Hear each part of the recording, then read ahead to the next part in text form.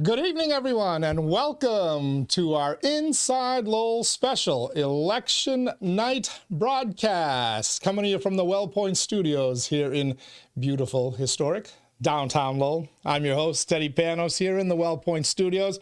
Got our election team locked in, ready to roll as the final hour of voting winds down, not just here in the Mill City, but throughout the Commonwealth of Massachusetts and in many parts of the country as well. We're going to bring them all in just a few moments. First, let me just quickly tell you a little bit about tonight's broadcast. The first part is, as we said, coming to you from the WellPoint Studios. WellPoint is the only health plan offering health care benefits exclusively to Massachusetts GIC members. At WellPoint, your whole health is their whole point. I thank my friends at WellPoint for helping to make this broadcast possible. All of our Inside Lowell broadcasts and podcasts possible as well, along with the rest of our podcast sponsors. You'll see their logos scrolling across your screen from time to time during the course of this evening. We thank them, our friends at the Washington Savings Bank. Make the switch now to Washington Savings Bank.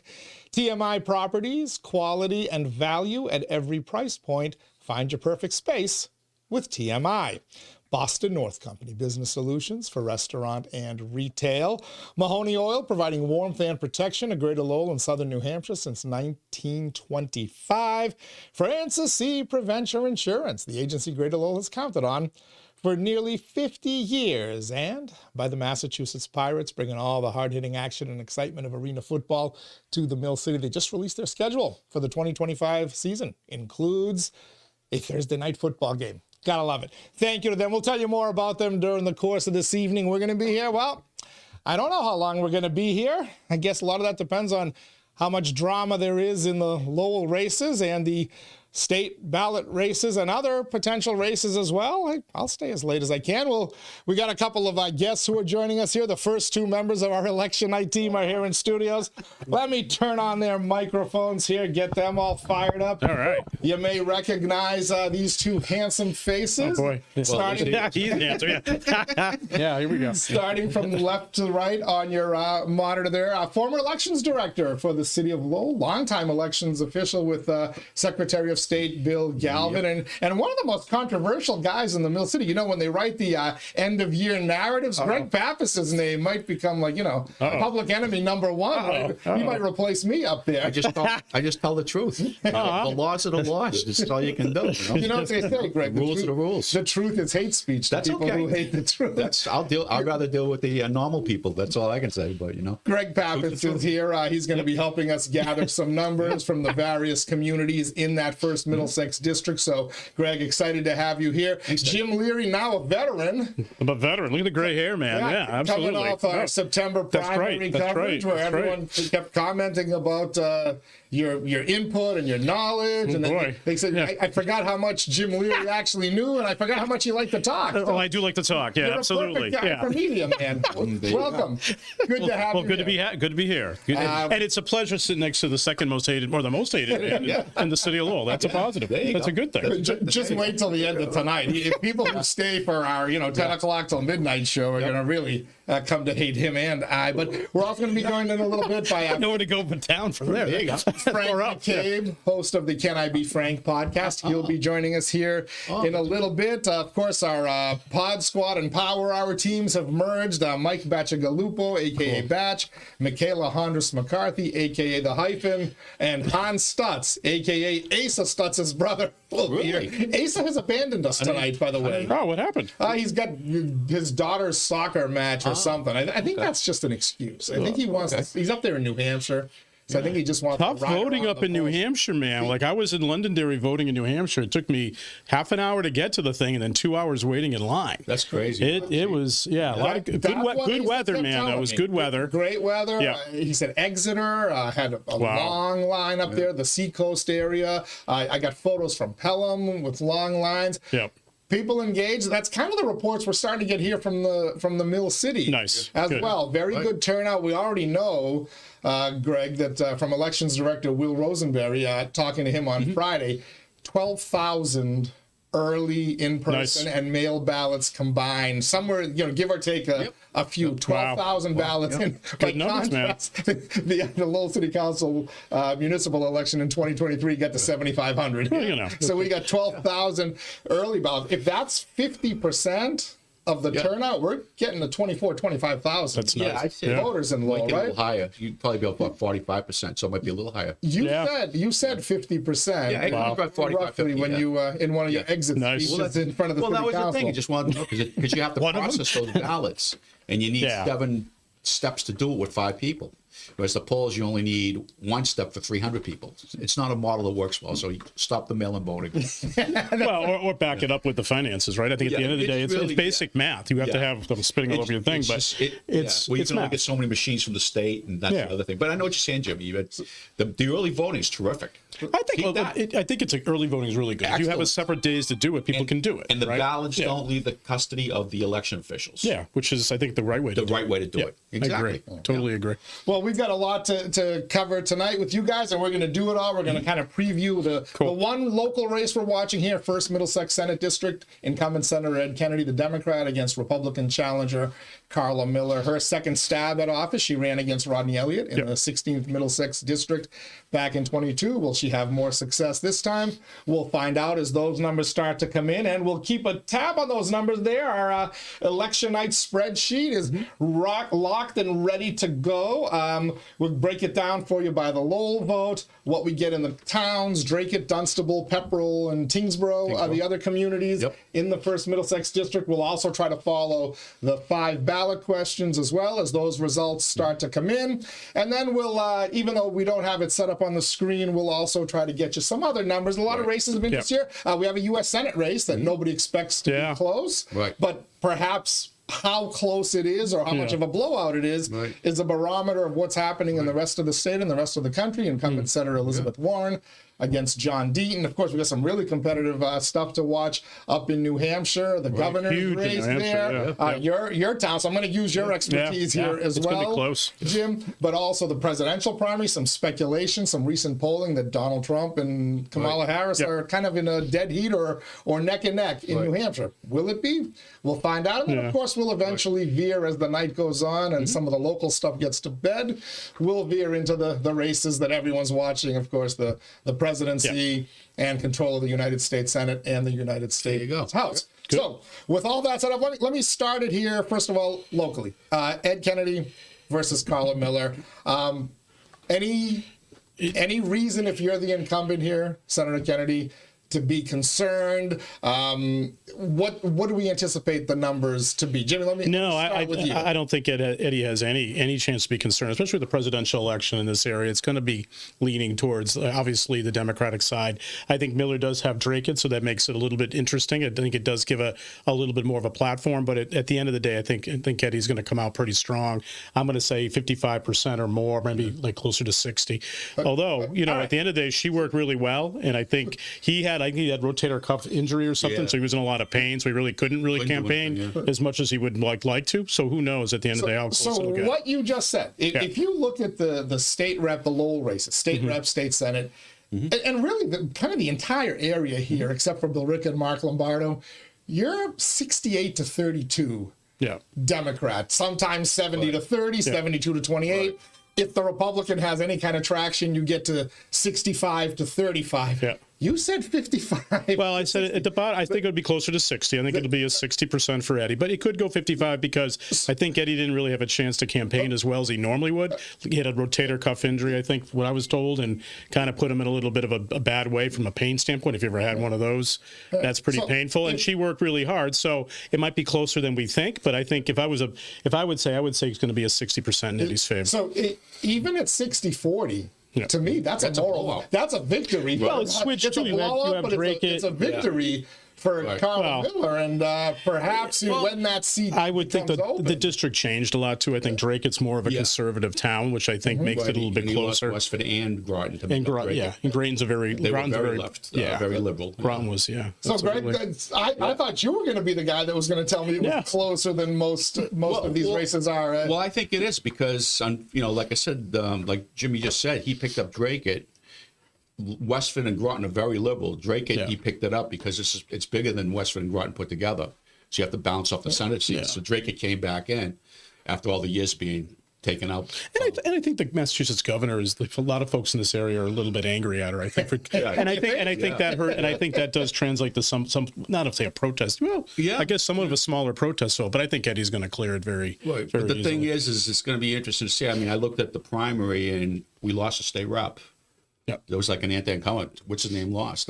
Roddy lost. Roddy Mom, yeah. You know, and if you look at the Registry of Deeds race, Karen winning pretty much. You can say it was anti-incumbent to the mayor, I guess. The Joe Ruddy, nice guy, but his dad was a selectman. We all knew him. You know, he was kind of an incumbent. He lost, so Karen won really well. I mean, I thought Karen was going to win, but not so strong. That's what I'm saying. I was thinking. So what does that say? So now you go back to Drake at Tingsboro, Dunstable, Pepperell, 2016. Yeah. Trump won really big in those towns. Does he win bigger this time? And does he do better in Lowell? I don't know. And what I was worried about, if you're a Democrat, what you've got to worry about, Nancy Sullivan won the Republican race years ago with Paul Sheehy. That's right. When Drake, it wasn't it was much smaller. Lowell was much bigger. Mm-hmm. But I think she won it, but I don't think I think nobody took her seriously, and I think she really worked it. Yeah, and there was a little bit of a protest. I was in. But she did. Yeah.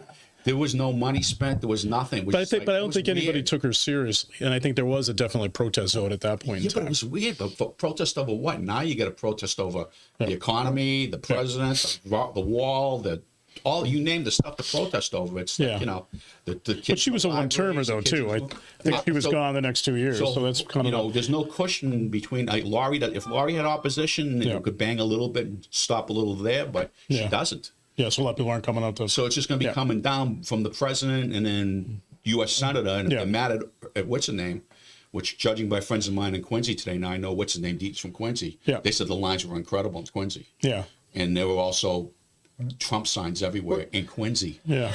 What do we in that Senate race? What's I think the polling had it 60 something to 34, 36 for Deaton, and UMass Lowell ran a poll. I think your typical Suffolk, Boston Globe. Yeah.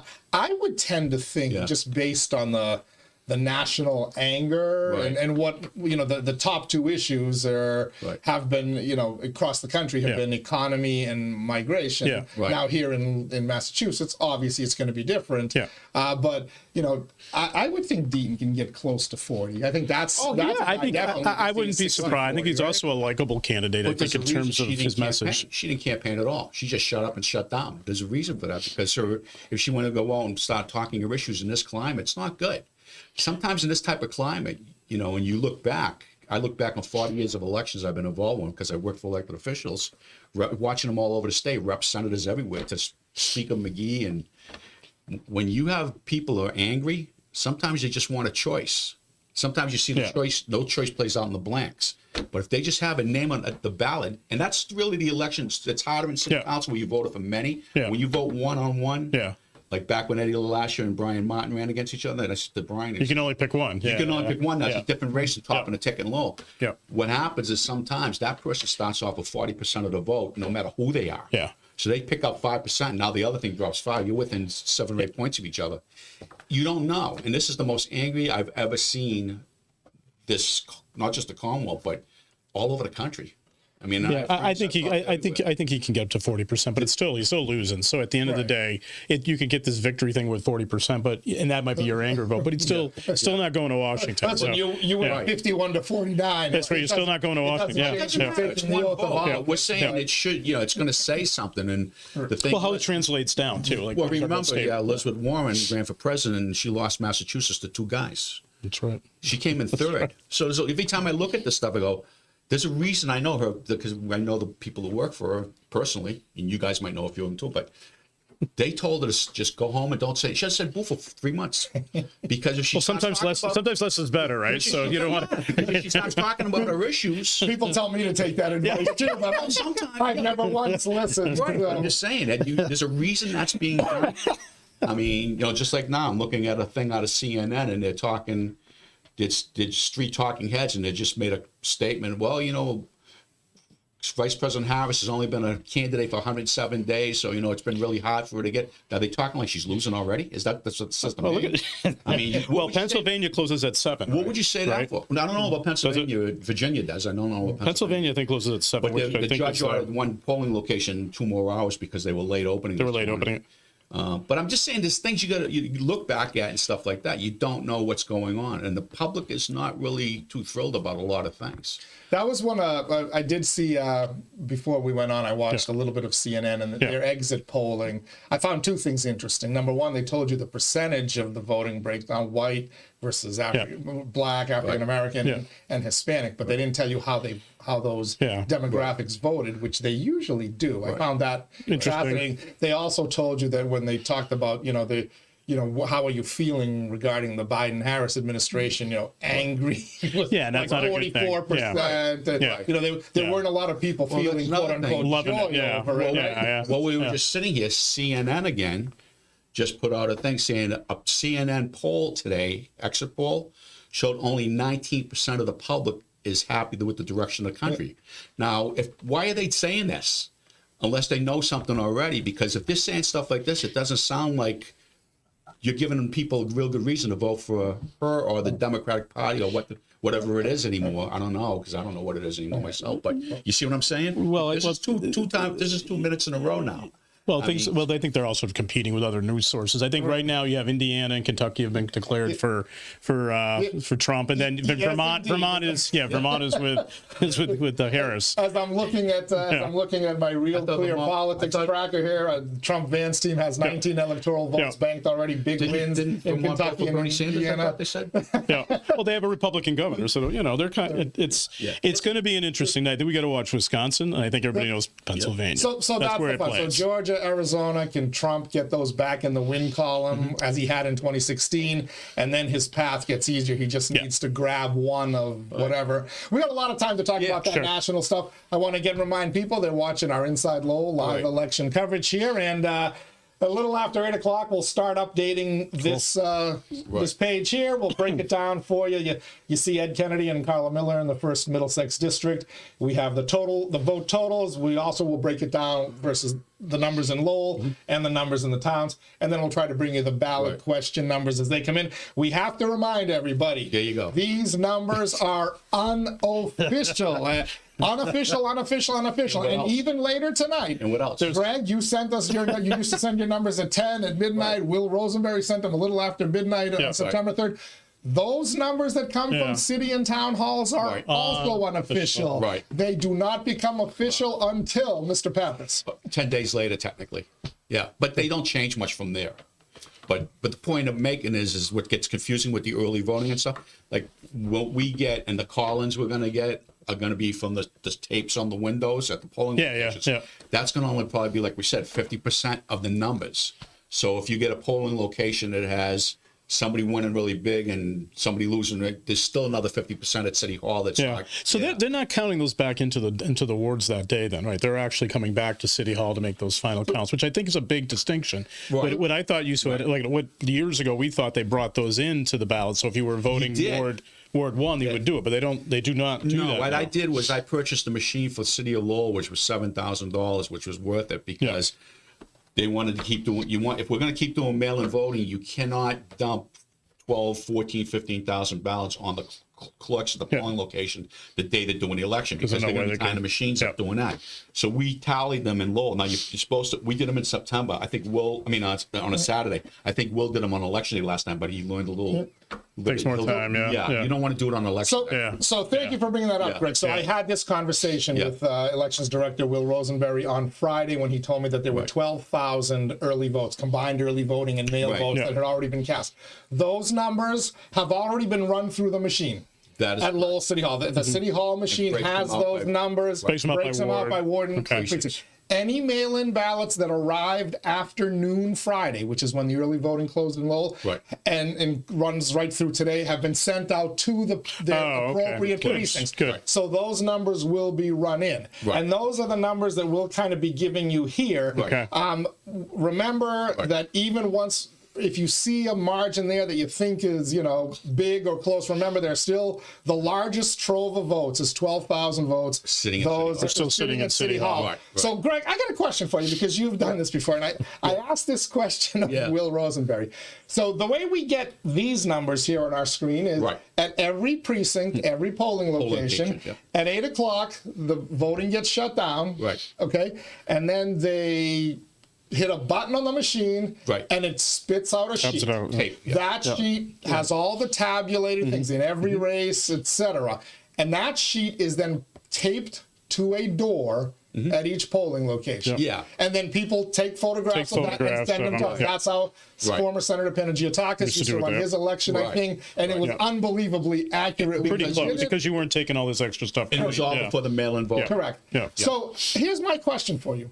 The machines as soon as you hit tabulate, the machines tabulate the numbers. It's instant, right? Right. Unless they have some problem, there's ballots they got to put through again that got stocked. Right. And I get all some of that. So I asked Elections Director Rosenberry if he was going to hit that tabulate button at City Hall at 8 o'clock and post that number. Right. Because once that number is posted, you get somebody at City Hall, you've got yourself, 40 to 45, 50%, maybe more of the whole city in there. And now you have a really good idea. And he said to me, no, he wants to only put out one set of numbers at the end of the night, and he wants them, to be collaborated. Makes sense. But here's my question from you. Is it a law that because I found it interesting that I didn't, until I started doing WCAP radio, I didn't realize you have to print those numbers in there at each at the Riley School, at the Daly School, and post them. So you have to post them. So why by law don't you have to post that machine at City Hall? The largest, I assume it's done for transparency, and so that people don't say, well, the numbers were different here at the Riley School or the Daly School, and then when the police officer and the warden brought him to City Hall, shenanigans occurred and they changed. It's done for transparency, correct? The chip it's on the memory. Well, shouldn't the largest voting block, which is your early and mail-in voting, those numbers will dwarf anything you're going to get from Riley, Daly. They almost won't matter to read them off because it's distorting. Like you want to get that 12,000 vote count. Shouldn't those be by law? Shouldn't those be posted? A lot of communities don't have these machines. I don't even think Drake has them. So everything you get, I'm not sure. I have to talk to Janie, but a lot of them don't because they want to spend the summer, and they don't need them because they don't get like the city of Boston. They don't get thousands and thousands. But I'll admit that I'm thinking. The more I thought, when you said that to me, because it's so catastrophic right now, the election process that. From the last 4 years with the mail-ins, it's catastrophic. There's people quitting, retiring early and everything. It's just traumatic. I lost employees in Lowell. Shannon left us. It was just traumatic. But the point I'm making is that when you talked about that, and you mentioned, I was thinking about it, and I said it to you, it goes, technically it is a polling location, and technically maybe the regulations, I should have probably posted those, but I didn't. I only used the machine twice, and maybe I should have, give the chip to LHS, have it do a printout, post it on the wall, and then have everything on that. When I think about it, because it's technically a polling place, I probably should have done that. Just for clarification, you say LHS, I think of Lowell. Oh, I saw. What is LHS? LHS Associates. They're a consulting company. Is that Lowell Dominion?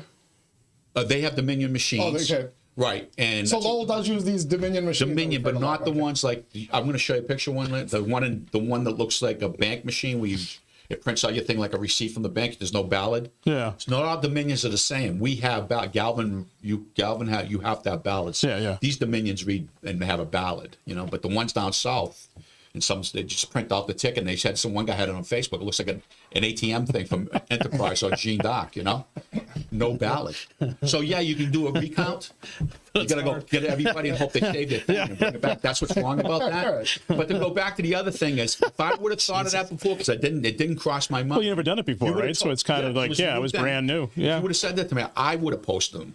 But now, I wish I had said it to you sooner. You could have set the precedent, and maybe we'd have those. And we could go home at 9:30. Greg, Will's got to learn his own way, and I told you, I will say about I worked with him in Billy's office.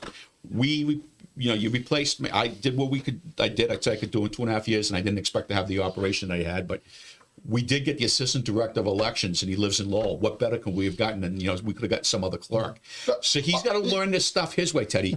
Because this stuff is it's new. It's new. Well, it is new. Like that type of thing is really new. It's different. As long as it's working correctly and you know how to, like, if anything happens, you can fix it. Right. Posting it, whatever. I think that's new, and I think it's a good point for the next time around. And Greg can point, please, in no way that is not a criticism of Will and anything he's doing, because the way it's been done, and you can speak to this. You spoke at that July 23rd City Council meeting about how much mail-in voting has complicated things and tied up resources.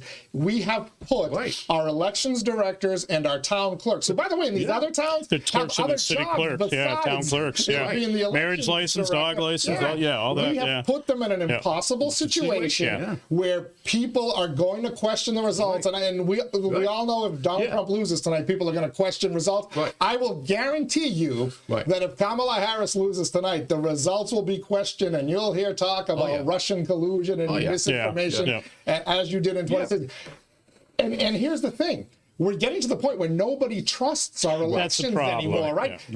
And that's a problem. And whether it's just, let's say Kamala Harris's people accept it all. Donald Trump's people still, it's 50% of the country, give or take, right? 48 to 50%, whatever that number is. That's a lot of people to not have faith in your elections. We need to move towards having faith in those elections instead of telling these people they're all insane. Because if there's that many insane people, then we're doing something to drive them. We got to change the tactics that we're doing. No, I agree. So we need to, if we're going to go all out mail-in voting, technology should make it easy to tabulate these things. Why do you need the secretaries of state of Georgia and Arizona and other places to tell you, it may be 13 days before we know I think a lot of it comes down to the investment in the local communities. So you got a community like Drake, or I'm not picking on Drake, but a smaller community that really doesn't have the resources to take $7 to $10 grand to buy the machine.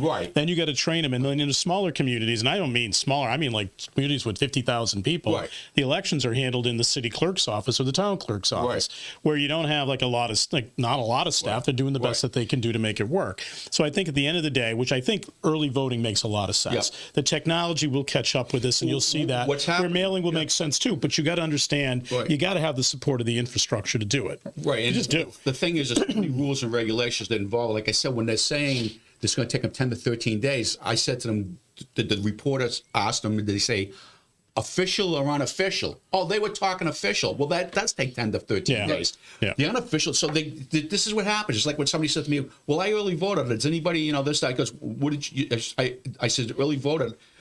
So you went up to City Hall and you voted in person? No, I early voted by mail. Because there's two different types. It's all this lingo that gets people confused and people angry, and then people start getting mad about stuff. Well, because I don't know it. Like at the end of the day, like even people who are elected officials really didn't know 10 days later it's official. I didn't even know 10 days later it was official. So I mean, it's not something we deal with every single day, and there's a lot of misinformation or confusing information. It's very confusing. And what happens too is, to go to Jim's point, I mean, just like when I told him, like, you wanted to do a special election in the middle of a state. I says the memory cards are in the machines. You have to test deck them.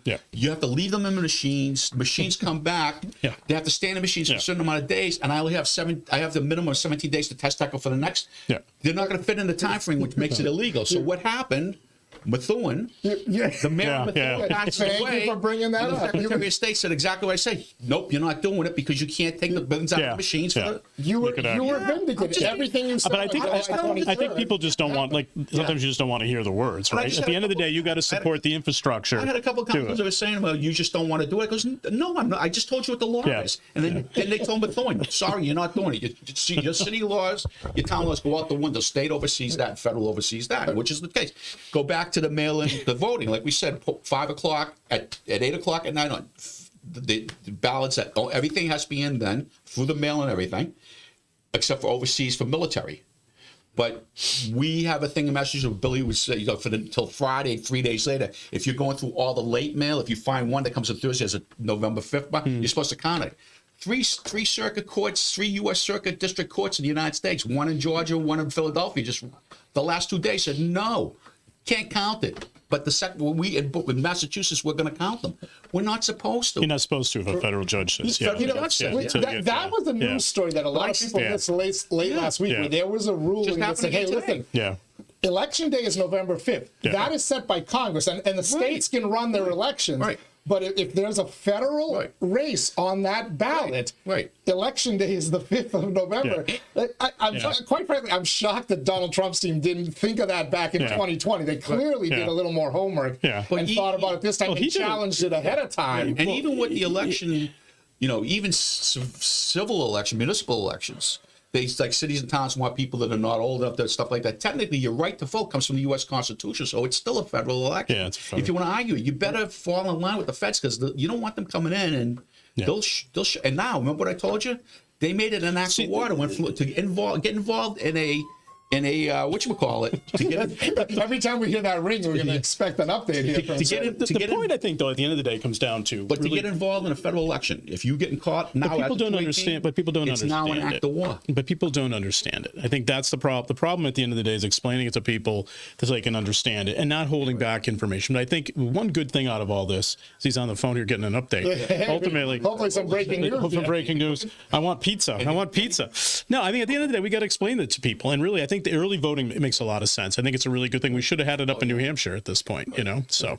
Yeah, New Hampshire is bucking that trend. They're still. And I got to tell you, something. They're damn lucky it wasn't raining today, because it was raining. People would have been throwing buses. Same day registration, but they won't do early. No, but they go to the front of the line, by the way, which is That was like what? That was a state representative. I'm not going to say, but he not necessarily from Lowell, but all he said was, "Thank God I don't have any opposition." But he's from Massachusetts. All right, so let me give you some. He knows Let me give you some results here, gang. Obviously, Indiana and Kentucky already called for President Trump. No surprise there. Vermont called for Kamala Harris. No surprise there. Our first two kind of swing states. One that is a swing state. One that might just become a swing state tonight. Georgia. Only 8% of the vote counted. Very early. 58% for Donald Trump. 41.3% for Kamala Harris. Now.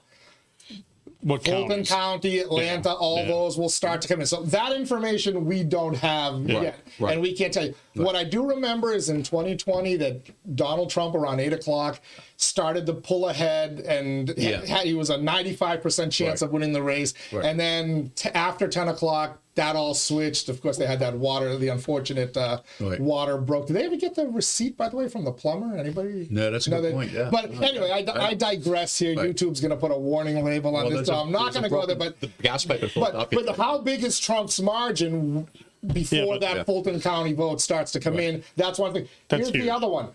People have started to say that Virginia is in play. Yeah, I've been saying it all. 2% only, but 49.4% Kamala Harris, 49% Donald Trump. What counties are close? That's what we got to figure out. I don't know that. I'll know a little bit better after 8 o'clock when we get in. But those are, if you're watching the federal stuff, there's a little information. She should win that, but I have a funny feeling that kid that's running the U.S. Senate candidate, the Vietnamese kid. Yeah. Oh my God, he blew Keane away in all the debates and stuff. So he could actually help Trump. Saturday Night Live, everybody got upset that they put Kamala Harris on, the vice president. Yeah. Tim Kaine was on that show, and he had a long appearance on that show. To me, that said they think he might be in trouble as well. Reminder, we're coming here from the Well Point Studios here in beautiful, historic downtown Lowell. I'm going to let you guys get a sip of water. Awesome. Clear your throats for a little bit. I'll tell you that read some polling. Well Point is the only health plan offering health care benefits exclusively to Massachusetts GIC members at WellPoint. Your whole health is their whole point. I want to thank our friends at WellPoint. I thank all of our Inside Lowell podcast sponsors. You'll see their logos scrolling across your screen there, and that includes our two Senate candidates, incumbent Senator Ed Kennedy, his challenger Carla Miller. Thank you, folks, for using Inside Lowell to help get your campaign's message out. Let me do a quick list of all our Inside Lowell sponsors as well, because without them, this show, Inside Lowell, is not possible. Of course, WellPoint, Washington Savings Bank, Boston North Company, Mahoney Oil Company, Francis E. Preventure Insurance, IBEW Local 2321, my first ever sponsor, Real Estate Ray Booton, Lowell Lock and Key, Spectacle Live, Spin City Laundromat, the Massachusetts Pirates, McKenna Willette D'Amato Funeral Home, Cobblestones and Moonstones, the Stones Hospitality Family, Action King Services, Phil Tebow Architect, Duville Life and Wellness Community, Christopher's Towing, Lowell Philharmonic Orchestra, actually, we'll see if we can get them back. The Worthen, Greater Lowell Chamber of Commerce, and of course the Lowell Summer Music Series. Oh, and I better not. Oh, I did mention our friends from the Massachusetts Pirates. So thank you to all of them. Polls close at 7:34, so polls close in 26 minutes here in the Bay State. We'll start to get some results and put them up on our board there. Tell all your friends, of course, if they're interested in what's happening here in the local races and want some other political talk as well on the statewide level. Inside Lowell is your place, as we like to say, Inside Lowell. If Lowell is your home, this is your place. We will remind you that these are all unofficial results. We're getting them from printouts from the polling locations. The ballot question results we're getting from our friends in other news organizations throughout the Bay State. But these results do not become official till, well, as Greg Pappas told you, 10 days from now. 10 days from now. But the unofficial results that will be printed out in the Mill City will be pretty close. So, bringing it back here to the studios, got our new guy. Who told McCabe to wear a tie? Dude, he's a professional. He's a professional. That's what it is. I thought I was just up for election night. Elevated a little bit. You don't wear that when you're hosting the Can Be Frank podcast. What the heck is this I about? wanted to class it up for Inside Lowell and Mr. Panos. Oh, I thought it was for me. Well, And for me. Yeah, there you go. Bring it up a notch. Yeah. Handsome young man. Yeah, we try. Yeah. Welcome, Frankie. Happy to be here. You're going to be bouncing in and out of this big chair We're jumping along the big with chair, yep. our other team, the Pod Squad and the Power Hour Hybrid, Mike Bacigalupo, Mikaela Hondros-McCarthy, and of course Asa Stutz. Greg Pappas is back with us as well. Give you a chance to catch up here, Frankie. Any reason for drama on the local races? Oh, by the way, we did forget to mention there is one other competitive race on the ballot. Governor's Council? No, 18th Middlesex State Rep. Oh, that's right. Yeah, Dave Willette's name is on the ballot. Yeah. he got the signatures, got his name on the ballot, Wow, and then was told he can't take it off. You got to keep it on. That's right. That's right. Yeah, great. So Right. why You're is in, the kid. You're in. He may win. But Right. Why is the well? Tara Hong was campaigning right up to the very end. I went to the Walgreens at the senior center to get something. Could not find a parking spot, and who walks in front of me but Tara Hong? He's out there working the Shaking polls hands. as if Dave Willette's not. Well, that's at home. Got his feet kicked up on the. He'll be at Tara Hong's victory party. Yeah, I mean, he said he wasn't going to run against him if he won, but your name. once you're in, you're in, man. Yeah, you're in. So, You're in. yeah, You're in. Look at Kennedy. Yeah. Here's a RF. question for you, Greg. The archaic, and I'm going to call them sometimes stupid election laws. He took his name, he put his name on the ballot. He was told he can't take it off after like July 2nd. Right. Why? He knew on primary night he wasn't running. They didn't know whether, they hadn't printed the ballots yet because they didn't know whether to put Ratty Mom's name on the ballot, Tara Hong's name on the ballot, or Andrew Kohler's name on the ballot. Why couldn't they? But they didn't know in the general election who was going under the D. I talked to him about this. I said, "Did you talk to Will?" Because I don't think he. You're talking about the primary. I think there's I'm another. gonna have you slide in a little bit. Yeah, Greg. there's another. Handsome mug. There's another. I'm trying to remember. There's another date. I think there was one in October that. Let me see. Was September, the end of September for withdrawal of unenrolled. But we're not going to. Yeah, I kind of got the feeling. He doesn't know. I kind of got the feeling he didn't want to know about that. You know what I'm saying? Too much information. Too much You know what I'm info. saying? Did he want to see how many votes he could get just for shits and Well, giggles? that's what I said. Well, I said Is that what you're saying? Whenever somebody tells me they're gonna run, and I've seen it all over the state. You know, I've seen never a friend of mine know. down at- You never know. Down in Stoughton one time. Stoughton. He's got a friend who was running on a roll. I think he's but Joe's gonna pull out if he, you know, and he didn't pull out, and he almost lost to Joe. Because it's always that funny thing. Oh, I'm going to pull out. Don't worry about it. If you beat the incumbent, No. Yeah, you're in. You're in. As you know, Catholics will tell you, pulling out doesn't always work. So, anyway, by the way, this is not radio. This is the internet, so we can be risque. Frank McCabe, Ed Kennedy, Carla Miller. You've been first Middlesex district race. That's the race we're watching here on election night. We don't have anything early. Nothing yet. 8 o'clock. We'll get to our first batch of numbers. Any reason for suspense? Should Ed Kennedy be at all nervous? Should he? What number should he be looking at? 60%, 65%. Jimmy Leary said maybe 55. I said low end. You know, this woman Karen Miller campaigned very hard. Yeah, she knocked on a ton of doors, including one of mine, and she's very passionate. I give it to her, and frankly, I wouldn't mind a little change from Ed Kennedy, but let's face it, he's He's going to roll. He's going to be 60, 65, I think. I mean, unfortunately. Or not unfortunately. Go ahead, you own it, McCabe. Interesting, yeah. Okay. I would not mind a little changing of the guard. And I'm going to express this tonight through several elections. I think it's just a little change of the guard, and that's all I feel. It's not that Ed's done a bad job. This woman's campaigned hard. I don't exactly know her politics per se, but I don't.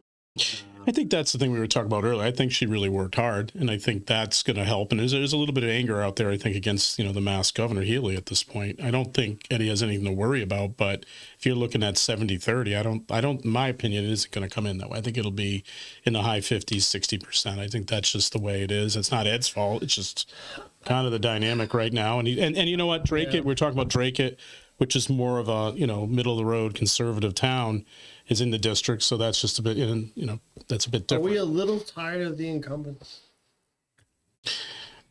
I don't know. I don't think people are.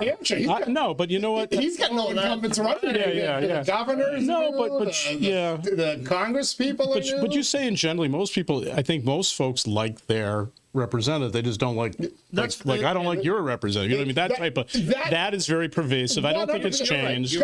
Congress has an approval rating of 20%. Yeah. But my guy or my woman, my woman is everyone else sucks. Yeah, right? exactly. And I think that's. Listen, I fall into that category of I had a wonderful 20-year run, kind of like Tom Brady, with Representative Golden, Representative Nangle, Representative Murphy. Those are good years. I felt like for Lowell. I feel like we were winning. Panagiotakis, Panagiotakis, of course. Yeah. And it's fine. There's always a time for a new blood, new change, all that good stuff. I don't mean that, but I don't know. Is the city in better hands just because of change? Yeah, that happens. Like look what happened down in Boston. I mean, you lost Capuano, and he was going to be the chairman of the. I mean, when I worked for Atkins, I knew what chairman of being for congressman was. Appropriations, yeah. We were going to be appropriations, but we lost a lot here. But when he lost, he already said he had $3-something billion for the MBTA. Yeah. What did the governor say last week? We need $3 billion for the MBTA to fix it. Yeah. I mean, so it does happen. What you just said, it can happen. Yeah.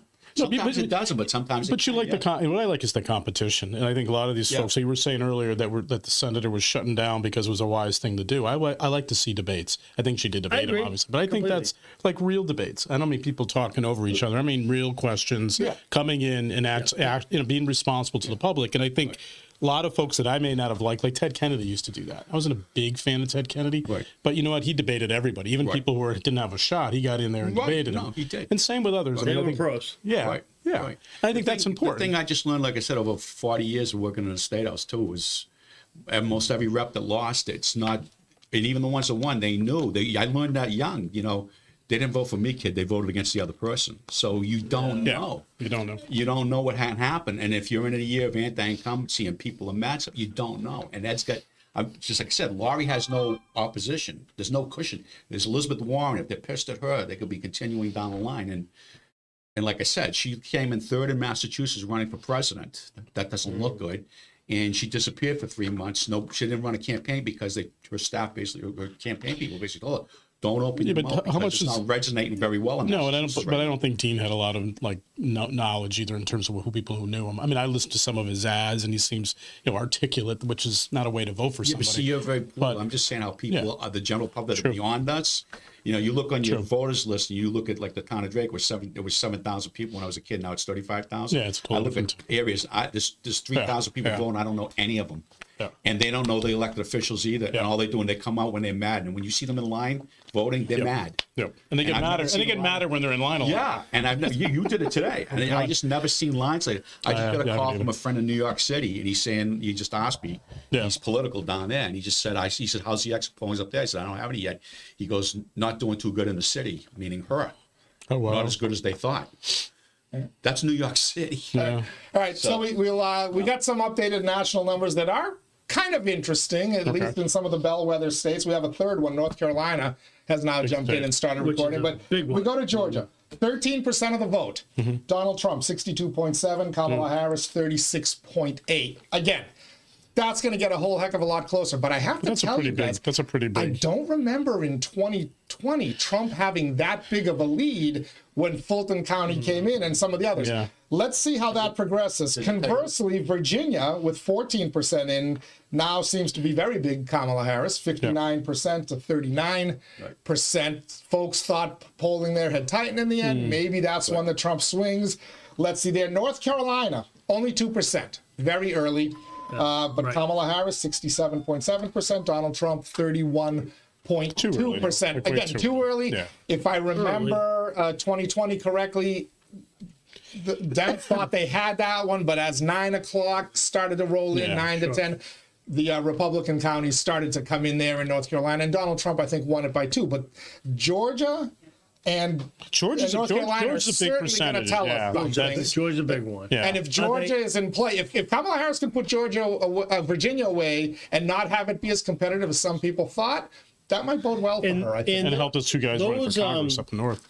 Those states are ready to close out soon, correct? They, I believe they're closed. They're on the APM schedule like us? North Carolina polls closed at 7:30. Georgia's closed at 7. But again, Georgia, they're telling you that you're not going to get the Fulton County numbers till. Are we hearing what's Pennsylvania? Are they even divulging Pennsylvania's on the list of states that will close at 8 o'clock. Florida closes quick. Florida closes at 8. Florida not only closes quick, they count quickly. So remember, Florida has the little panhandle that closes at 8. The rest of the state closes at 7. 71% of the vote is in Florida. 71% of the vote is in Florida. Third largest state in the union, correct? Yeah. They managed to count 71% of the vote before their westernmost polls even close. They have early voting. They have mail-in voting. How does the third largest state get to do it? And yet all these swing states just have a tough time counting the blooping votes. By the way, the Florida number is 54 Donald Trump, 44.8 Kamala Harris. She stopped campaigning in Florida. Florida and Ohio are no longer swing states. She's not winning Florida. But to me, I watch Florida to tell everybody else. You remember in 2000, Florida effed up badly. Bush versus Gore. And they completely reformed the way they did elections. And look at them now here. The rest of the country needs to follow Florida's model for how you count votes in a timely manner. And it was because of Florida screwing that up. The punch cards, the Secretary Galvin, Billy, we just basically came into office that year. And we got rid of, there were 39 towns in Massachusetts that punch cards. Billy got rid of all of them immediately. You have to pick these other machines now because they're just hanging chads. Too much. It's bizarre. I'm sure you all voted today, but did you notice the heightened police presence today? I did. I voted. I went early. I'm retired now, Frank. I know. By the way, I like your show. It's my type. No, it's good. Let's give a plug for the Can I Be Frank? It's good. Can I Be Frank? Can you do for one, by the way? I am very good. I'm retired now, so I get to watch it. It's fun because it's like home stuff. So what did you see today? Where do you vote? I'm sorry, I didn't mean to interrupt you, but. What are you asking me, Jimmy?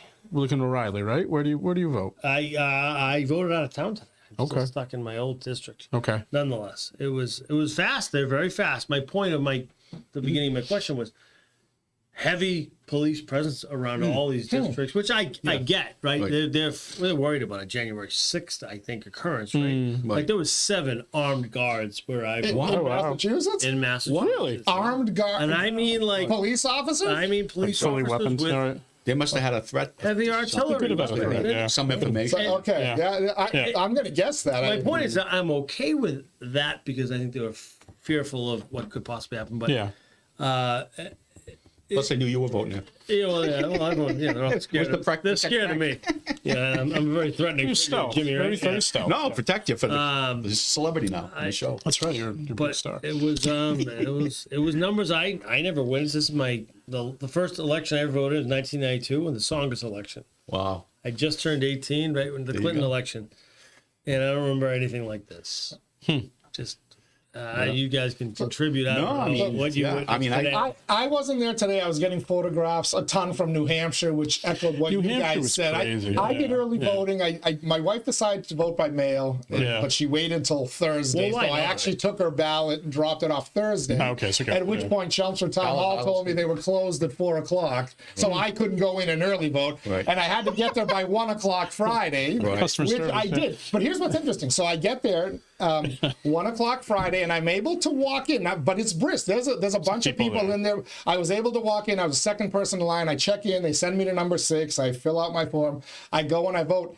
As I'm walking out, that line suddenly snaked 15, 20 people deep to outside, to the point where now it's after 12 o'clock. And the police officer who was just kind of sitting down watching everything inside the town hall went outside to the end of the line, anticipating that at 1 o'clock, anyone in line at 1 o'clock gets to vote. Anyone after, go away, you're not coming back. But I found it interesting. And I talked to a couple of people. They said to me that Thursday and Friday, it was slow up until Thursday and Friday, early in-person voting. That's the same information I got from Will Rosenberry in the city of Lowell as well. Nice. Thursday and Friday, everybody and their mother came in. Prior to that, it was mostly early votes. Thursday and Friday, a ton of people were coming in and out of the I went to pay a tax bill and saw the activity and knew right away that's early voters and stuff. So, look, the early in-person voting, at least in a presidential race, is working. How do we get them to show up for a Lowell City Council race next November? You know, I don't. It's interesting. It's like people who run locally always are saying we're important. We run we're the bones on the ground, your legs on the ground, or whatever. Sure. Nobody buys it. I don't know if the sales pitch is not right. We need a new approach, new PowerPoint presentation. I don't know. It just doesn't. I'm going to get to that because I have a theory that every year becomes more and more true. Well, they asked me a dollar figure to do it in Lowell, and because the state reimburses the city for the state elections, but not the city, so the city would have to pay for it themselves. It's expensive. You know. Well, you know what? It would, if you look at it just without the dollar, it's a great thing. But we should vote. You know what? You want more people. So I think the early voting does bring more people in. I think it's smart. The ballot stays in city hall. But I think what? Maybe you get to the point of really rethinking it, and maybe you actually line up your city and state at the same time, because people are there to vote for state, and they'll come down the list and they'll start voting. We can talk to each other as local people and say we're really important. We're all that. At the end of the day, our sales pitch isn't really working. The numbers are going down further and further. And further. You know, so what we're doing is not working. How's that? So let me go to this. I want to just go to Drake it when we were kids. You weren't born yet. Your sister and I were kids. You go back to 1972, 73. Drake had 11. She's going to kill you if she's watching this. She's still beautiful. What the heck? She can watch it. But she's still stunning. I mean, look at us. But anyway. We didn't age well. Drake and guys didn't age well. Drake played football. Like one of mine said, we play football. That's what you get. But you look at Drake it, and they used to vote in March. And out of 7,000 registered voters with 9,000 or 10,000 people, you had 90% turnout for the town election in March. The year they moved it to May to make it better weather, thinking they'll get more, it dropped to 30%. It's too nice to go. So every time you try something, it messes it up. So we hyper-focus on Lowell. Everyone does. And this is inside Lowell. It's 120,000 people. And we talk about how pathetic the turnout is in Lowell. They 9%, 10%, 12%, whatever that, 18%. We top chumps for Drake and Tewksbury. Unless there's a Prop 2.5 override, we buried all these other communities. And it hit me. People have figured it out, Jim. As much as we like to tell people, you should get out and vote in your municipal election. These are the people who make sure your garbage is picked up on time and your street lights are on and your schools are open. People have gotten smart. They figured out that's open all the time. And you know who controls all that stuff? The federal government. All your roads are paid for by federal funding. We celebrate it every time Congresswoman Trahan or Senator Warren sends me a press release. We just delivered $21 million for Lowell bridges. Look at the Lowell school budget. $150 million of it comes from the state, 80% of the budget. So people have figured out, you know what? Who gives a shit about school committee member Jim Leary or city councilor John Leahy or whoever they are? But Donald Trump, Kamala Harris, the United States Senate, and the United States Congress control the money. And people have figured out, and they're like, why the bleep am I going to go vote? So the point is, and this is what I laugh at when less local folks say, well, we're really important. And I think they are. I think the local government is important. But you can't, just talk to each other. Go out and ask somebody, why aren't you showing up at a local election? My wife will barely go to a local election. I get, let's go. So we do, and she's like, okay, but it's not exciting. Today, we waited in line, literally 2 hours in line, half an hour to get there. So a 2.5 hour function to go in and vote for the president and for the governor election in New Hampshire, because that is the race that controls it. So if we're going to talk to each other locally, let's just accept that fact. Let's line ourselves up with folks that are voting in the state election. And some communities have done that. And you could probably actually save money at the end of the day. There are some communities that have, we did it with the vocational schools. There's 8 areas, Lowell is one of them that's on the state election. But there's some communities that have gone and put their city or town elections, very few on with the state, and it does, of course, a big increase. But then again, a lot of people who are in office don't want that. Well, Yeah, there you go. You know, you were a counselor. There you go. No, and I don't say they Right. overtly say that, but you know what? Like, why do I have to work to make you vote? And there's an argument to it. Like, why do I got to go kill myself to make we you have vote? 20,000, 22,000 people registered in Lowell that should have been off of the thing. The state didn't clean them off. Yeah. And the reality is, they've done this childish thing. The legislature, I should say. I mean, I'm going to say. The bottom line is that you go to the registry of motor vehicles now, and you walk out. You say, what party you want to register to vote as? And they go, I don't want to register to vote. So they just put you down on a roll. They register you anyways. Mm-hmm. You have no say at all. So I have people call me up, say, take me off. He goes, who told you to do that? I goes, I didn't. Who told them? I says, talk to your legislators. Yeah. You're being registered to vote whether you want to be or not. You say no, they're putting you on at the registry. And the registry doesn't want to do this stuff. When we started this back years ago, when Moakley brought this stuff in Galvin's office, I was there because I knew him because I had already worked in Washington with him. Joe comes over to my desk. He goes, what do you think? I goes, registry people don't want to do this stuff, Joe. They're not going to want to do this, and they don't. Well, it's interesting because I remember running when I first started running. There was always one or two candidates who are like, I'm going to go out to the folks that never show up to vote. They're registered, and I'm going to change the dynamic because I'm going to reach out to them. Which, a lot of these guys had really great personalities. They had a good argument, a good platform, all that. Never changed it. You didn't bring anybody new into maybe one person into the new area. The thing is, if you want to get local elections to people come in, you got to change the dynamic. You got to know what your customer wants. It's like sales. Right. What does your customer want? Well, they want to vote for Trump or for Harris or for whoever, right? Nationally. Well, you need to align that up with it and stop the game of like, hey, this is the most important thing. Right. Unless you really, at the end of the day, are like, you know what? The other argument is, I can't make you vote. Why should I have to try to make you vote? Right. You get what you get, do right? what Switzerland does. They charge you $10 if you don't go vote. And some people just say, forget it, we'll pay the $10. But they do. And then there's that, yeah. Rather than waiting in line for an hour and a half or 2 hours, we're already forcing people to register to vote when they don't want to. I have about 25 or 30 people who have to send me a letter and have to take them off. I said, it's going to happen in 2 more years. Why? I have no say in this. It's the legislature. Right. It's 7:56. You're tuned into Inside Lowell. Teddy Panos, left to right on your screen there. 3 handsome gentlemen: Greg Pappas, Frankie McCabe, Jim Leary. Polls close in Massachusetts and, of course, here in the Mill City and the surrounding communities in just 4 minutes, less than 4 minutes at this point. And, of course, we'll start to bring you some numbers as they get reported to us from the different precincts in the city of Lowell and, of course, on the ballot questions, which I want to talk to during the course of the evening. I want to talk about these ballot questions as well. But we'll get you these results. A reminder, they are unofficial results. So please hang with us. And the largest dump of votes will come in when the city of Lowell makes theirs public to everybody, probably 11, 12 o'clock if we're lucky. Most of you will be long gone. Greg Pappas said he's going to stay here with me late, though. So I was here by myself reporting Tara Hahn and Karen. Oh, were you really? Oh, I would have came back. I stayed on until I'd go to this screen every now and then, run to the bathroom or grab some water. Put some music there. But hey, then we get Teddy's numbers finally for people and some cheering at the camps. We'll also try to get some phone calls in and talk to some of the candidates. That's why you guys have those headphones there, so you can hear some of the folks. Frankie, when you sit in the big chair, I want you to remember this. Button number 6 is that. Button number 5 is the whiteboard, where I may go and put some numbers Let me ask you something there, Theodore. Will things be updating on the number 6? I will let you know when that won't update, but I'll let you know when I've updated, and you can switch to number 6. All right, okay? I got that. I can do that. And we've lost our 2 female members of the broadcasting. Mona Tyree came down ill, texted me yesterday, and then Mikaela Hondros-McCarthy not going to be able to join us as well. But our friend Batch and Han will be here as well. Greg says he'll be here forever, so I'm retired. These guys got to work in the morning. We'll be fine. I have to work in the morning. We all do. I got a wine podcast with that Camp Panini. Let me give you some. Let me give you some federal numbers here as we look in. So Georgia, 25% of the vote in.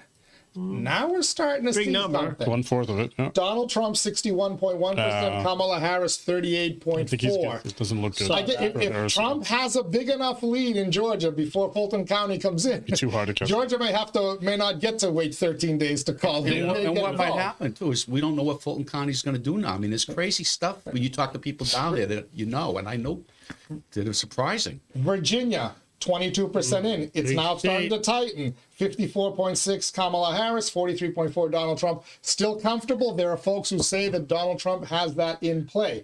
New Hampshire, we're going to start to get their numbers in just a little bit. Florida has miraculously, as all these states can't count their numbers for 5, 12, 13 days. They can't count their numbers till January 6th, for all we know. Amazing. Florida, the third largest state in the union, with their polls still open till 8 o'clock in parts of the state, by the way, has counted 76% of their votes, 54.8 for Donald Trump. Let's call that 55. What a Chad will do for you. Florida, 44. Ohio, another previously swing state. Can't wait for right now, 56% for Kamala Harris. 43.3 for Donald Trump, with 15% of the vote in. Way too early. We have our first projected that's Senate Cleveland. switch, by the way. That's Cleveland. And I believe that's West Virginia.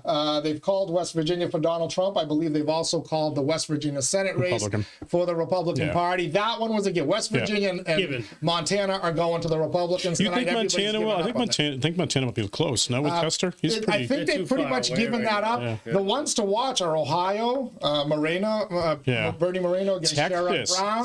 Texas is that Cruz is not a loved dude over there. He's not well liked. A couple months ago because my wife's from Texas. You were in San Antonio, It's not right? even close, yeah. You think? The only place that's got any resistance is Houston. Houston's huge. But at Austin, surprisingly, but Austin's the blue side. Austin, you would think so, but I saw so many Trump signs down there 2 weeks, 3 weeks ago. Austin's the fastest growing. That's San Antonio, He's Austin. gonna carry They all are. No, he's going to carry. But I was talking about Cruz and the Democratic guy. Okay, good, because my buddy Asa Stutz Well, texted me something. What do you have in New Hampshire? Well, it's a little bit. The new governor of New Hampshire is his wife. Kelly Ayotte? Yeah, no, his wife. Kathleen Leary. wait, Yeah, there you go, So I'm Kathleen. sorry, I'm just having a little. There you go. So, Kenny, where is that race? So how can that happen, Jimmy? Kathleen Leary. There you go. There you go, Kath. Said he's following New Hampshire closely. Polls close at 7 there, She got a lot right? of No, writers. 8 o'clock. Oh, 8 o'clock? Okay, 6 to 8. Yeah. Their guys got. They have to Sorry, buddy, I be. was So he just says Kelly Ayotte is looking good. Yeah. Joyce Craig is in big trouble. Well, let me Yeah. tell you something. Is what he says. I asked him for some Trump-Harris numbers. But what about So that's the question. If Kelly Ayotte was looking good, then how's Trump lose? You don't go. You don't. Well, New Hampshire went Sununu and Yeah. Very close like that. Went Sununu and went New by. Hampshire's Like really that. But you divided. also didn't have the huge turnout you got now. This turnout's like huge. It's huge, but I want to know where the numbers be are coming from interesting for to him. So Ayotte's from Nashua, so she's going to dive into the city. She's popular Yeah, she there. is, she's right. So that's a big Democratic area. So you can't pick New Hampshire. New Hampshire's schizophrenic.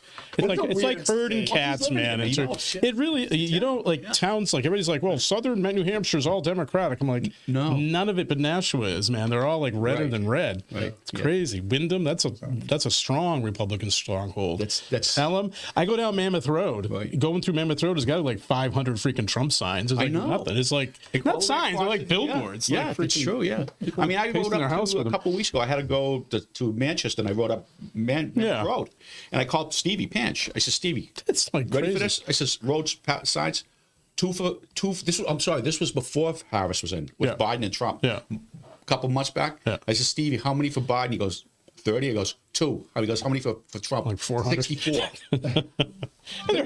all on Mammoth They all Road. counted. I was having fun because I had nothing. I'm driving up to Manchester, so the mall. I was You going might to need the a mall. hobby. I do. I mean, this stuff's been I've been doing it since I was a kid, but Pelham's Crazy. strong. it was crazy. I Yeah. had never seen nothing like that before. Yeah. It's like year round, by the way. It's been we did stuff in New Hampshire when Hillary ran because that's how I spent time with Bill Clinton, and we knocked doors with him and stuff like that. Actually. Yeah, and we ended up knocking doors with them and stuff like that. There were no Clinton signs up there, even with him and Obama running. Knocking doors with No. Bill Clinton made something very different. Yeah, it was. It was very unique. I see that our friends Batch and Hans Stutz are here, so I'm gonna head out and start to try to get some numbers on your first Middlesex that doesn't State make it Senate race normal. here in the city of Lowell. Of course, it covers the district covers What Lowell, about that Drayton, MCAS thing? Pepperell, MCAS. Townsend. Well, I want to get into that. I'm hoping you guys talk a little bit about these ballot questions because to me, more so than ever, these ballot questions kind of will give you an indication of Right. what the electorate is feeling, right? Because you got number Very odd you got number 1, audit the legislature. Right. You got number 2, eliminate the MCAS. You got 3 is the Uber driver thing. 4 is hallucinogenic. Yeah. psychedelic drugs, Okay. and 5, of course, the tip. I'm going to go on the reporting block one. and say yes on one, no on all the rest. I don't know with hallucinogenics. That might actually get in there. Yeah, Ken. it's That might scaring a make lot of it. people. I think it's leading in the polls. Yeah. But, I think it might. yeah. You know, We'll see. It's we'll close. start to get our Doctors should first use it. numbers should on be- that. It should be something a doctor should. For someone who's like use. terminally ill, like an actual Right. prescribed But medication. the problem is right now that, I mean, well, Jim, you like you How's said, Colorado doing with it? It's all good, yeah. Hey, And I do, before stepping out of here and having Batch and Hahn come in, tell you that Georgia, we've now up to 33%, 1/3 of the votes have been counted, and now we're starting to see that tightening that we expected, 55% to 45%. Donald Trump in the lead. Virginia, 53.5 to 44.5. I'm going to take a guess in Virginia that the parts near D.C., which should be for her, came in first. You know why? What you would think the big cities take the longest, and No, because it's just, they had a much smaller turnout in those counties. The other not parts good for were her. huge. That's why they think not Trump good can for win Virginia. okay. Because Norfolk and all those, that's the big Yeah. cities in that state, actually. Yeah.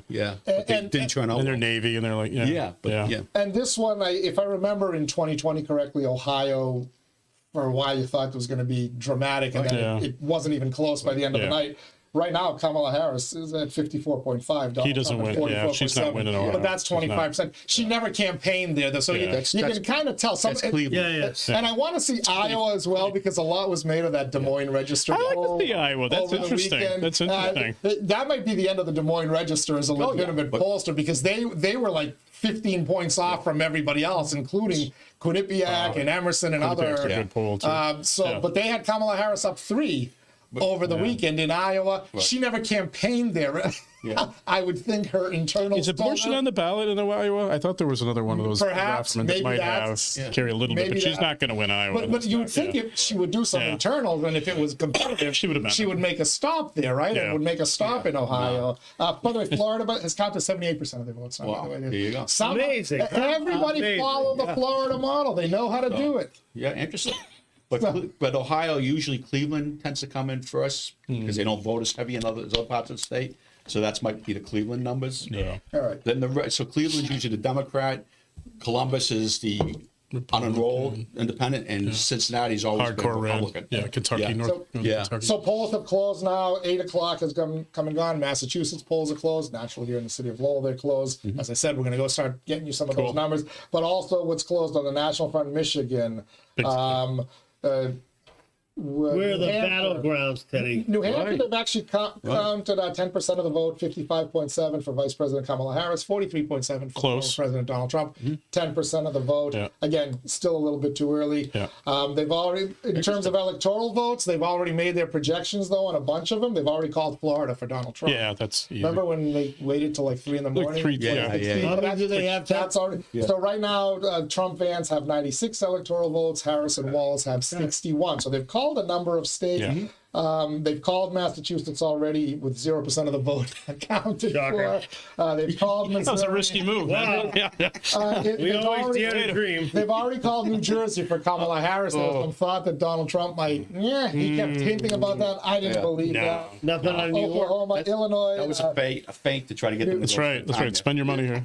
Yeah. New York has. I don't see New York. I'm guessing they're at closed. 0 as in time. Yeah, but I don't even see them on the alphabetical list. That's where the House is right in New York. The control of the House is coming out of New York. New York and some of those California Virginia. Yeah. areas as well. Right. At 8:30, Arkansas closes at 9 o'clock. And New York closes at 9 o'clock, according to some real clear politics. Well, their bars close at 4 a.m. too. So there you go. Everything, late night. before you go out drinking. They already said earlier that he won, right? The local politics at 4 this afternoon. That said, who won? They said Trump's going to win.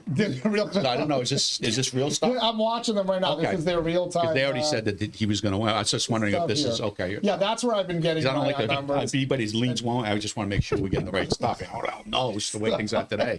You know? But anyway, I'm going to switch it over to this screen. We're going to let Batch and Han come in. Jimmy, you're welcome to bounce in anytime you like. Frankie, you're welcome to bounce in anytime you like. Greg and I are going to go try to get you some numbers in that first Middlesex State Senate race. And once we are able to update those for you, we'll bring them to you on the screen. But we've had our say for a full hour. We need to take a little bit of a break. Our buddy Mike Bacigalupo and Hans Stutz will be here in a quick second. They're going to take you through the next half hour, and I'm sure they've got a lot of thoughts. They were actually listening to some of our earlier discussion. Want to remind you that our Inside Lowell Election Night Special is coming to you from the WellPoint Studios. WellPoint is the only health plan offering healthcare benefits exclusively to Massachusetts GIC members. At WellPoint, your whole health is their whole point. Want to thank the rest of our podcast sponsors as well. Our friends at Washington Savings Bank. Make the switch now to Washington Savings Bank. TMI Properties, quality and value at every price point. Find your perfect space at TMI. Boston North Company, restaurant solutions for business solutions for restaurant and retail. Restaurant solutions too. Mahoney Oil, providing warmth and protection to Greater Lowell and Southern New Hampshire for nearly a century. Francis E. Prevention Insurance, the agency Greater Lowell counts on. And by the Massachusetts Pirates, bringing all the hard-hitting action and excitement of arena football to the Mill City. Thank you to all of them. Thanks to all of you for joining us as well. We're going to keep you entertained. As I said, we're going to give you some of the numbers here in the local races, the ballot questions. We'll also give you the some of the national scenes. We'll bounce out into the United States Senate race here in Massachusetts. Senator Elizabeth Warren versus her Republican challenger, John Deaton. We'll get you all of that data. Keep it tuned here. No need to go anywhere else, folks, especially if you want to know about that first Middlesex State Senate race. Some of those numbers should be coming in now. It is 8:10, and we'll start to get some of those printouts from the various polling locations here in the city of Lowell. And once our friends start to send those numbers in, we'll add those numbers to our tabulation. Reminder, all of the numbers that you will receive are unofficial results. They really won't be official, as Greg Pappas, former Lowell Elections Director, told you, for 10 days till after the election. But we will get a printout at some point tonight or in the early morning hours from Lowell City Hall and the current Elections Director, Will Rosenberry, with the unofficial numbers from all of the voting machines. Once those numbers have been tabulated, we'll break them down for you versus the surrounding towns, as you can see down at the bottom of that first Middlesex side, the left side of that graph. We'll get you the Lowell totals as best we have them, and of course we'll tally them up and tell you how they play out. Who will win? What will the margin of victory be? Well, we'll find out pretty soon. Also want to let you know that we'll, as I said, we're continuing to follow some of those national numbers as well. Particularly in the granite state of New Hampshire, our neighboring state, where there might be some drama. So, without any further ado, let me welcome Batch and Han here into the studios.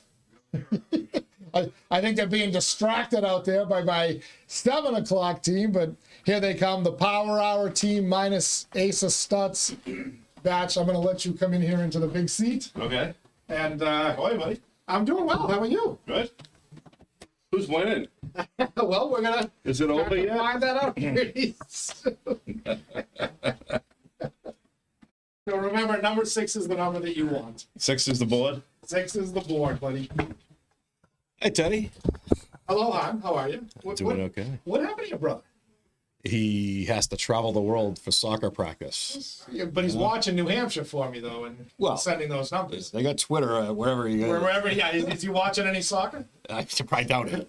We gotta figure out how to make Asa great again. Yes, yes, we do. In more ways than one. All right, we find a good angle. Oh, it's just the two of us, so stick with that. 6, you said, is the number. We good here? We live? Election. Oh yeah, we're live. We're ready to go. Hi, everybody. Welcome, everybody. Obviously, they're trying to get numbers because they got the B team in here. Oh, hey, listen. I don't know about this B team talk, but All right, so we're not going to know anything for a little while on the presidential front, right? yeah, well, we got some numbers rolling in. You got Yeah.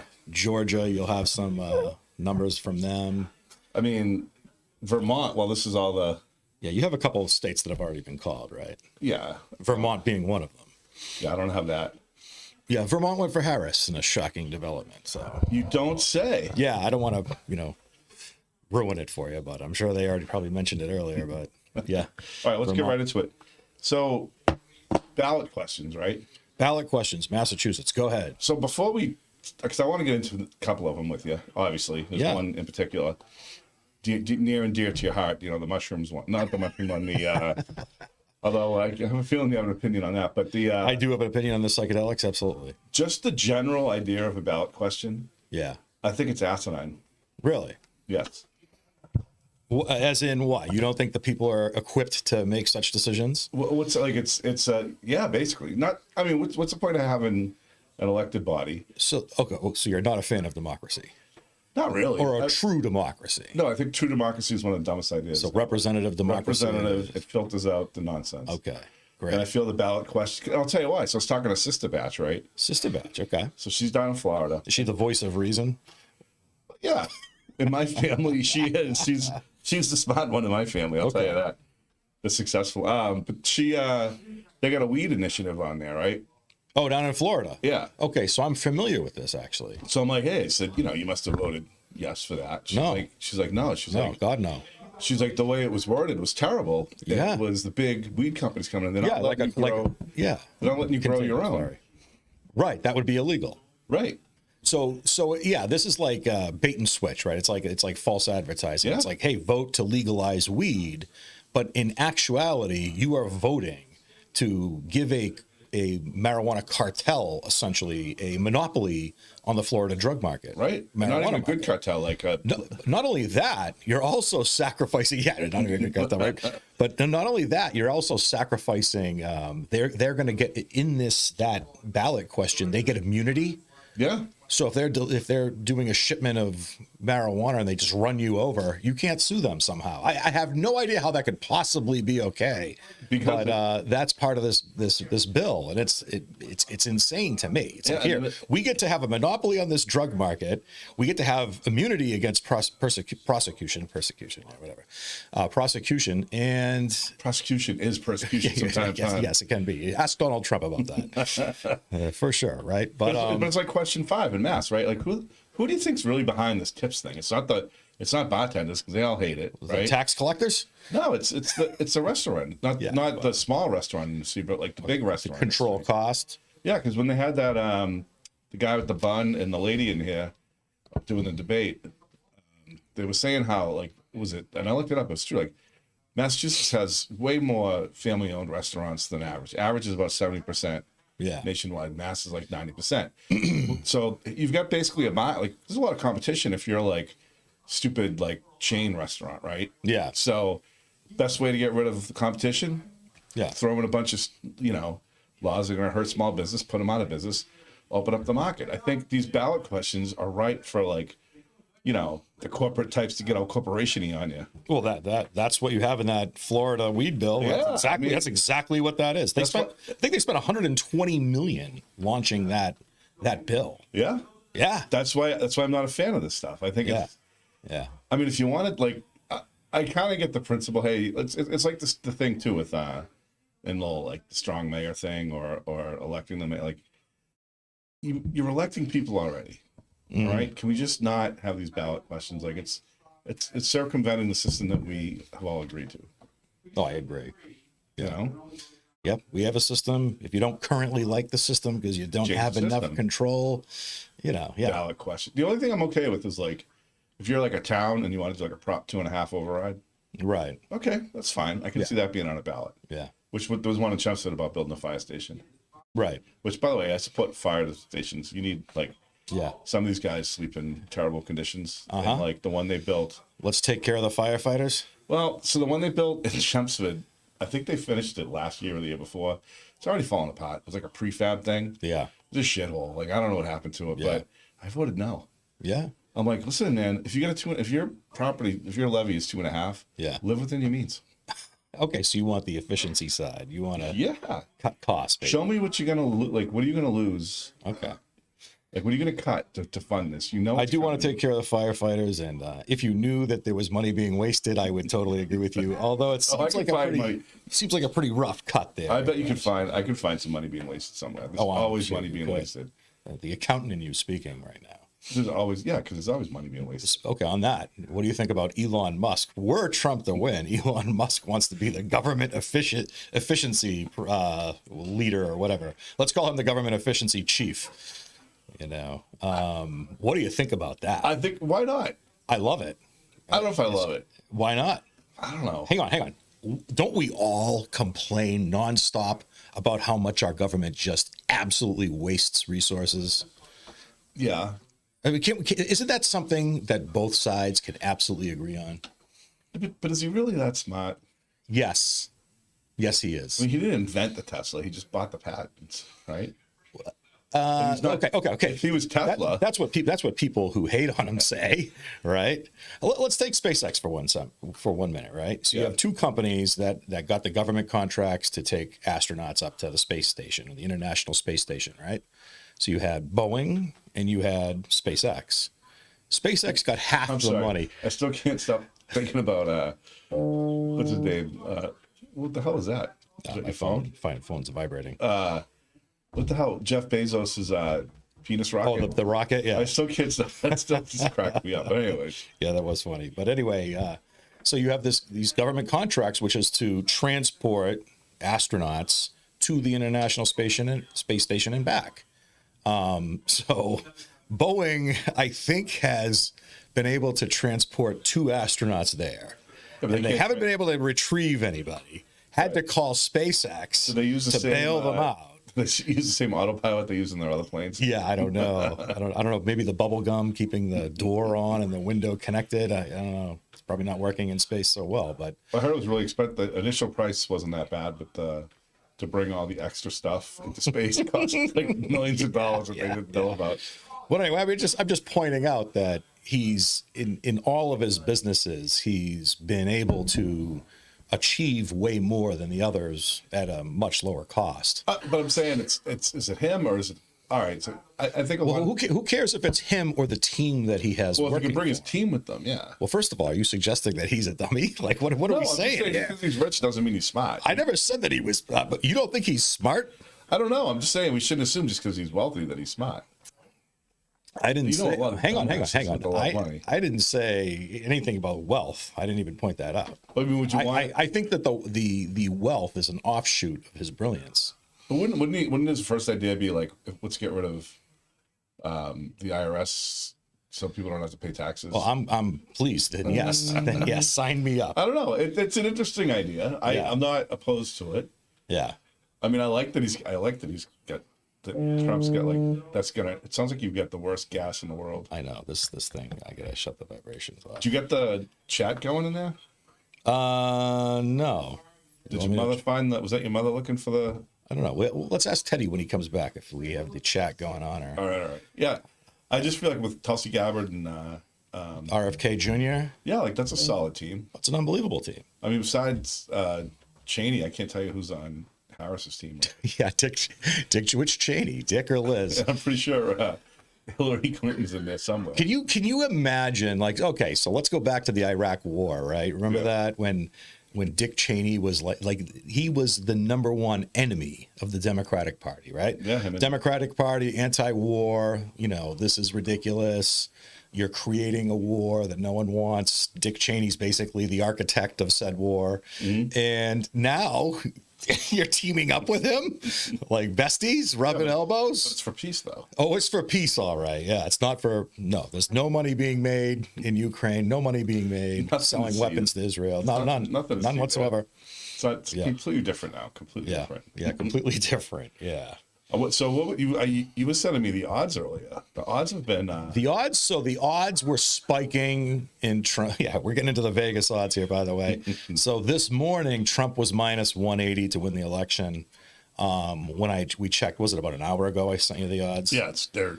Roughly an hour ago, Trump was -150. He had tailed off, although on the swing states, he had stretched his lead in a couple of states. What did we? I'm trying to look at what did we open up at though? Remember a couple of weeks ago we were doing the. I know Arizona. Arizona, when we looked at it a couple of weeks ago when we did our last show, was around a little more than around 2-1, maybe a little above that. Okay. And I think tonight, about an hour ago, he was about 5-1 to win Arizona. Oh, really? Pennsylvania, he was -140, slight favorite to win Pennsylvania. Excuse me. What other states? I think Michigan, and what was the other one over there?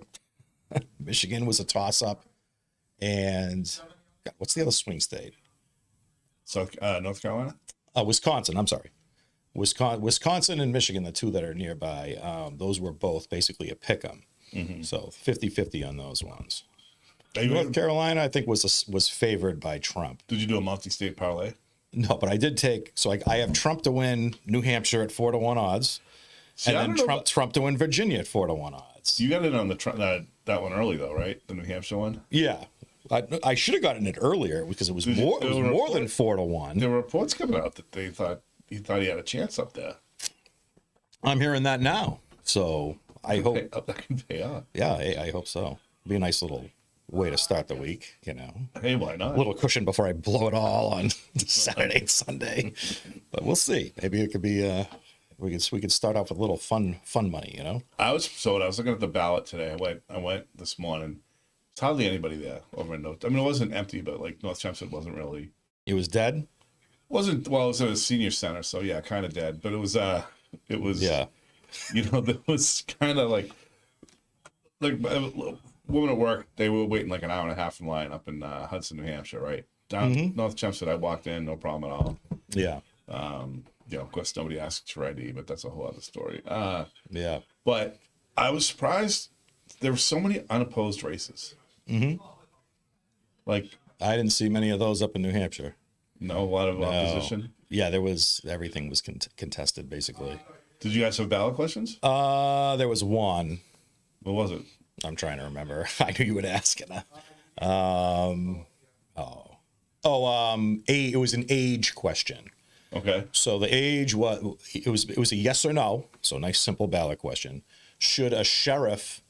So they must have passed a law that said a sheriff 70 or older can't serve as sheriff, and a judge 75 or older can't serve as a judge. So that's kind of an odd one. That was the law, and it looked like it had been voted by the legislature pretty heavy in the yes category. Like they wanted to have the age limits on those two positions. Which why those two and not others? I don't know why. I mean, the judge at 75, I'm not really sure. If you're mentally competent, I don't see why you would want to get rid of a judge who knows what he's doing. Unless there's some sort of data that 75-year-old judges are just completely lost out of their mind. I would think, though, that you'd want to have, at some point, people are going to move on so other people are going to have a chance. Yeah. 75, you're going to have a nice retirement. I'm sure they can get a job in New York going after Trump, though. Some ludicrous lawsuits. But I think that there's there are people in state government that are really, really old. Really old, 85. No, this was a driver's license thing. I'd be all over it. Yeah, well, how are they going to get the toilet, Yeah. If you're going to be... The sheriff one, I'm a little surprised at. 70 seems kind of young. For a sheriff? I mean, sheriffs... Wait, what is a sheriff? Are New Hampshire, our rural New Hampshire sheriffs out there, chasing down criminals? That's what they must mean, right? I mean, if that's the case, then 70's way too old. But because in Mass, sheriffs are just... You're just like a politician, right? That runs a jail budget, right? Like Contusions is one of my favorite. Yeah. I don't call him a politician, at least. I mean, he's a sheriff, but... Oh, come on. Yeah, there's a lot of politics. There's a lot of politicking going on from the sheriff's office. Age limits are, I don't know. Yeah, it's an interesting question. The micro, whatever it is, the mushroom one though, I was definitely in favor of that. Yeah, there's a lot of research behind I'm in favor of that, big time. Ace is chiming in. You want to hear Ace's message real quick? Lots of ticket splitting happening in New Hampshire. Kelly Ayotte is going to be the governor, but she is running 10% higher than Trump. Lots of ticket splitting happening. So I've heard that. All right. He's giving away Trump a little too quickly in New Hampshire. Those of us who have 4-1 tickets on Trump are going to hold off and see if those numbers improve a little bit. I'm not feeling the Trump and New Hampshire thing with you guys. No? I don't know. New Hampshire's changed a lot. Oh, you think all the people from Massachusetts moving up to New Hampshire has... Well, yeah. I mean, it's more urban now. Lessened the red. When you look at Manchester and Nashua, are probably going to go. Well, Manchester's starting to look like San Francisco. Manchester's having some rough Thanks times. to Joyce Craig, but it looks like the voters are not interested. Yeah, as they should not be. The anti-Craig stuff was pretty good, pretty well done. Yeah, and you know what? So I get bombarded with the Craig versus Ayotte commercials, and basically every single Joyce Craig commercial is abortion, abortion, abortion. It's just like a one topic thing. It's like I haven't heard anything else. No other criticism of Kelly Ayotte other than just abortion, just like waterboarding me. And it's like, oh, okay, can't take it anymore. Because she was the mayor of Manchester, right? Yeah, I'm not going to vote for zombies walking around the city, taking dumps on the sidewalk. It hasn't been a good. I'm just not interested in that kind of world. I don't think it's a good idea. I don't think it serves that population either. Like, these people who are mentally ill on the streets, like, they need help. At some point, we need to figure that out versus just leave them on the streets and give them the freedom to take a crap in whatever doorway they want. That's insane. You can't say that, though. That's anti-homeless. Oh, I know. It's anti-homeless. Yeah. Yeah. Like, what was it? Is it the llamas or whoever those? Yeah. What do we got? All right. We've got our first results here, boys. We've got 2 of the 4 Tingsboro precincts in, Okay. and 4 of the 9 Dracut precincts in. Oh, that's the Trump numbers. Hang on, Trump's coming out white hot. So right now we're going in the first Middlesex Senate District race. If you're looking for a Carla Miller victory or upset here, you're going to need Dracut to come in big for Carla Miller, Tingsboro to come in big for Carla Miller. She's performing well, but she is actually a few votes behind in Dracut. The precinct 3 in Dracut, Ed Kennedy, 399, Carla Miller, 385. Precinct 7 in Dracut, Ed Kennedy, 379, Carla Miller, 363. Precinct 9, Ed Kennedy, 474, Carla Miller, 488. She won that one. District 2 in Dracut, Precinct 2, I should say, 382 for Kennedy, 366 for Carla Miller. All of them close. All of them a 14, 16-point margin. However, Carla Miller needs to win those big. To give you an example, Donald Trump in District 3 won 492 to 325. Carla Miller lost that to Ed Kennedy, 399 to 385. So she's underperforming Donald Trump there. So Dracut is being Dracut. Right. Mm-hmm. But if you're Ed Kennedy, you love these numbers. I also have some Tingsboro numbers for you here as well. Carla Miller won one of the 4 precincts there, 521 to 476. She needed a bigger win. Not a big enough cushion, Teddy. Is that where we're going? I spoke to Carla Miller. She gave me some of these numbers in Tingsboro, and she said not good is what she said. She expected better. The other Tingsboro precinct, Ed Kennedy wins by 22, 462 to 440. So Miller winning Tingsboro 961 to 938, but she needs better. Kennedy's actually winning Dracut. So if you give us number 6 right now, Batch, you will see the numbers there. I can't see them this far away with these glasses, but you can run down the town totals that we have so far. Again, this is 4 of the 9 Dracut precincts, 2 of the 4 Tingsboro precincts that we've got numbers from the voting machines there. So you've got 2,572 for Ed Kennedy, 2,563 for Carla Miller. Right. It's a 9-vote race. Yeah. If you don't know, what's going on, you're like, oh, this is close. We're going to have a nail biter. Carla Miller needed to win those much bigger. When the Lowell numbers start to come in, and we'll be getting some daily school numbers soon, I think you'll see there, again, what that margin is, who knows? Maybe we'll be surprised in Lowell like we were kind of surprised in Dracut and Tingsboro. But those hoping for a Carla Miller upset tonight, I think these numbers pretty much put the damper on that. Those hoping for a strong showing for her to get 40% or somewhere thereabouts, still remains to be seen, but not looking good with those Dracut and Tingsboro numbers so far. So whatever else? There's Chelmsford, right? No. It's the towns are Lowell, obviously, by far the biggest voting block. Dracut next, Tingsboro next, and then you have Dunstable and Pepperell. Very small towns. Again, Carla Miller should do okay there. Maybe she wins them, but they're just not enough votes. There's a lot of Ed Kennedy support out in Dunstable and Pepperell when you drive around. Well, I mean, signs don't vote. But he's a 6-year incumbent. The power of incumbency means something. You deliver, money for those districts, and that's why it's very difficult to take down incumbents. And again, you can see it for Carla Miller in that she's significantly underperforming Donald Trump in those Dracut districts. He's winning them handily over Kamala Harris. District 9, Donald Trump 641, Kamala Harris 343. In Precinct 9, I should say, in Dracut. 641 to 393. Precinct 2 in Dracut. 494 Donald Trump, 295 Kamala Harris. Here's a number I like. That's there's question 5. Question 5. By the way, that's just I put 1% of the vote reporting. That's just 0.2% of the vote reporting. Right. But I have talked to people, insiders there, and they tell me the polling originally was very strong in favor of question 5.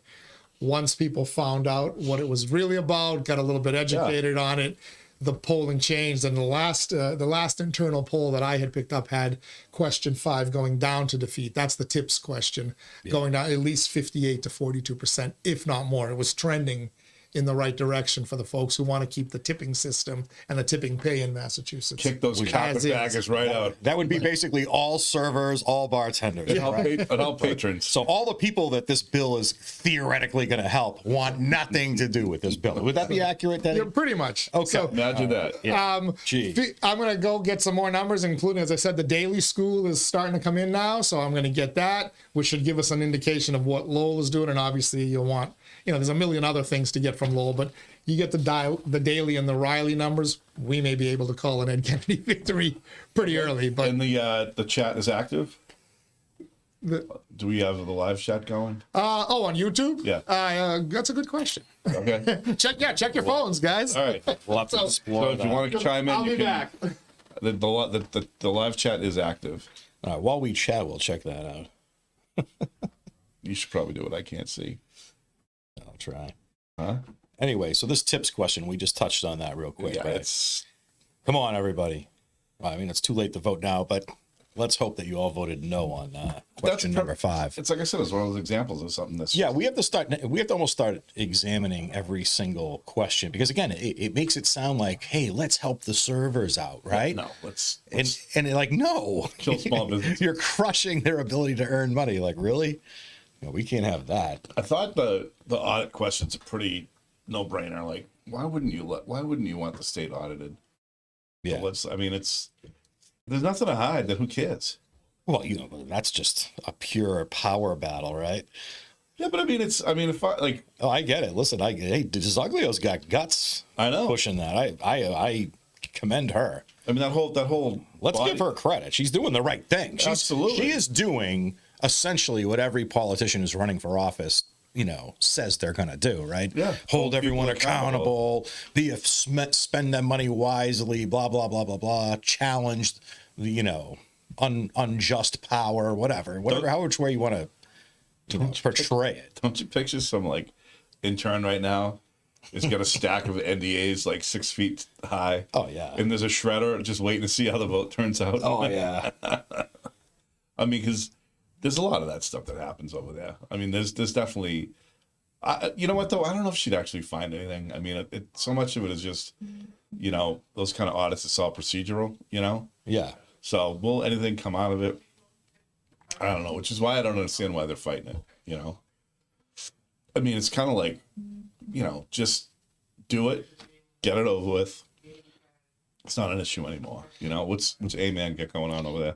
All right. For the record, I can see the chat messages here, so Yes. we could try to incorporate your chat messages. So if you are watching us on YouTube, feel free to chat any questions or any comments you have. But by the way, we are saving the Power Hour chats for when Ace is here. Yes, we do. We'll reveal our. All cheap shots at Asa are welcome. Please send them. No, but we got to do our. Next time Ace doesn't have a soccer game, once we. I don't think he missed today because of a game. I think it was practice, as Allen Iverson say. We're talking about practice. Yeah, but it's probably in Wisconsin or something, like right? Lancaster, wherever Lancaster is. We got a MAGA, right? Make Asa great again. Yeah, make Asa great again is a good one. I like that. There you go. And then, all right, so the mushroom question, all for that. Oh, yeah. Why not? First of all, who's killing the mushroom question, right? Big Pharma, right? Yeah. They want nothing to do with people like finding other ways to solve their problems without their trash products. I was very kind of skeptical on ketamine as is helpful. You popped a little K this weekend. No, but I did feeling the flow, guy. I was out clubbing. Yeah. No, but I was reading about it. That EDM is something else, huh? That ketamine. Did I tell you we went to? I don't think you were out. We went to the smokehouse one night. Oh yeah. It was. By the way, I'm not associating the smokehouse with ketamine, but we were. I forget why we were going there, and like our friend at Whoop and Left, she got out. We were gonna go down the street. Decided to go over there instead. The kids were having so much fun, like all the club music and all that. They were just. I mean, I got the hell out of there because I was way too old to be there. But it was kind of fun to watch. It became too much. No, I was just like, it just looked weird. You know what I mean? But Was this because the psychedelics were kind of hitting you in a funny kind of way? no, not yet. What do we got? All right, boys. Batch, if you want to take us to our leaderboard here, you can see that Ed Kennedy has now opened up, what is that, about a 600 vote lead overall. We have our first 2 Lowell precincts that have come in. Now, again, these numbers are unofficial in Lowell. Everything is unofficial tonight, even when it comes out from City Hall. But these numbers do not include early votes. When do they check the safe? Would you?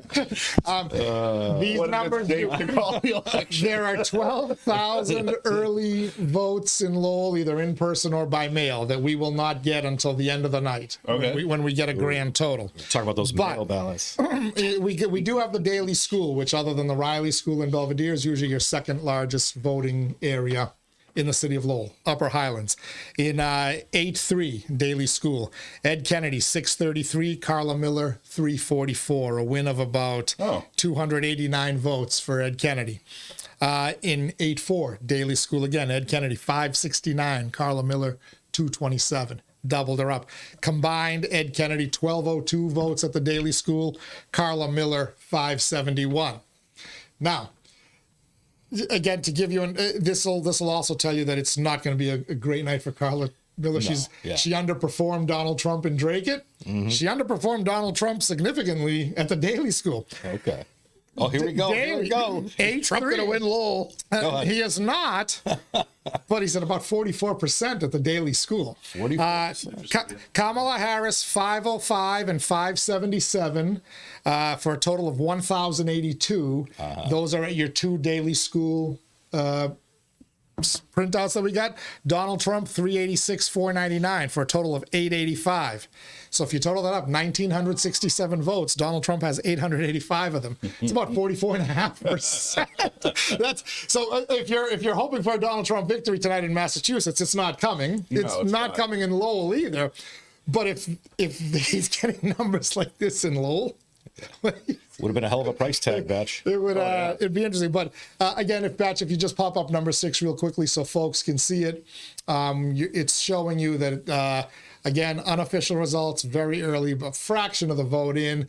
But what we are seeing right now is a good night for Ed Kennedy, winning the Daily School pretty handily. We're going to get some Riley School numbers pretty soon, which is the largest voting block. That one I think that's his home neighborhood. That'll probably put an end to the to the thing. And we'll remind everybody there's still a bunch of early votes that need to be thrown into the mix. They're not into our numbers right now. But why would the early votes be any different than what we're seeing right now? I mean, pulling 70% in Lowell right now is pretty good. You did that quick math in your head there, right? Yeah. He's an accountant, Teddy. He's an accountant. 1,773 votes. So 1,202 divided by 1,773. I had Kennedy 68% of the vote. Yeah. 68-32, which is about where Democrats are. They usually, although I would think they're a little higher in Lowell, maybe 68-32. You throw those Drake-It numbers in, maybe, maybe it gets a little closer. But anyway, I think it's safe to say Ed Kennedy's going to hold on to his seat. Not that anybody is surprised about that. A little surprised that Carla Miller's numbers were not what she had hoped for in Drake-It. Yeah. I thought she meant that came from her better. herself. Yeah. But I do have a question for Greg. I'm going to get out of here and let Greg sit because he's the real expert. You might know more about this. I'm going to try to get you some national numbers What's too. the wait? Where's? That's not it. Hello to Brady 6. McCarran too. By the way, saying hello in the chat. Greg, so what happens? What's the rules on just like with the hanging chats? What's the rule on singed ballots? Singed? Yeah, if there's like a ballot in a ballot box and it's showing signs of fire, what's the level that you affect as it goes through the machine? Yeah, if it went through the machine, yeah. Okay. And if it doesn't go through the machine, it'll get hand counted. Okay. Yeah. The hanging chat thing was, like I said to the guys before you got here, when that happened, right after that happened in Florida, Secretary, there were 39 cities and towns, and I remember 39, don't ask me why I can remember this stuff. When I was working for Galvin in Massachusetts, they had those poke through things, what do they call them? The punch cards. Yeah. And he outlawed them right away. And the towns the following had 2 years to get new machines, and they had to pick from different Optic Eagle, stuff like that. But he got rid of them right away. Does Galvin tip off his friends and say, "Hey, listen, guys, we're going to be selling these machines. You might want to like invest in them." They gives them the option to pick what they want, but they have about 4 or 5 options. But that was, I mean, the bottom line was Gore got screwed. Whether you're a Democrat or Republican doesn't matter. I mean, Gore got screwed because if you punch and the Chad's hanging, the intent of the voter was the intent of the voter. I felt that way. I thought Gore got screwed. in that election. Because if you look at even in Massachusetts, when Bobby Kennedy had a recount for governor's council, that was another one. There was some towns that there was a dimple. The thing didn't punch through. You're going way back on that one. Yeah, well, I was back in the State House in '77. Wow. I started when I was a kid. Yeah, but I mean, so there was a dimple, an impression. You challenged that. And when I went to the judge and I went to Supreme Judicial Court, that because I was with Bobby, even though Billy, I was in the Treasury at the time. Billy wasn't running for Treasurer, but I already known him for years. I knew he was going to run. Mm-hmm. So I said, don't worry, these guys are all going to be with you. Arthur Sullivan beat him in the Supreme Judicial Court. And nobody ever beat Galvin in any election thing but Arthur Sullivan from Lowell. Oh, wow. But to go back to that, I remember the judge looking at the ballots and he says, Dimple, he goes, count that for the person, count the dimples. And it was because the intention was there. That's why I couldn't understand in Florida. Well, if it didn't go completely through, that Florida cleaned up their act after that because that's a vote. Right. The thing's hanging. I mean, fair is fair. So in the circles, though, I mean, that's the new machine, right? He's filling in with the circle, the oval. Yeah. I'll tell you what happens in a recount. I mean, and I've been in enough recounts too. If a person, if somebody calls for a recount and you each challenge as you look at the ballots, right? Always challenge something, even if it's a color like a little black. If it's outside the oval, challenge it. If it looks like it's closer to your oval, because what happens is I sat there and watched in Superior Court, and I think it was Cambridge, watched the judge take a ruler and measure which Chad was closest, which oval was closest when give the vote based on that. Like voting bocce. Right, because Galvin, I mean, that's one thing we were taught. So the judge is whipping out a tape measure? Right, yeah. Right. The person's right to vote is sacred. Everything counts. Absolutely everything counts. You do everything you can to make sure that vote counts. Huh. Interesting. So all the machines in Mass are now the circle ones, right? I left the office in 22, but there was still some Optech Eagle. There was still some, but there's circle. Yeah, I'm sorry, there's circles too. Yeah. Right? Is that everywhere though? Is that just like a no, thing? they're not uniform across the nation. Like what else are people doing? I mean, it's different. Like I said, if you look at the ones like in Georgia, which is the ones that should, Galvin would never allow here. You look at the people showing their it's like a thing from the bank machine at Gene Darko Enterprise. It's a slip with who you voted for. The problem with that is there's no ballot. It's all electronic, and that's why those they should be outlawed, because the only way they know, if you wanted to have a recount, you'd have to go back and find every single person and hope they kept their ballot and bring them in and look. It's that's the ones they're talking about. Those are the like an electronic. You screen, you like a screen, like a bank screen. But there's no ballot. Touch screen, yeah. Bad. And then the guy showed in court down there. There was a guy in court, a lawyer, who was just with a big pen. Yeah. So show the judge, what's it say in the front? He says 6,000 votes for Trump, 4,000 for Biden. He goes, okay. Opens up the records. Okay, Your Honor, what's it say now? 4,000 for Trump, 6,000 for Biden. What did you do? He goes, it's very simple to do. He says, and there's no ballots to prove it's wrong. So that's what he said. When they say that you can steal an election with those machines, you can. I saw. There were a bunch of videos over the last week for the early voting of people that kept pressing Trump's name and it would come up Harris no matter what. And that was a programming thing, one issue too. And it's not good. You got to have a ballot. See, I don't understand what I'm with you on that one. Yeah. Because the machine, the machines with the circles seem incredibly accurate. Well, it's fast. Right. I mean, it's... Well, they are. They're accurate, but the point is there's nothing wrong like the ones we have in Lowell. There's no auditing process, sir. Right. Well, yeah, I mean, you've got the count and we do. The papers. Yeah, we have the papers. The only problem without the biggest problem in Massachusetts, again, everywhere else, and I've been saying it, and a couple of weeks after I said to City Council, National Election Officials Association said it, APY said it, stop the mail-in voting. COVID's over. When you do mail-in voting, the ballots are out of the hands of the, absentees, the 200 or 300 you did in Lowell, fine, that's okay. But when you're doing 12, 14, 15,000, they're out of the hands of the elected officials for 3 or 4 weeks. Well, I remember going down to do an absentee, like 20 years ago. Mm-hmm. And they asked, like, well, where are you going? What are you doing? Okay, that's fine. Here's your Like Right. you did it right there. It was very. Yeah, and you can still do it right there. And I would tell people to come in if you want to do it over the counter now, or do you want it mailed to you? What do you want? Whichever. Yeah. But the early voting, where the early voting in person is terrific. Keep that. That's excellent because the ballot stays upstairs in City Hall. The person puts in the ballot box. It's all done. But the ones where you're mailing out 12, 14, 18,000, not good. Not good. Danger written all over. Yeah. I mean, I had, before Will came in, and I brought Will in because he worked with me in Galvin's office, and he's assistant state director, so Lowell did good. And I told Tom I could do maybe 2.5 years at the most, and just worked out about that because I had some surgery. And I'm 66. But we fixed things. But the thing was, I told on the, we taught the ballots, see, I'm 66, I'm losing my train of thought here. When you run into an issue with ballots that come in through the mail, when you send them out and bring it, it's 7 steps in the office for 5 people to do. Whereas, multiply that by 30,000 ballots. Whereas the ones that go to the polling locations, 1 step for 325 people to do. It's impossible. And sometimes you figure, did those get scanned in? Yeah, they did. Okay, put them in the back room, and that's what happened to Will with 700 ballots. Right.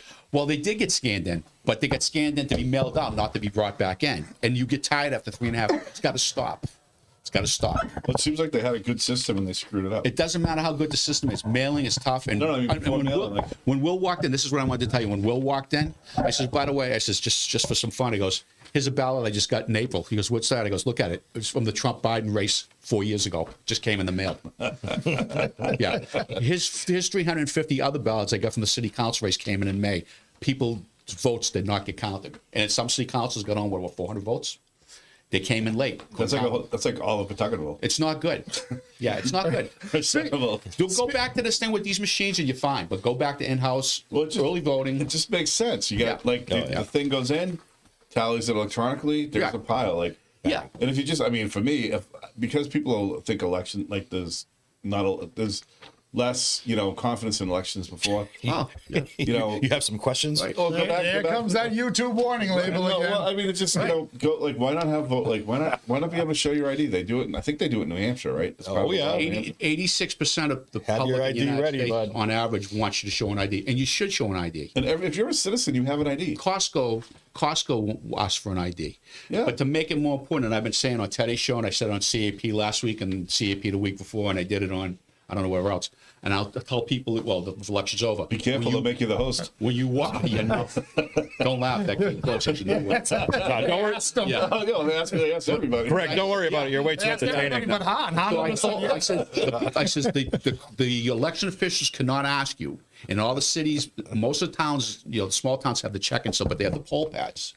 That you go in and give me your first name, give me your last name. Yeah. And did you say there was a B? No. Was that are you so? And it takes like 7 minutes. If you have your license card, I told people, if you have your license ready, and you don't, you just put it on that rack, the person can't ask you for it. She takes a picture of it. Ballot, Teddy, ballot. Tells you what precinct, I assume. It's right off your license. Tells you which ballot you get right there. The whole thing comes up that she has to type in. Now, can I do multiple licenses? Absolutely, but only one's going to get a ballot. But you see what I'm saying? Yeah, I know. It works so much better, and we're not allowed to ask for that. How stupid is that? Well, it just seems like it'd be easy to tighten it up. It's ignored. So. The only reason anybody would not want to be asking, don't give me this intimidation stuff. If you're even with the police department, we put the ballot box out there, the mail-in bag. If people are telling you that they're intimidated, then they're not Americans and they shouldn't have the right to vote. Because you know what? Americans are supposed to be tougher. If you're going to vote, people die for you. You can have the integrity to say, okay, I don't like the police, but I'm going to go put my thing in there, knock off the crap. Well, you don't want an ID at the poll. There's only one reason. You're up to something. Well, they should have a no sharps on that box, Yeah. though. Right, I told you he'd be more hated than me. Yeah. Let me tell you, by the way, that Florida has counted 87% of their ballots. Yeah, you said less than an hour from when their polls completely closed. Right. They've Doing it the right way over in Florida. Right, yeah. How do they manage? They must be just smarter than everybody else. Though. They are. It's amazing when you set up systems that work, Teddy. It's amazing. But here in Lowell, we do have some updated numbers for you. We've got our first numbers coming in from Pawtuckettville across the Merrimack River. The McAvenue School. Actually, Batch, I'm going to steal this pen because Teddy, what's that? About an hour and a half away from? It takes 2 hours From to the get Riley? from the Riley to 7 the hours McAvenue. by bus. That's under the asbestos. No asbestos. We looked everywhere for asbestos. I couldn't find any. The new name, Low High Asbestos. Let's go. You can see the margins continuing to expand as we get Lowell numbers here.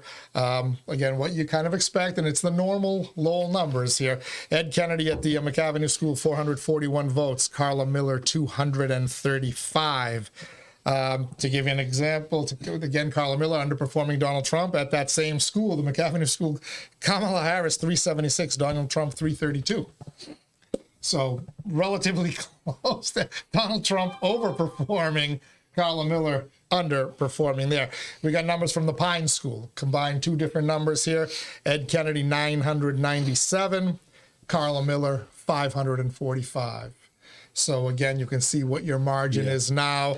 No reason to expect the mail-in ballots to come in any different than what you are seeing there. It should break about the same. They'll break probably about the same way, maybe even more left, right? It could, depending on how mad the earlier voters were.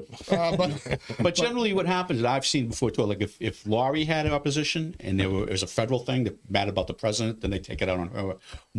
Luckily, they're not taking it out on Ed for Ed's case. And they don't usually do that where states consider separate, and people seem to be distinguishing the difference, as you can see, between the Trump and I saw that years ago with Jim Shannon when he ran for Congress, when it was an issue of how close he was because they were pissed off at the president.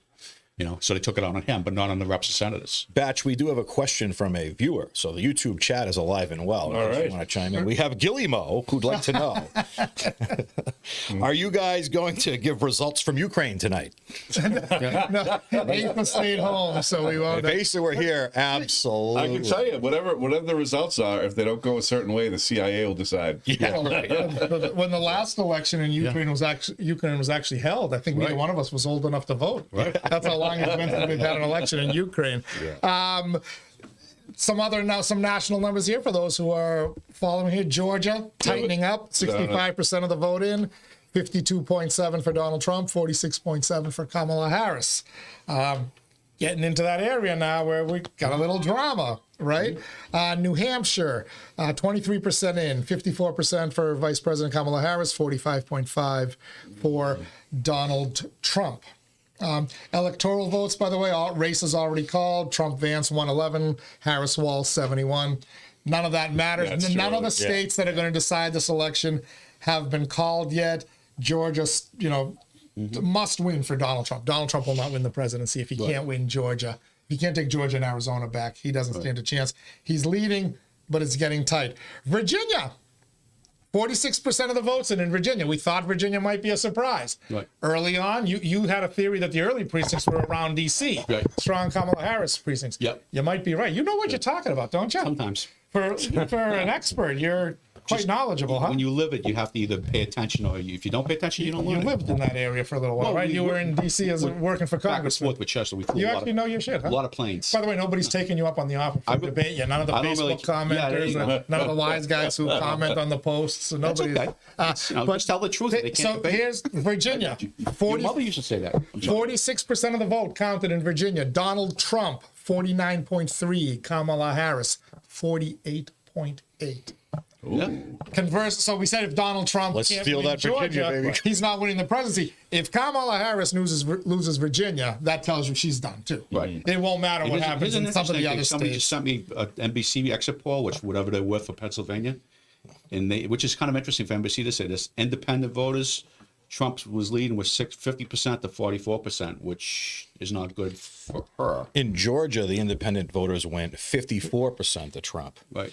Now he was down last time. He was negative 9% in that And he poll. flipped So at he's 20, flipped at 20 plus 11%. percent. Yeah. Here's one from one of my election Interesting. watchers. Dade County, Miami, Hispanics Just Republican. exit polling voted red for the first time in 30 years. Right. Yeah. Did I say that? Yeah. Dade County. How do I know?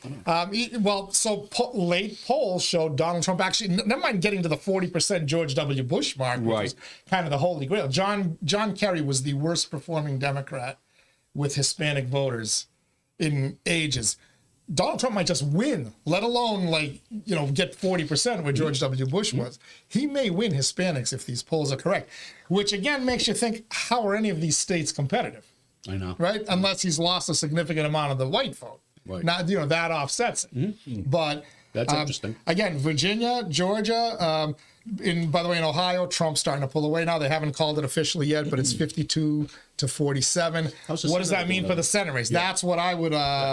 That's what I'm going to be curious about. What does that mean in the Senate race? Haven't had a chance to scroll there. That's Bernie Moreno, and here it is. Sherrod Brown, 48.9 for Brown, 48.4 for Moreno, 46%. Moreno. But it's Moreno underperforming Trump there, so Brown has a shot. But if those late counties come in Republican for Right. Trump and Moreno wins those, he's going to win that seat as well, which will be a flip. Moreno's the incumbent is Brown, right? yeah, Senator Brown from Ohio. That would So be you know another who- flip. You know whose best friend is? Who's like from what I know, best friend of Moreno. You know who it? You know who it is? No. Mike Kunzler from Drake. Oh, no kidding. They're like that. He was out there. He was out there a couple weeks ago. Where's Kunzler when we need him? He's good. Michael shows up at all kinds. It's amazing. Yeah, it was cool. So right now, the way the Senate seats have been called, Republicans have 42, a gain of 1. Democrats have 32, a loss of 1. Still a whole bunch of races that are That you to would be take. decided there as well. That's right. You can check my phone. No, There's probably numbers I was just tired. I thought coming it was on in. But I'm getting. I'm sorry, Go you got ahead. a question, Batch? No, just say anything on the questions. So we got an update on question 3. I'm sorry, apologies. Question 5. 3% of the vote is now in. 59% no on question 5. Early, you probably have a lot of the more liberal towns still to Sure. come in, so you Right. might see some movement there for the yes. But if you don't want to see the system change, so far so good. I'm going to try to delve into some of those other Massachusetts ballot questions as well here and see what we can. I'm guessing find out. that Dzogs is probably going to be like question 1's probably going to be like. That's the one I want to see. I think she wins overwhelmingly. I do. It's too. going to be elite. I'm thinking like a minimum of 60%. I'm going to try to get her to call in. Yeah, that'd be good. I mean, it's got to be at least 60%. I would think. Right? I hope so. Yeah, I said I'm stuck on my head on a thing, but I just said yes on one and no on the rest of them. I could be wrong. What you mean that's what you think? That's how it'll go. Yeah. Getting rid of the MCAS to me sounds like a great idea. At what point do they explore changing the right to shelter law? Because you're shelling out over a bill this year, and $2 billion. I mean, you're on a race to go to 2, right? Right, I see yeah. that, if not more, if you continue on your current trend. Do you not, as the Massachusetts legislature, isn't it your duty to get together and change the right to shelter law, because it's being just used and abused, right? And you know what? If the feds are going to allow some sort of crazy mass migration thing like the way they're doing, right? They should have to, fork over the cash to pay for it a little bit here, right? Yeah. Why put all that strain on the state? I don't know. I'd be curious to see. Teddy, as a taxpayer, how do you feel about that? That'd be an interesting ballot question, wouldn't it? That's what I'm saying. What do you think the state would vote? I think they're going to vote overwhelmingly to change the rules. I don't know. I The think Pine it'd be. School. Do you have the Pine? I did, yeah. Okay. Should the right to shelter apply to U.S. citizens only? What should mass the rule residents? be? I don't know. Yeah, I mean, you can't just allow anyone to just show up and just Well, we had go. We had Give a you free everything. we had a right to shelter with 20,000 families on a wait list. So Yeah, I wonder how that's going. All right. If you go to the scoreboard, I got some ballot question for you. Again, early, right? 3% question 1, 73 to 77, yeah. 27. Question 2, eliminating the MCAS, 4% reporting on that one. Why do we only have 3% from one and 4% from the other? That's again, these are the questions I always Teachers ask. teaching to the test. Right. That's what it is. Well, I found out. That's why the math doesn't add up. Addition mistake. That's why they don't do cursive either anymore. They Teddy, where do you stand in the MCAS question, by the way? I voted to keep it there. You got to have some kind of metric. Yeah. You need to measure somehow you need to measure performance. Well, I think they need to change something though, because like I said, the reason they stopped teaching them cursive is because of the MCAS. Well- I had kids coming into the archives building for Galvin. They're archivists from what's it, Northeastern down there, and none of them could read cursive. And so every document they don't there teach from the it anymore, Constitution, right? they all want to be archivists, and everything's here from the colonial days is cursive, including the Constitution. See you later. Send them home. But since we have a Really? teacher here, I have to ask you this question about the MCAS. Yeah. All I hear we have to prepare for the MCAS. We have to prepare for the MCAS. Oh, yeah. We spend 2 weeks, the last 2 weeks Right. before the MCAS, Right. they're intensive training. Isn't the point of education to prepare for the MCAS those 180 days? or the 178 so that the 2 days you're taking the MCAS? The MCAS is designed to measure achievement. Right. If you have to teach to the test, then are you really measuring achievement? Now, it could be it could be because it's a flawed test, but how about we just teach, see what it shows you, and then we can adjust the test accordingly. Why don't they let right? teachers teach? Keep the superintendent in the old days was the administrator. You ran the business. The teachers taught.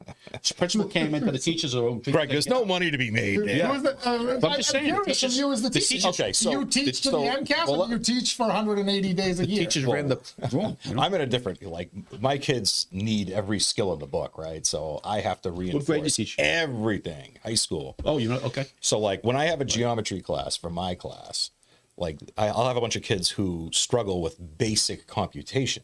Oh boy. So teaching them geometry is a really, an uphill battle, they need it right? 'cause they have to- So, I mean, I have to start fresh. We have to start with like one-step equations, build them all up. I actually start with adding and subtracting like negative and positive numbers, right? But we bring them up, and then we get into the geometry, and it's an uphill fight, especially when like you can get kids to really make some progress through a week, and then the next week they forget everything. Right? You know what I mean? You got to start all over again. Vocabulary test. But one thing I want to point out that maybe you guys overlook is, like, let's take the younger grades, right? Where they know they're going to have MCAS coming up in a month and a half. They'll stop teaching certain subjects and double down, right? So they'll stop teaching science. That defeats the point. They'll stop Purpose, teaching, stop teaching social studies. Right.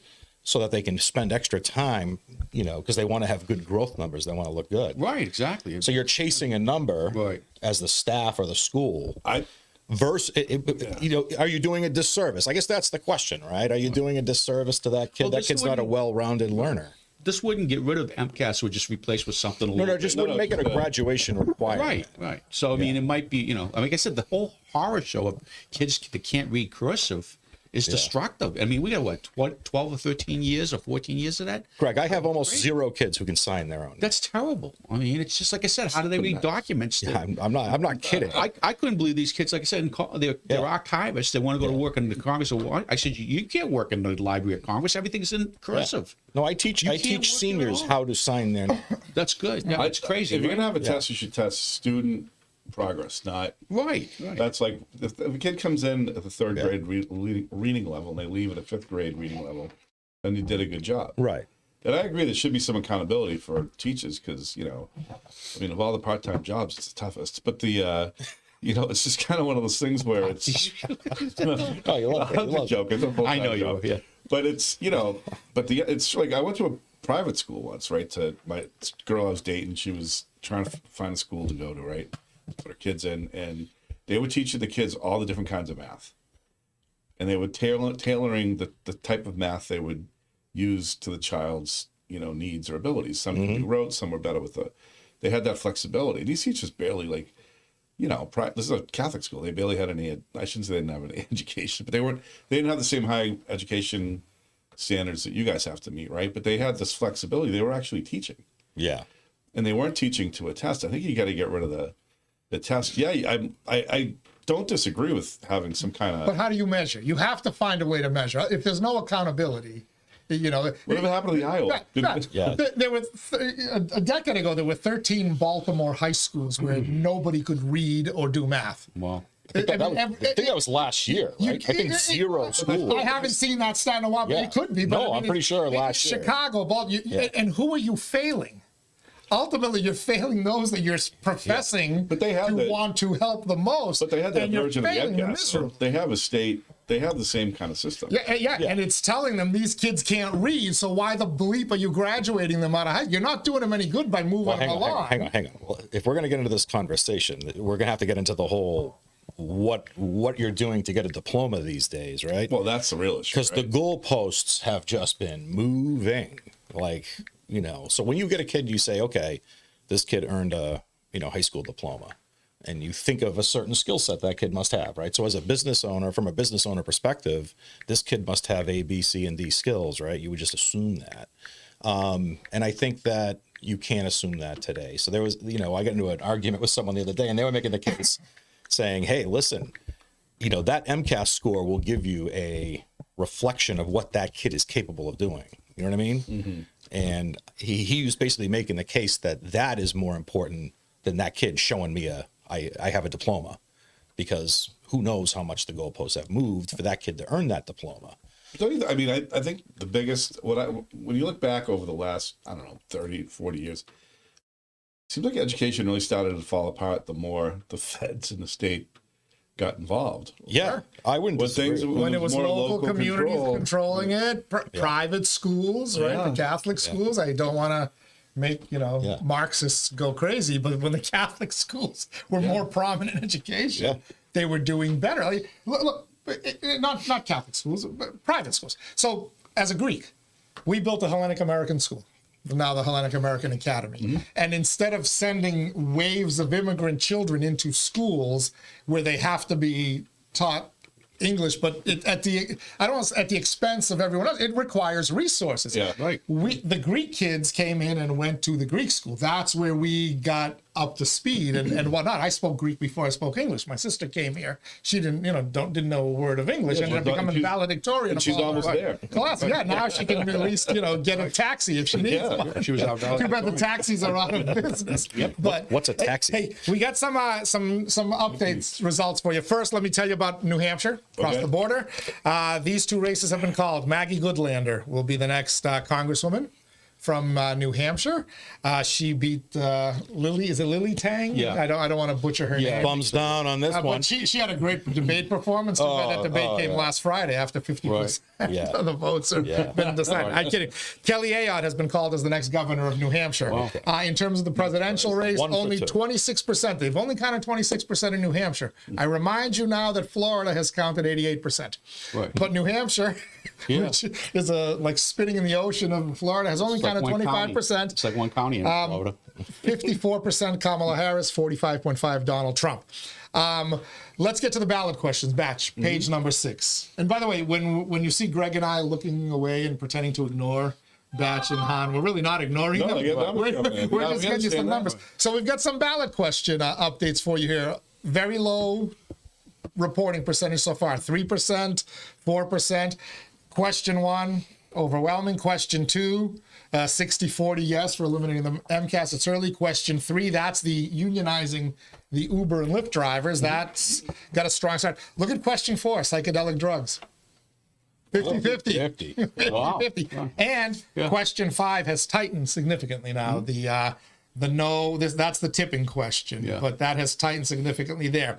We're still waiting to get some more results on the Kennedy-Carla Miller race, but I mean, we're not the Associated Press. They're not going to touch off rioting in the streets of Lowell and Draken and Pepperell and Dunstable, are we? No. So can we make the inside Lowell call here? Yeah, I think so. I mean, can we call this race for Ed Kennedy? Yeah, I would think so. It looks that way. I mean, they both. You know what, Teddy? I think Carla Miller would call it for Ed Kennedy. She gave us the Tingsboro numbers, and she was obviously disappointed in Tingsboro. Yeah. I then gave her the Draken numbers, which she was trying to track down, and she was clearly disappointed there. Right. And like I said, she needed a blowout in Draken and Tingsboro. Yeah, and Trump did better in those communities. Trump was competitive in Lowell. Right, but the reason is, like I said, a lot of times that would reflect more on Laurie than it would on Ed. Like if the governor was in bad shape, then it would reflect on Ed and the state reps. So Ed was, and the other thing too, I mean, Ed has done some work, and the other thing also, there's a lot of people in Drake and Tingsboro from Lowell now. And I always just said one thing is, I mean, Ed's wife Susan's a Drake girl, which a lot of people didn't know that, but people in Drake know. In talking to Ed Kennedy, he said, I'm good in Drake, and he said, I'm strong in Drake. I told him. And he was. Yeah. Well, you tell his wife is there's a big family in Drake. They well respected. A brother worked at the highway department back when you had to work. And he was well respected, So I mean, those things, it becomes more personal on a smaller level. You get to the larger level, it's different. Yeah. But I just want to say something really quick. It looks like my old boss, one of my old bosses and friends, Secretary Galvin, was busy around 7:00. Really? What happened? He had to have Boston police rush ballots to certain locations that were running out of them in Boston. Yeah, that's interesting. Yeah, extra ballots. Yeah, that's the first time I remember that ever happened. Pre-filled or? Huh? Yeah, there you go. Yeah, already filled out. He was rushing those to Philadelphia. Already filled out. Yeah, pre-filled. Yeah. Well, he was, he knew. I mean, I only knew Kevin White a little bit, but he knew him real well. Oh yeah. vote early. There is nothing wrong with the elections. No, I mean, Nothing to see here at all. Nothing at all. YouTube, everything's fine. Yeah. By the way, I got to give props to Guillermo Pena. He's spell checking me here. I had spelled Kennedy incorrectly on one of those tabs. Really? I fixed it, and then I had percentage on question 5. I have now fixed that. I did Thank you, notice that. Guillermo, for keeping me on my toes. Which one was spelled wrong on the Ed Kennedy? On the Standards, Lowell Teddy, totals, I spelled D-E-Y at the end. Oh, I didn't even see it. Yeah, I must have been thinking D-E-I and spelled D-E-Y. Well, it's easy for Guillermo because he has to read letter by letter, so he sees all the mistakes. Ouch. What was the last time you had Virginia? What did you have for percentage? So Virginia, we were in the 40% range. Let me give it to you right now. 43%? 52%. Donald Trump, 49.6. Kamala Harris, 48.5. Yeah. Now, I will say there was a period in 2020 where Right. Donald Trump had pulled ahead of Joe Biden in Virginia Right. as well before the late things come What in. were those but Florida? curiously, they haven't called it yet. Right. Virginia. What were those Florida numbers again? 88% of the vote in 56-43, Donald Trump. Notice Florida's not even a swing state anymore. Everybody Right. who gets in the northern states and who Right. gets sick of Democratic policies Moved down, yeah. to Florida. And unlike those who left Massachusetts and went to New Hampshire, in Florida they're actually voting In New York, it's still Republican. a lot of New York. New York. Let's see surprised they haven't- if we have any numbers from New York. While you look that up, our missing co-host Asa has called Virginia for Harris. He did. Okay, so that must be someone must have called it, Associated Press or someone. I don't know if he's doing that just to needle me because Yeah, I I have a think- bet yeah. on Trump to win okay. Virginia. Real Clear Politics says Isn't not that where he's called. practicing in Virginia? He's doing on-site Like, polls. this weekend's game is in Virginia. I don't know. I mean, by 50%, 53%, I would have thought they'd call it for her, but Trump's probably the remaining count. Right. That's so obviously it's competitive. I mean, you had all these little spots. Like look at the Amish country in Pennsylvania. 81,000 Amish people that never voted before registered to vote. I saw 81,000. Oh, really? Did you see the horse and buggies? They all had Trump flags. Never registered to vote. There was a parade of Instead of them. a motorcade, Yeah, or a yeah, parade, they had a yeah. horse and buggy So, like I parade. said, Yeah, it was same pretty thing funny. with Virginia, there's a lot going on down there, and it's like I said, those copies are all done in the north. Can they use? And he'll pull away with the ones in the south. Paper ballots only. But they can't use phones, right? Let me give you some other swing states. Pennsylvania, 19% in. Kamala Harris, 60.4. Donald Trump, 38.7. That will get kinda- tight at some point. Donald Trump will actually take the lead and then hope to hold on. Michigan, 10% in. Kamala Harris, 53.1. Donald Trump, 10%? 44.9. Oh, they closed. They closed at closed 8 an hour o'clock. later, yeah. 9 o'clock New that time. York, they've already called New York for Kamala Harris, 71 to 29. With 18% in. There was some talk that would get close. New Jersey, which they've already called for Kamala Harris, is now 54 to 44.5. Maybe they pulled it too 40% soon. in.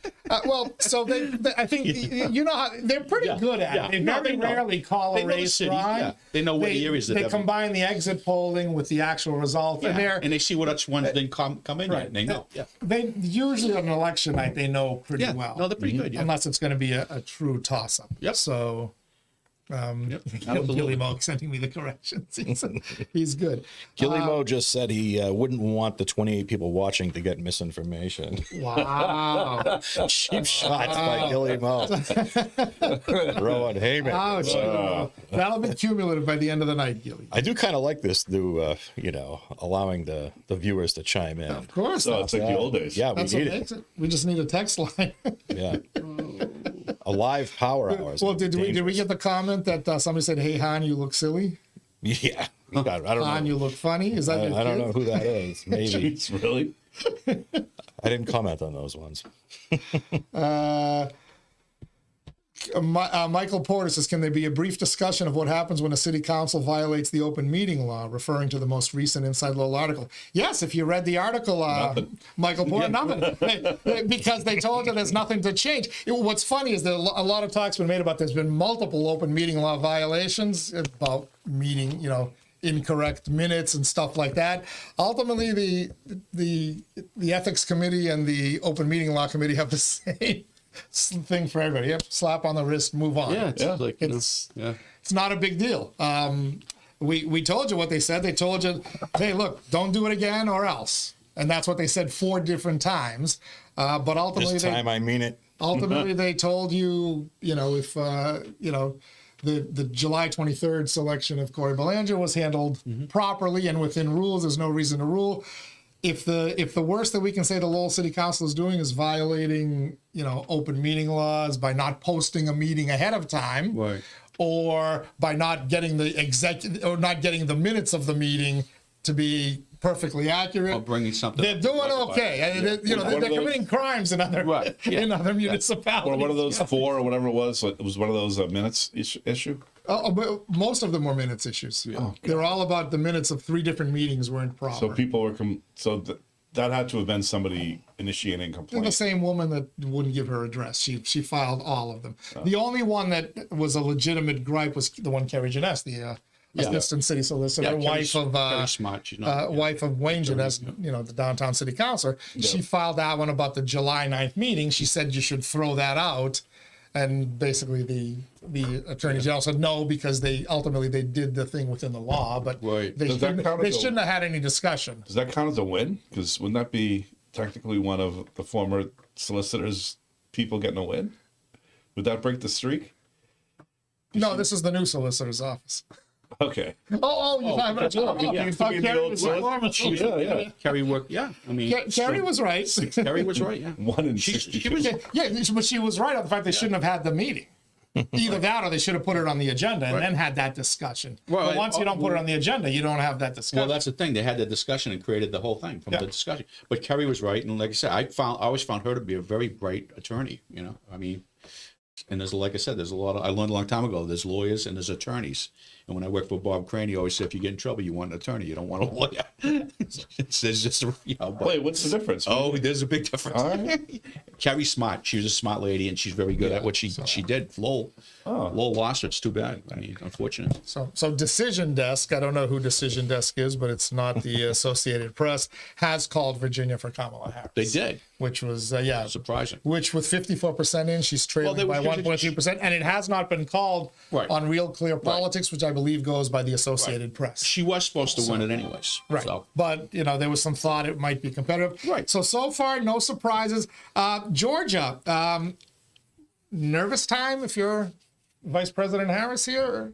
53% for Donald Trump, 46.4% for Vice President Kamala Harris. 70% of the vote in now. Yeah. Now it's after the Fulton 80 County. to 95% where the funds It's Fulton County in. But Trump's got I don't remember his lead being He's probably this going to do big. better there. He's probably going to do better there than he did the last time. I don't believe his lead being this big going into that. North Carolina, 43% in. Donald Trump, 52%. Kamala Harris, about 47%. Okay, CNN just came on out of breaking thing. You want it? Yes, let's hear it. And again, this is just CNN. So, Vice President Harris is now getting warning signs in Michigan, vastly underperforming Biden's count in Washington County. Well, that's the polling said that, and when you Right. saw the polling among Yeah. African Americans, Yeah. Donald Trump was polling higher. Not that he was going to be anywhere near winning it, but he Right. was polling higher than he had before, and he was the thought that Right. he might win Hispanics. If Donald Trump wins the Hispanic vote, that's 18% of the electorate. Right. It doesn't matter what happens anywhere else. That electorate yeah. is over. Yeah. I just have a general question here. If Trump Pentagon. No. has gained a bunch of percentage points from the African American vote, right? He's gained a bunch of percentage points from the Hispanic vote. Independents are swinging To Donald Trump. way more to Trump. Who the hell's voting for Kamala Harris, by the way? Where are these votes coming from? All these white men have suddenly flipped on Donald Trump, apparently. The white men who hand in the white envelopes. Oh, okay. Look, I thought he's going to win, and I thought it wasn't even going to be. I think that he'll be able to call it tonight. I think he will actually call it tonight, probably will. even though nobody else will. The Associated Press won't. None of the networks will. They'll all. Oh, you lose give his Trump a chance to mind. call it for Trump. But 11:30 or 12 o'clock tonight, expect Donald Trump to take come the stage. forward, Right. take the stage, and tell you we won. And they're going to lose their mind. That just changed a bunch of stuff there. I hope he calls it for New Hampshire and Virginia. Yeah, let's see what we can. By the way, But they've already called one pickup, by the way, for Republicans in the House of Representatives. Now the fun starts in New York, California, and some of these other precincts. Yeah, but there were 2 congressional districts in New York City that were kind of scary for the Democratic thing I heard. But we're still +1 pickup for Republicans. They haven't called Montana. They called West Virginia. They haven't called Montana yet because that hasn't closed. Right. Some thought that Republicans might pick up Ohio. Yep. possibly they're looking at what's the other state that they're looking at for the Republicans? Wisconsin, but none of that has come in yet. Right. I can get you some numbers, but while I'm doing that, Batch, do you mind just putting the little scoreboard up and reminding everybody that these numbers are unofficial? And I'm told. Okay, so we got our Pawtucketville numbers. Yes, it's 5,212 for Ed Kennedy, 3,914 for Colin Miller. Let me see if I've entered the Pawtucketville Memorial School. I have not, so I could probably do that at this point. Do your betting lines, can you do that live, or is it closed once the polls are closed? Well, Batch, let's have a look. Yeah, I'm curious. No, they keep switching the odds during the course of the night. Yeah, I'm curious what it is. I'm now. curious, too. So Ward 1, Precinct 4. Greg, you know where that is, right? Wood 1 precinct, it's Pawtuckettville. Pawtucketville. Okay, this is the Pawtucketville Memorial School. All right, you ready? We have a big shift. Donald Trump. The betting market. Donald Trump won he lost 470 to 445. Holy But crap. that's close. Close, yeah. In Pawtucketville. Right, yeah. All right, what do we got on the betting Real line? quickly. So about an hour before I arrived at this studio, Trump was minus 150 to win the presidential election. Yeah. He is currently minus 300. So he's a Oh, wow. 3-1 favorite Well, to win the election. I tell everybody, don't watch Fox News, don't watch Newsmax. Right. Watch CNN. Look at the faces, of, in particular, David Axelrod and Van Jones, and you will know, because they have internals. Well, they know exactly what's going to This happen. should be concerning for Trump, but the New York Times is now saying that they forecast increased estimate for Trump to win. The New York Times. Well, they haven't got anything right in 20 years. So, you know. Let's see if we can get some. If the Okay. Times is going with Trump, then I like my chances. So one of the Pawtucketville schools, Ed Kennedy 527, Carla Miller 337. Yeah, so- that just kind of continues to grow the margin. We've already made our inside Lowell call. Right, We and don't forget- we don't have to worry about anybody rioting in the streets of you Lowell, still do have we, to, over this you race? still have to look at the 12,000 mail-in City Hall. ballots. Yeah, Yes. City Hall, but it should break pretty much the same. Yeah, there's no reason to It expect could tighten up that a it little- will go might loosen up a differently, little, right? You know, yeah, it's not going to be much. So when I look at that total, I don't think that's such a poor showing by Colin Miller, though. She may be in the this is another concern. 65-35. Fox News is predicting Trump will win Ohio. Well, Yeah. that's again, Kamala Harris didn't campaign there. Remember that was the bellwether state? Yeah, That's over now. right. But She sacrificed Ohio. He did. Why didn't you go to Iowa though? I thought the Des Moines Register had that. Did Pete Buttigieg do any campaigning for in Ohio? No. He was coming in on a train. It would be a miracle. I think Pete Buttigieg actually won a state, didn't he, when he was running for president back in 2020? What a buffoon, though. This is Unlike Kamala Harris, who still has exactly 0 votes. This is Chris Wallace, your favorite guy, Teddy. Yeah. On regarding exit polls, he said it would be a miracle if Kamala Harris wins. Jeez. A miracle. Well, miracles happen. Joe Biden Yeah, got of course 81 they million do. votes from his basement. Trump did too. Miracles do happen. Right. Look, I'm the biggest Trumper here. I'm not celebrating. Remember 81 million. 2016. I remember Walt Blitzer pulling his bid. I go, this can't be happening. She's up by 90 points. Yes, who the hell knows? So I found a fascinating theory the other day. They were talking about how everyone's saying Kamala Harris is underperforming. She's not getting the early vote. She's not getting the early vote. And everyone thinks, okay, well, there's no enthusiasm for her. The theory is, well, what if a lot of those 81 million that didn't show up this time had no intention of voting? Yeah. Right? Oh, yeah. No, maybe they stayed home this time, right? Or maybe they went to Donald Trump. Let's see where Donald Trump's numbers are. It was 81 million to 74 million, correct? If I'm remembering this correctly, in 2020. So she's not getting anywhere near 81 million. If he gets above 74, you can say, okay, get close. Well, I mean, They flipped. But, look at your big cities. They're telling you the turnout is not what it was in 2020. It's hard to believe that Joe Biden got like 8 million more votes than Obama got. It was far more popular, By saying nothing and hiding in his basement. I thought you got 8 million more, 10 million more than Hillary, and 12 million more than Obama. Was it 12 million more?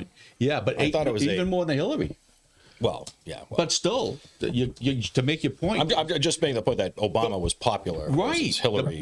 But the point is, to make your point, that's absolutely right. He just stayed in the basement. I mean, most people would love to be able to campaign like that. That's bizarre. Well, I think that Kamala Harris started her campaign that way. Yeah. I think she was trying to play that Yeah. playbook. When did they put Joe on ice? Was it July? When was it? Yeah. It was right around then, I think. Yeah, it was right after the, right before Was the it convention. June? I think June was the June? Because June they was didn't the do debate. convention. They ended June. Yeah, it was June. How about it right after Super Tuesday? Right, but they did it in June, though, when they officially did it. I think Right. he's right. So, Well, I think June was the debate, maybe, and then Yeah. it was a couple weeks. Because remember, Biden and Jill Biden was like, "Oh no, we're not going anywhere." It was before the convention, right? Joe's feeling stronger than ever. So here's something to watch. If Donald Trump wins, which it's starting to look more likely, especially if you watch the reaction on CNN, what is he going to have for control of the Senate and or the House? Right. Republicans have already flipped West Virginia. No surprise there. So if everything else stays as is, Republicans have the majority Right. in the Senate. Ohio, Right. He'll pick up another senator there. 57% of the vote in. Republican Bernie Moreno, 49.9%. Sherrod Brown, the incumbent, 47.2%. Yeah, you don't. We're seeing that start to stretch out. yeah. Moreno is underperforming Trump, or you could say Brown is overperforming Harris in Ohio. Right, yeah. But Ohio is not competitive in the presidential race. This could get really interesting. By the way, at 10 o'clock in 31 minutes, another state that everybody's going to watch will have closed, Nevada. Which is, again, another one that the Republicans think they can flip for Trump. They got the support of the, I believe, the hotel workers unions out there, right? Which kind of run Nevada, the casino workers unions. Oh, yeah. The casino and hotel workers. There's a lot, yeah. They kind of run Right. those elections. Yeah. So there is a path. So if Donald Trump wins New Hampshire and Nevada, Yeah. he doesn't need to win any of, assuming he wins Arizona and Georgia too. Right. But assuming he wins Nevada and New Hampshire, he can get to 270 even by losing Pennsylvania, Michigan, and Wisconsin. I played with that But on my like you said, electoral map. another group significantly, they just said he's going to win Pennsylvania and Georgia. So He's still losing with 24% in. He's losing Yeah. Pennsylvania 57 to 42. Right, but He's there's- losing Michigan 54 to 44 with 12% in. But you're Yeah. starting to see stuff now Yeah. coming in from people who've done exit polling and know Yeah. the numbers. I'm surprised because, like, when I read a lot of the really staunch Kamala Harris supporters, they were saying how well the economy's doing. their economy was maybe, but I'm like, it's like, I don't know. I don't know. I'm going to step out for a minute here and let you guys chat. Yeah. I got a phone call here from somebody who hopefully will have some numbers for us. All right, Teddy. All All right. right. I wonder how, I'm dying to see how what the reaction is right now. What's going on? Like, What, nationwide? yeah. Oh yeah, it's gonna be a river of liberal tears tomorrow morning. You can't. You it's don't know. weird. It's You still can't- early. Yeah, Yeah, but you well, I can't even know. call them liberals anymore. I look at the ones like in the Democratic Party in Massachusetts. I was on the state committee for 18 years. They weren't liberals. They were progressives. The liberals got pushed out of the You know way. what? I actually, Greg's It's a got a lot fair different. point with this one. You know, Because like a liberal would be like, you and I could They're be rational. liberal as far as like, Right. freedom of speech, talk and, yeah, right. and that I guess that term's been hijacked a little It has bit. been. How Well, about the party got leftist? hijacked. Yeah, the party got Leftist tears. Leftist. I'm the one thing I do hate though is when you have a, whether it's a state government or federal one, everybody's in the same party. It's just a bad idea. Like I feel like Mass has suffered having. I think Mass is better with a Republican Uniparty. Yeah, I mean, having a Republican governor in Massachusetts always works out better because you get some balance. I mean, you see what's going Just on. a little bit. Yeah, and people wasn't. I mean, the reality, and then I said, I worked in the state house for 42 years, and that you would never think in that time period, with all the legislators being the House and the Senate always being Democrat, there were more Republican governors than Democrat governors. Yeah. And even if you want to talk, Ed King was a great guy to me. I was a kid. He used to let me come in the office, and he was great. He was really conservative, so he could have been. He was more conservative than Karen Polito worked for Governor Baker. He was more conservative than Governor Baker, and he was a Democrat.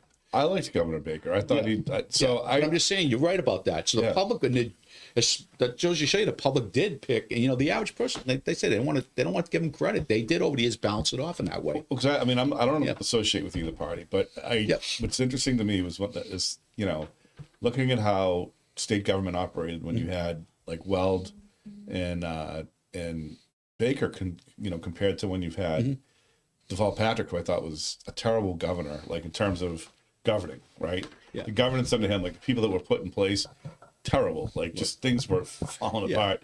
when you have that balance, it seems like it works better because you've got more diversity of opinion. And it's when everybody's the same, you're just asking for trouble. And Governor Patrick, I mean, he was a great guy and stuff. Like you said, he didn't have a lot of experience coming in. And be honest with you, you know where I saw him more time, and his chief of staff and I went to supper together. We were aides together and stuff. Artie Bernard, good friend of mine. I would see him more times. He was smart in Steve Panchatakis' office when Senate Ways and Means. Sure. Stevie knew his stuff. He was in there with the senator whenever he could get it. He was smart enough to do that. Yeah. But even the House Ways and Means chair was in Steve's office half the time. But you're right about he was not a strong. He was learning a lot of stuff. It was, it cost us a bit. And even Weld wasn't bad, but really was Paul Salucci who carried the water. Salucci knew what he was really the one doing mostly for Weld. Weld was in the art building pretty much like twice a week. He was playing racquetball. He was a different kind of cat. Good guy. But he really did his own thing. But Salucci was the key to him. He picked good when he picked Salucci, you know.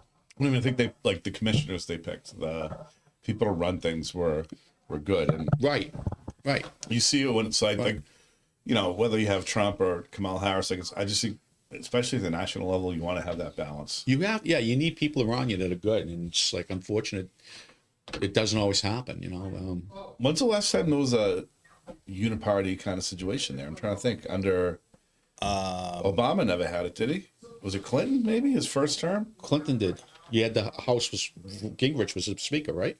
Yeah, I think. Right. Did Trump have it for 2 years? Yes, his first 2 years? He might have. I think he did. Oh, did he? Too. Yeah. Yeah. But he didn't. He was like, you know. And then did Biden his first 2 years, maybe? No, I don't think he did. Because you had 50-50 in the Senate, I thought. Or was that the second? You might have been right. Might have been the House. He definitely had the House. Biden had. Yeah, he had the House. Pelosi 2022, the House flipped. Right.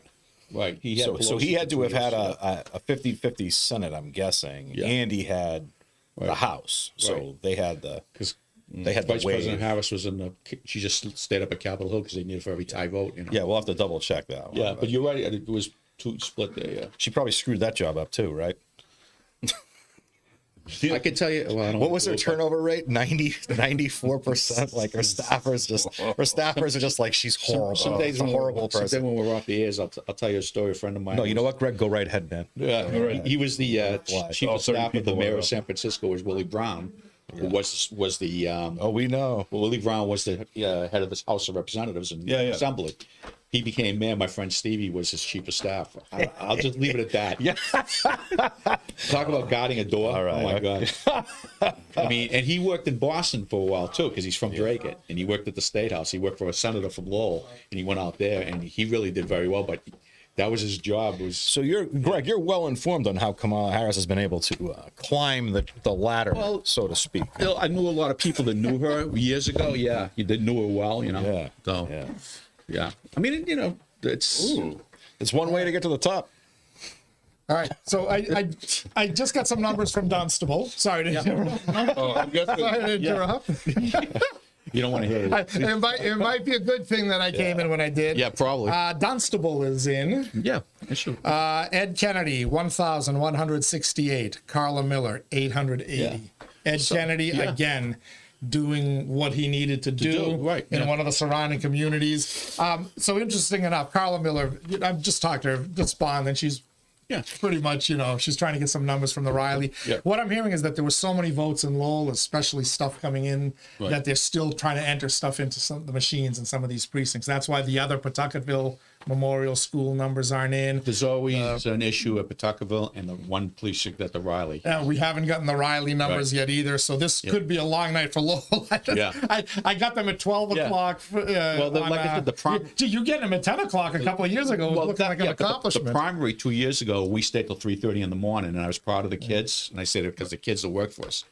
I mean, Timmy Coughlин's 50 feet, but still, he's a kid. We stayed till 3:30. Baby face. Yeah, baby face. Yeah, but we stayed till 3:30 in the morning, got Lowell done, and I just, you know, friends of mine, all the towns around the area, they had to come back the next day, but we got them done on Lowell. So there you go.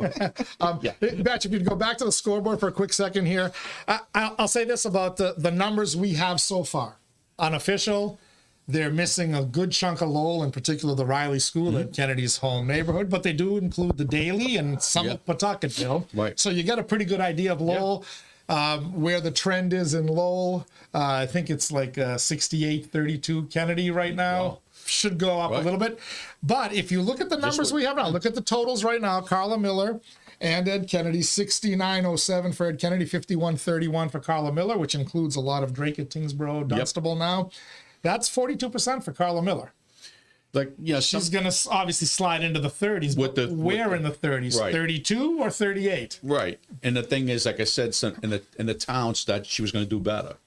And you know, sometimes, like I She's say, disappointed about that. She thought she was going to do better, and Donald Trump did very well in those and that's communities, But which is what's really the thing is sometimes, I mean, it just like I said, the towns did a different thing on the Senate race, but what was I going to say with the sometimes you know, if you're running against in this type of environment, you can get just 40%. That's what Ed knew. You can get 40% by just having somebody on the ballot against you. That's why people, like, if they don't have an opponent, you just don't know.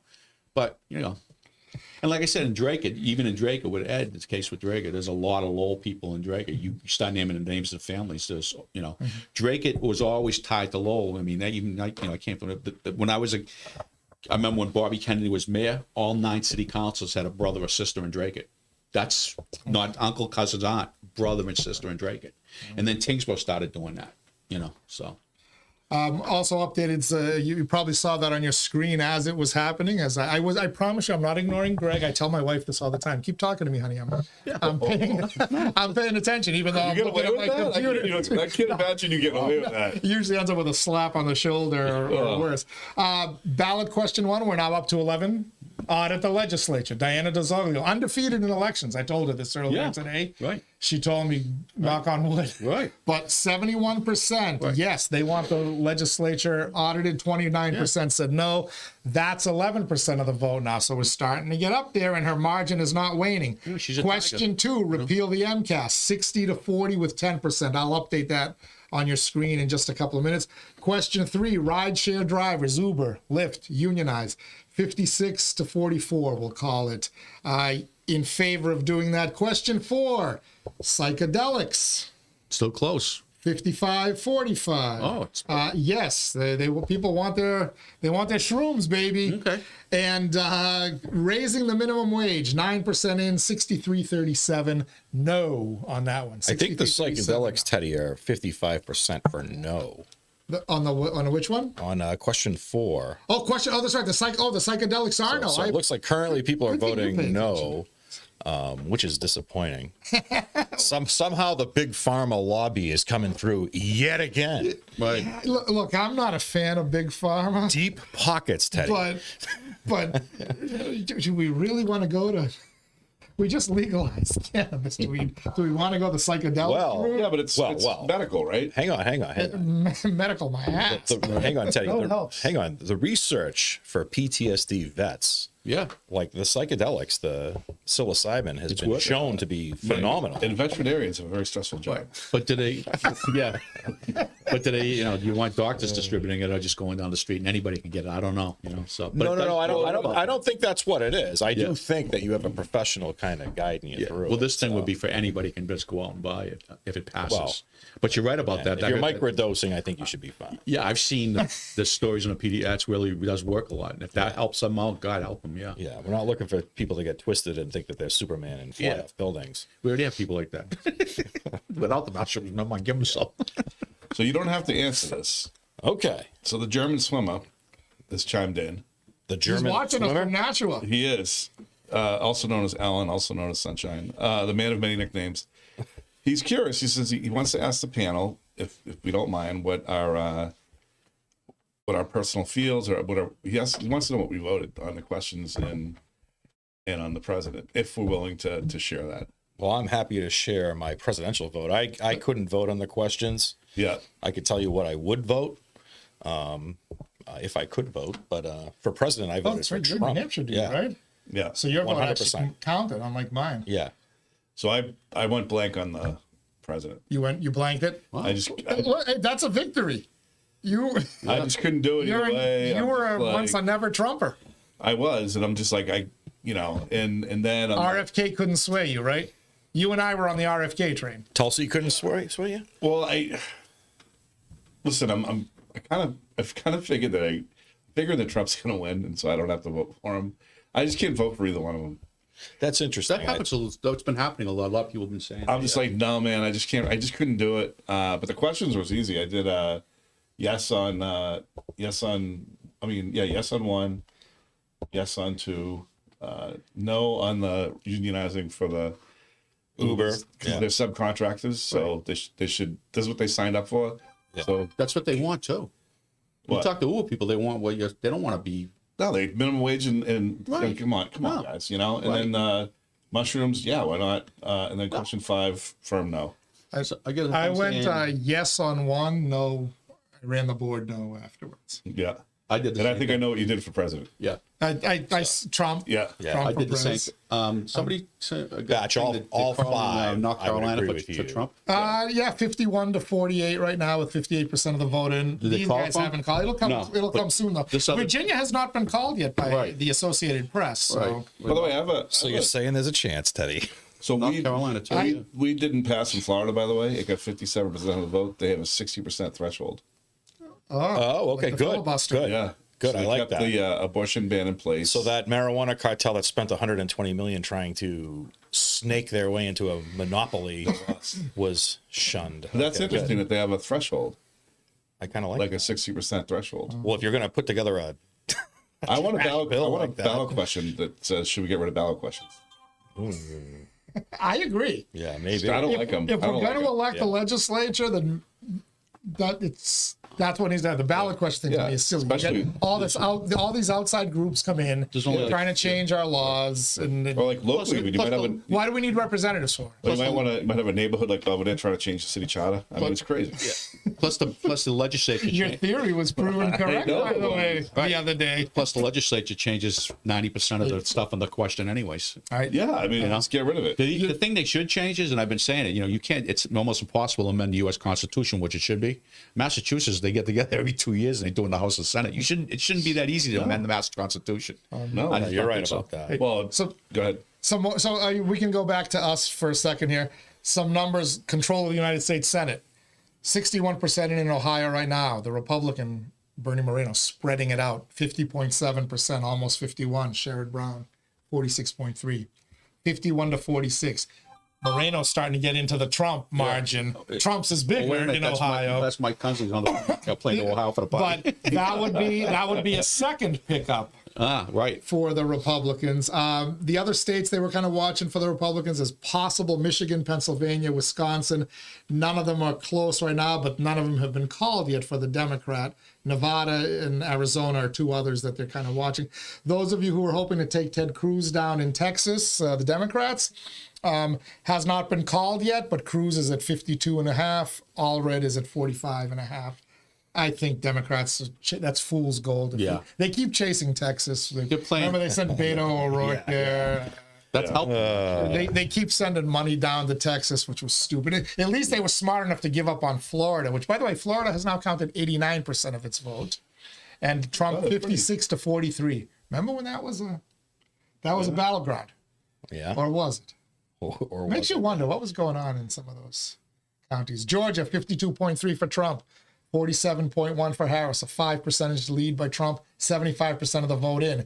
That will tighten if 2016 and 2020 are any indication. Although I think How that much? when I got here, I think a chunk of Fulton County had already been in. You know they're going to do their best not to call Georgia, because once they call Georgia, it's, Yes. We do have a listener or a viewer who has a comment on Georgia. This Michelle Garcia. There are some software issues in Gwinnett County, Georgia. No. That's a shocker. In Georgia? Why are they? Gee, these swing states always have issues. Yeah. That's why they're swing states. How does Florida never have issues? It's amazing. Yeah. Georgia still can't find that 200,000 ballots from the last election. Oh man, They're in the mail. and they're electronic. They should in just the be mail, able, you should be able to pull them up in 2 Those should be seconds. the easiest to find. Those are the ones with the perfectly filled in ovals. yeah. I mean, I would be able to spot That's them. Xerox machine ink. By the way, if anyone's interested in how Massachusetts is voting in the presidential Oh, yeah. race, there's 15% in, 60 to 37 for Kamala Harris. Okay, so I think last time That's a It should be 70-30, really. I would Pretty good. Last time it I was would hope 65-32, I think. But that's We talked okay. about I that. Yeah, thought we you'd do did. better than that. But I thought it'd be a Because I thought he's going to blowout. We'll see. outperform. I wonder if that's I thought he's the going to top. outperform more than that, though. They still have not counted anything from Arizona yet, and yet Fox News has already called the race for Kamala Harris. Well, no, I'm sorry, that was 4 years ago. I'm curious. What were those Vermont numbers? Vermont, I know they called it 61.5 to 35.5. They only have 57% of the vote counted in Vermont. They closed their polls at 7. There's like 12 people in the freaking state, and they only have 57% of the vote. It's like gotta- Ditchville. It would be like Dixville Notch not having come in yet. Right. Right. They gotta get up early and milk the cows. You know. Honestly, can we just find out what they're doing in Florida, what they've done differently, what DeSantis has done, and what Rick Scott before him, and like implement it throughout the rest of the country? So we can stop with this nonsense about, there's 2 a.m. ballots. And all of this could end if they would just count the bleeping ballots and follow the federal election Maybe they have- law, which says election right. day is November 5th. Right. And then, I mean, they must have less regulations down there than we do. They must. Yeah. That's what it's got to be. Freedom. Freedom is a wonderful thing. It is. I'm happy because I'm liking the way this is going. Were you here when Greg was talking about the voting machines in Georgia? Not all of Georgia, just in some areas. They think in the Atlanta area, I think in particularly, and some places in South Carolina. It's fascinating. Yeah, I could show you one actually. Just some of the vote. And I know we're not supposed to when talk you about. touch the screen and Yeah, it it's like a registers bank for card, somebody yeah. else. Yeah, but it's just like again, like if You have to calibrate the screen. My computer does that sometimes. In my No, but phone, what my we're saying fat is, finger. yeah. I mean, but like there I think I'm typing tuck and I'm typing something else. I mean, it's like purge the voter rolls, use ID, and use just the simple system that we use like in mass, right? And nobody would have any questions. Why argue about what the You're things asking me? I'm just thinking about like why You're asking me argue? and Han? But like just end all this. Are they this? Are they that? Just do the things that would make it unquestionable. We lost Leary. We lost McCabe. What are with these guys? Do you have everything they're at the gone. Riley School? I don't. Do you get Riley numbers? Got all three. Yeah. Oh, all right. let's Let's go. hear. Let's hear them. I'll enter them. The only problem is that I can't tell what precincts they are. Well, I'll just enter them into whatever. We're not showing the listeners the precincts. We're just showing them to us. All right. Give me Okay. the first Riley set of numbers. So what do you want? Ed? Kennedy. Kennedy. So we'll have to. We want to add up the three together, or how do you want to No, do it? just go one at a time. One at a time, I have okay. 3 spots here on the So- spreadsheet. All right. So Ed has. Hold on a second. I'm sorry. Ed has 894. 894. Carla Miller. Colin Miller has. What the hell is it? My eyes. 521. Okay. And Next then one. The next one, Ed Kennedy, Senator Kennedy, has 428. Yeah. 155 for Carla. Ooh. And the next one is Ed's got 627 and Carla has 401.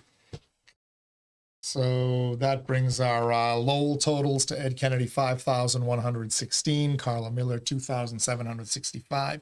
These are just today's votes and whatever was sent in the mail after Friday. Right. But we still have a treasure trove of 12,000 votes in Lowell that City Hall, have, right. they're sitting in a machine. They've been tabulated on Yeah. the machine. Wouldn't it be nice if we could get those numbers? I should have did that when I did I it. get- And Will, yeah, probably would have. I gotta talk. Will may do we it in the future. gotta convince Will to do Once that in the he's future. got to, he's just getting there. He'll figure it out. One good thing about Will, like I said, he's 42 years old. The staffers, the two young ladies are in the early 30s, late 20s. Timmy's still like 53. They'll be around now. They'll have experience for like 8, 10, 12 years if they want to stay, maybe 20 in Will's case and the girls. Because that's the thing, is trying to hold on to these people because it's so hard, just so hard.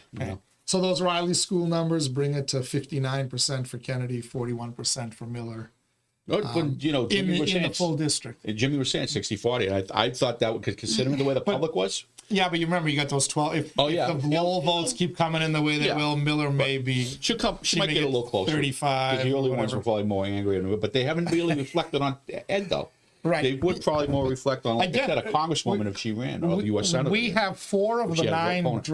Drake precincts. Ed Kennedy's actually winning Drake Right. by 30-something votes, but Close, the right. fact that he's winning, Right. quite impressive. I thought Drake would be. Because Donald Trump is kicking the bejesus out Right. of Kamala But again- Harris and Drake, but Ed Kennedy is getting. But Ed- obviously, people have crossed over from Trump to Kennedy. There's a lot of families in Drake, and I start naming names, you're all going to know them, and not just that. Like I said again, one more thing: Susan grew up in Drake, and the family's Kennedy's very, wife. very well respected. Yeah, very well respected. So on the question side, question 5 jumping up to 63%. That's good to see. Are these just slow numbers or are these No, statewide? these are. I'm giving you the statewide reporting here from. I'm using Massachusetts election results here. Shrooms Question doing 5 good? is now 64 to 36. No. Nice. So and that's with Question 12% 1. That's sending a reporting. clear message, huh? Yeah, Diana, So- she's a tiger, man. So let me ask you, Greg, because you know these people, you worked with these people your whole life. What does the Speaker of the House and the Senate President do with these kind of overwhelming numbers? If they stay that, do they dare try to overturn the overwhelming will of the people? Yes, they do. And are there and will there be repercussions They for that? absolutely do. Well, Mariano, the speaker, and I were legislative aides together 40-something years ago. So, and I don't really, I mean, he is heading towards, like, he could be leaving. One or two more terms he's my max age. for He's a him, little right? bit older than me. He worked for Bobby Sarasoli way back when Nick and Leo Farley and all of us, they were all down there. And You calling I had yourself hair. old? Yes, I had After hair you tell back then. everybody you're my sister's Yeah. classmate? Well, look at, the girls all did better drinking than we did. You're like 25 years younger than Biden and Yeah. Trump. Karen is, Trump is no spring chicken. No, I know. I met Karen when she was a state rep, and she was holding signs at Framingham because she had a race in Framingham. Galvin was really concerned about, so we took the day off, and a bunch of us went down. We're holding signs at Framingham. I met Karen, and I told her, I said, you should run for state senator someday. And she did. She won. I'm talking about the Senate president. Yeah. Karen will surprise you sometimes because she's like Polito was the same way. She has an independent mind, so she might just say, okay, leave it alone. Because it's really not good. I mean, the legislature used to get, when I started, Butchko, that is, Butchko was the auditor. Yeah. That's how far back. Dukakis was in his first term. They used to audit the legislature. It was really no big deal. And Diana ran on. I would think, I'd be really surprised if they really, on these numbers, would, and just the fact that it was anything over 60%, I wouldn't think they would touch. And I don't think Mariano wants to anyway. I mean, it's really, it's not like it's not a financial audit. Yeah. It's a procedural audit. It's a right? procedural thing, yeah, just like what you're talking about. And I mean, there'll be some people that are probably not going to like it, but show up, and if you're going to collect your travel time, you better be in the state house. Get a text from my wife says, I never hit you. There was a love tap, honey. There was a love tap on my shoulder when you thought I was ignoring you. But as you notice, I'm keeping track of this conversation, and I haven't looked at any of these guys I know. in a half hour. But I think Diane and then Diana's, like I said, some people saying, they'll get her some. They don't have time to focus on the state auditor. The reps and senators are busy all the time doing all kinds of other stuff happening. They don't have time to. We'll get even, and it'll all go away from. But she can use this. Give her another term in the auditor's office, and I figure, and she'll run. She can run for something else. governor or Senate? That's the debate I'm having with my friends. I would like to see her run for Markey's spot because It Diana, won't be Senate because the way national elections going, Maura Healey's not going to D.C. No, Mara's not. But I'm saying, Governor would be. Well, so she's now run 2 statewide campaigns. Right. One for auditor. right. Now this ballot question, Right. folks are not. This is a Right. statewide campaign she's running. And you saw a new album she put out too, right? Yes, she can sings. sing. I know she's a Yeah. great. She's a gospel singer. When singing she in was, church. when she was, What? Really? She's a I walked into one of voice. D-Dog plays the hits. D-Zog can sing. Oh, you should hear her. Yeah, D-Zog's great at karaoke. I walked into Oh, a party when she was running for state rep. She was on school committee, and she was up there on the stage singing. I goes, "Where's Diana?" She was. I go, "Holy crap! What you doing? She can sing good." The kid does everything. I'm going to try to get her to call in. By the Yeah, way, see if you she's got. If she can get her staffers to monitor their phone, she said Yeah. that she would call in. But I 72 to 28% right now. Yeah. 14% of the question one vote in. I'd like to see her, like I said, I mean, there'll be less going for Morris seat when it opens up. You're going to have Kim's going to go. You're going to have. So you want to see her run for Markey seat? Yeah, right? I'd like to see her down in Washington. She'd be pretty. Yeah. A Democrat who should go unnamed, who we both respect. When I Right. was trying to convince she's her a to real run for Democrat. governor someday, said, don't do that. Yeah. Senate is where you want to be. She's a real Democrat. She's not. They said Senate, and they specifically said because it's the most exclusive club in the world. That's where you There's got. only 100 people Right. in that Yeah, club. that's where the best insider trading tips It's are. more exclusive than. But can you imagine her in the Senate? She's the one. We always talk about people that go to D.C. and they toe the line, right? Like, everyone says, I loved Lori Trahan, and then she went there and she disappointed me. She's voting with Nancy Pelosi. Well, because she wants to bring money home, and if she didn't, she wouldn't do that. Pelosi- But You mean money home to the district or? to the district. Hey, listen, Daniel, go. But Diana DeSoglio would go to Washington, D.C. and tell Chuck Schumer Where to or go. Nancy Pelosi or whatever to go Where the F dog died. themselves. Yeah. Where you can literally see her taunting Democrats now when they're celebrating, this Donald Trump something. Right. And she's going, what about your non-disclosure agreements here? What's the difference between what Trump did and what they do with the Massachusetts state? I'm like, are you trying to get killed, Diana? What are you doing? I'd let governor. She moves too much. She could actually govern. You know? I'd want to see her in Washington. Yeah. I don't know. Ms. DeSoglio goes to Washington would be a hell of a freaking Again, this is show. what we were talking about earlier. You want someone to shake it up, right? In Massachusetts, 49 states would know. Maybe New Hampshire would get it, and the real political junkies would get it. If she's in the U.S. Senate doing what she's doing here in Massachusetts, the whole country will talk about her. Oh yeah, she'll be, and then she'll be one of the ones to be notable. Yeah. if the rest of the country likes her, the Democratic Party, they have their future. If the country's still around, Doesn't the government just disgust world's still you? around. Yeah. Like the corruption of government, right? It's just so disgusting, right? Well, Inside Lowell says it's great.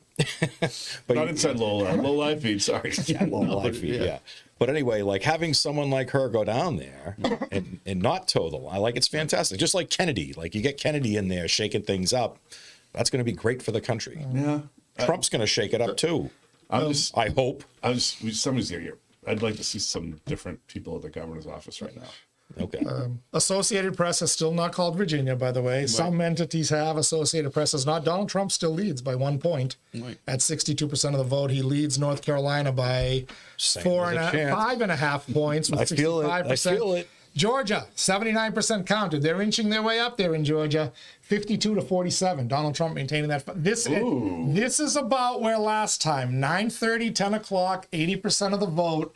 All of a sudden, they went from 95% Trump probability on the New York Times to they changed it to 60-40 and stopped updating it. And then the freaking pipe burst. Yep. And they had to bring the plumbers in to fix it. Have you seen that invoice, by the way?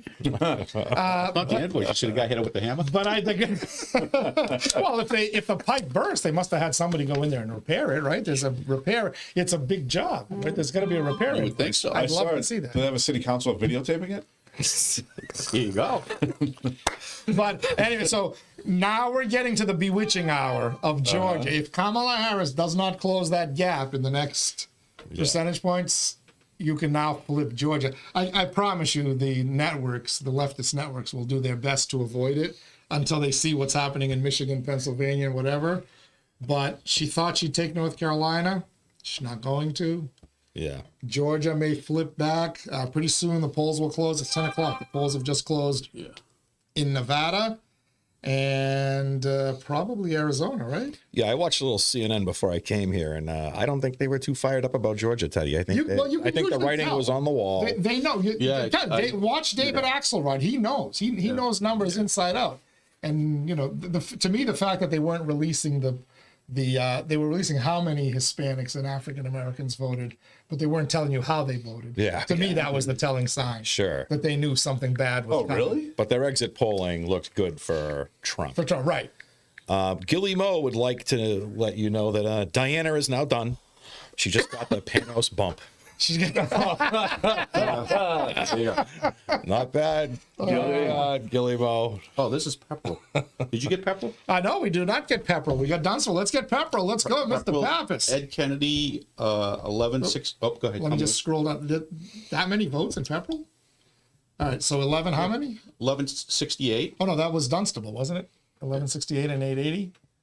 Scarsdale represents Pepperell, not Dunstable. Okay, maybe I put him in the wrong spot. So what was it? 1168 and 880, yeah. And that's Pepperell, so maybe It should be Pepperell, because I don't think she has Dunstable. I could be wrong. I thought she had Pepperell, Groton, up the look. So so Dunstable is in that district. So I'm going to leave them in the slot. Either way, the numbers didn't change, and nobody's seeing them. People are just seeing the totals. Yeah, okay. It doesn't matter if I entered him in the wrong city or town. But Just make sure you put the right numbers. You're right, we know how that can go. It is It just came Dunstable. back Dunstable, which I thought she gave me Pepperell because that's pretty good for Dunstable.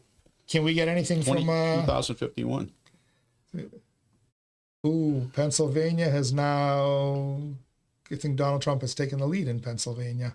CNN key race alert. Some cousin of mine sent me a photo. So Trump's taking the lead. Trump, but again, he's done that before, and then this is the part of the night where Trump starts to move ahead, and then the big cities start to come in. Philly, Atlanta. You know what, Teddy? Milwaukee. It's not going to happen this time. Listen, I didn't think it was happening in 2020 when the overseas bookmakers flipped it to 75% Trump favorite at like 9 o'clock at night. Well, Teddy, I don't think they're going to bring in ballots for the next 5 days, and They're gonna try. I don't know if they're gonna. So I think this has not updated that yet, but CNN has, and CNN is getting them pretty quickly. Florida, by the way, has now reached the 90% threshold for counting their ballots, 56-42. Wow. well done. That was Hillary and Trump amazing. didn't call that till 3 a.m. Wow. They could 56-42. they could handle a special election down there. Yeah. Ohio has now been called 55.5 to 43.5 for Trump. It has. Let's see in the Senate race in Ohio again. Can the Republicans flip that 51 to 45.8? Moreno is spreading that out to the point where even the lefties are going to have to concede another flip for the GOP. That's an interesting one because they thought that they could hold that Right. Yeah. right up until about 2-3 weeks ago. Yep. Wow. This just tells you though. Look, By the way, do either of you need to take a bathroom break? I'm happy to sit in the big chair. I'm okay for Both now. of you, okay. Let me Yeah, know yeah. when you need to go. Yeah.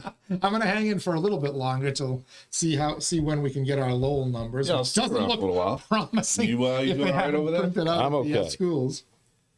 So the more I think about this though, like the kind of the confidence in Harris coming into this thing, when you consider just what's going on around the country, I'm surprised people were so positive going into this. So, because they're living in unicorn land, and I lose my mind listening to morning radio that people don't understand. Folks, they threw out the president of the United States who didn't want to go. Right. He went up until a day before. He's like, I'm not leaving. And they got him to quit in August. There must have been a hell of a Or threat there, late Teddy. July, early August, after the assassination attempt, mind you. So when that failed, like, okay. But, I mean, you have to understand, that is unprecedented. A June 27 debate, presidential debate, is unprecedented. They were clearly setting him up for the fall. Well, Teddy, they gave him the Tic Tacs You know what? instead of the Adderall. At least and then they took him out. But did people really think they were going to ignore 6 months of voting from New Hampshire right on through Super Tuesday? Whatever you think of Joe Biden, people voted for him. Right. And they realized he was going to lose, so they just decided, okay, well, we're just going to remove him. I mean, It's and without that's banana republic. Well, that's the whole is, thing. and And they're saying that the Republicans are a threat to democracy. That's what's weird. That's what I said. There's so many conflicting things that the average person, which never gets involved, I saw starting to understand stuff like we talk. Yes. You know, and say to myself, People, when did you people learn woke about up. that? If Donald Trump wins, assists to Robert Kennedy Jr., I big think time. Kennedy Big made a time. lot of people flip. I had a buddy of mine absolutely. Yep. send me something that said a longtime Democrat, most loyal Kennedy Democrat, flipped in the last week and said, okay, I'm on Team Trump because of RFK. Well, look at And if that's happening in Massachusetts, it's happening in other states. And then Elon Musk. Right. He drives people. I know the lefties are going to lose their minds. Sorry, folks, but somebody who allows free speech, whether you like it or not, whether some of the stuff is correct or incorrect, free speech is the bastion of democracy. A free society without free speech does He's not going to have exist. people living on Mars in 5 Elon years. Musk allowed So it. crazy. Yeah, and they call him every name in the book. The guy landed Look 2 at weeks that. ago. He landed a Look, rocket into the How do launching you pad. do That was that? pretty cool. By Are the you way. kidding Pretty me? impressive. That was impressive. He's That's digging insane. tunnels underground That's for insane. transportation. Los Angeles. Okay? This guy is revolutionizing Right. the planet. The planet, yeah. So he's not a dummy. No, he's Clearly, he saw something. Clearly, Robert Kennedy. The Democrats hated him. I have Democratic friends who lost their mind Right. that he Oh, got yeah. into the race as an Well, independent. the sad thing about he came as a Democrat. And they He's wouldn't let a him run. liberal Democrat. They wouldn't let him run. But he, won't even- he believes in free speech, though. Ultimately, people that won't free even speech listen was to the him. thing for Right. him. Well, what happened? Listen to what he says. They won't even listen. Well, to him. Bernie Sanders will tell you they forced him out. And Teddy, we have a friend, that worked for Bernie Sanders from Lowell on his staff. And then We interviewed her on the morning show back when it was relevant. Right. And then they forced Biden out. They forced Kennedy out, and his uncle and his father died for not just the country, but for the Democratic Party. I mean, what are you doing? Kennedy also cares about the health of Americans, which I appreciate. If he ever gets appointed, to head please. That's why I bring it. It's going to be a glorious for you. You thought the resistance was insanity. This is going to be because this time I think Trump's really going to do everything he's threatened to do. Well, yeah. I think he learned his lesson, right? And so it's time to it's time to really go after the evildoers. All right, 79% in Florida, 52 to 47 is the total there.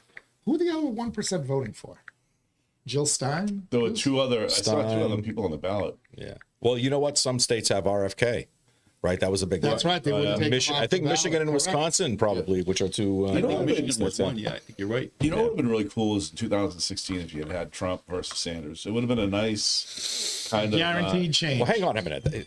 Are you suggesting the Democrats go with the guy who earned it at the ballot box? Because that's not going to happen, Babs. But it would have been like you would have said to people, "All right, here's two things. Like which one do you want?" Instead of just trying to roll out. I mean, Bernie probably should have been the nominee twice, right? Yeah, I mean, at least it would have been something. I mean, they just basically he was beating Hillary, right? He was pounding Hillary, so to speak, and then all of a sudden, the DNC got together and said, "You're out, Bernie." Did they ever determine who won the Iowa caucuses in 2020? I thought it was Buttigieg, right?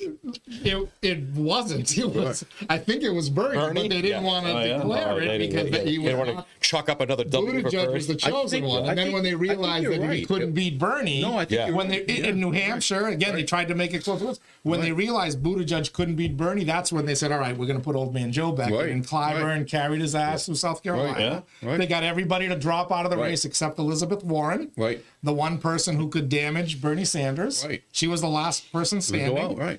And then they Super Tuesday, Bernie got swamped. But you're Biden, right. And that's why the primary went from New Hampshire to South Carolina, because Biden paid his debt to that congressman. Yeah. I mean, they've had over 8 years to figure this stuff out, and the best they do is the. There's not much to pick from anymore.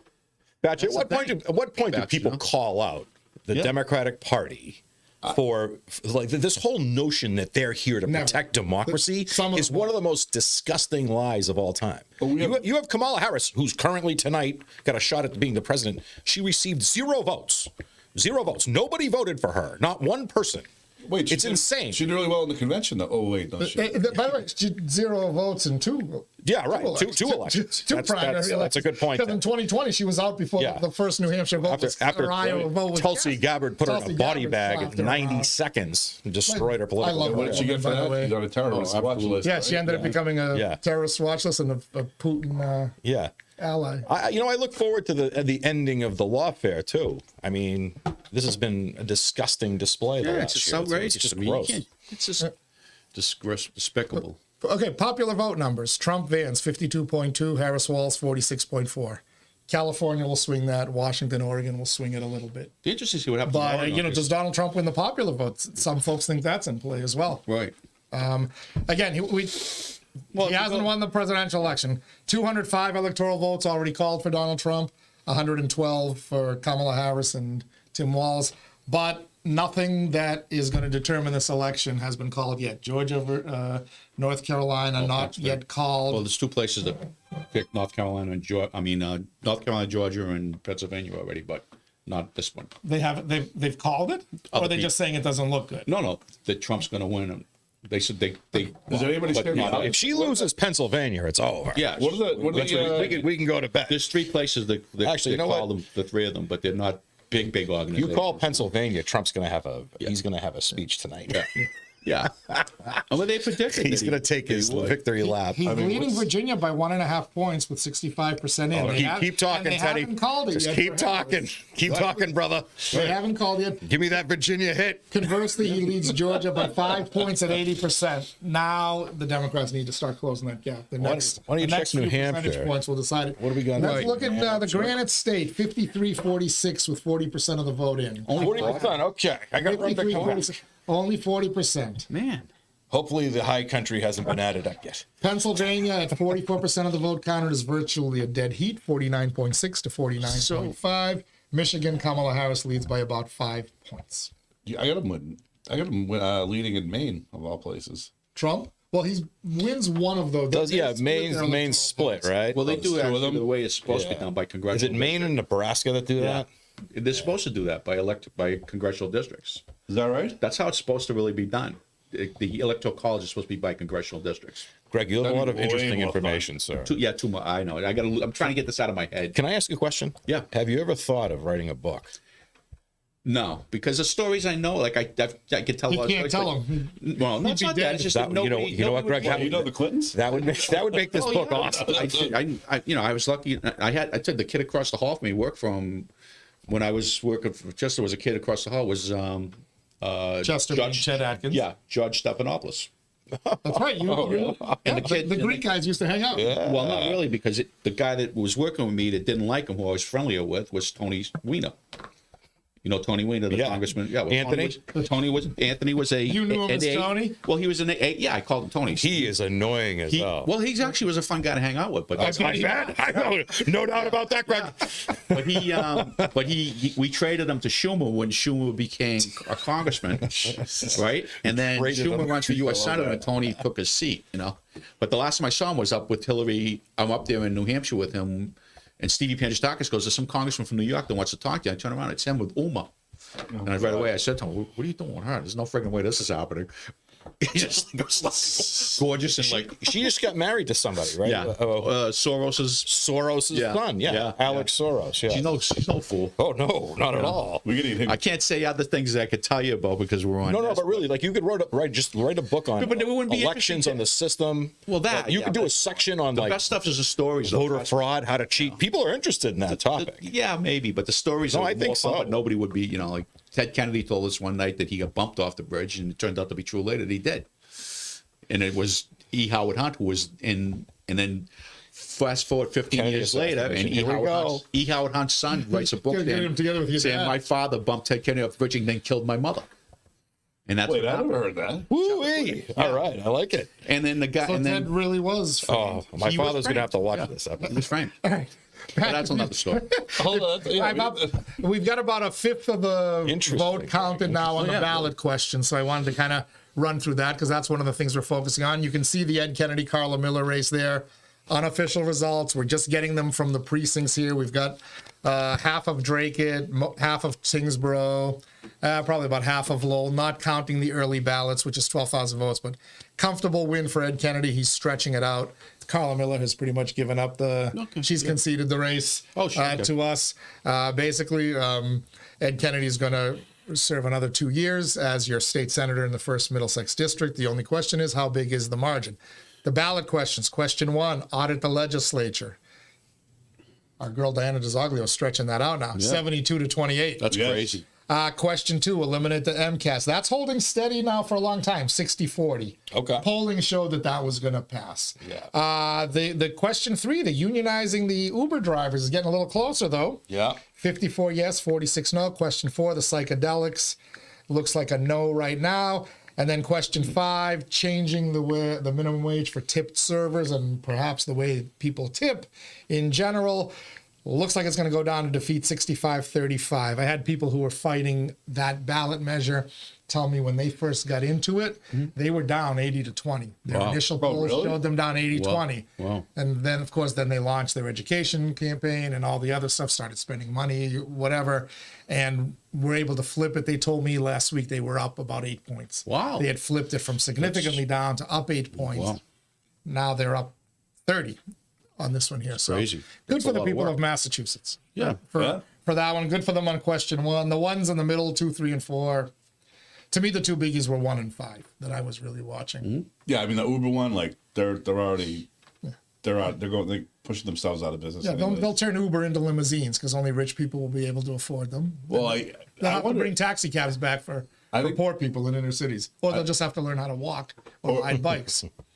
God help us. That's the 15-minute city. Read up on the 15-minute city. Yeah. Do that on a power hour sometime. The What, the 15-minute 15-minute city. city? Yeah. Is that like the walkable city? The World Economic Forum. That's exactly what it is. Yep, everything within a 15-minute walk, and lots of surveillance cameras. There you go. Jesus. Well, the Uber thing is interesting because like I feel like the you know, the more they do the minimum wage, the more they do the unionization, they're going to put themselves out of business. It's clearing the way for the driverless cars. I mean, that's what's coming. Could be, yeah. And I can't wait. Yeah. All right, I'm being told that they just finished the hand count at the Pawtuckettville Memorial Elementary School. We should have some results from there soon. That's the same problem. Hopefully. Like there the last time. They have one precinct in Belvedere. Always come in late. Those two.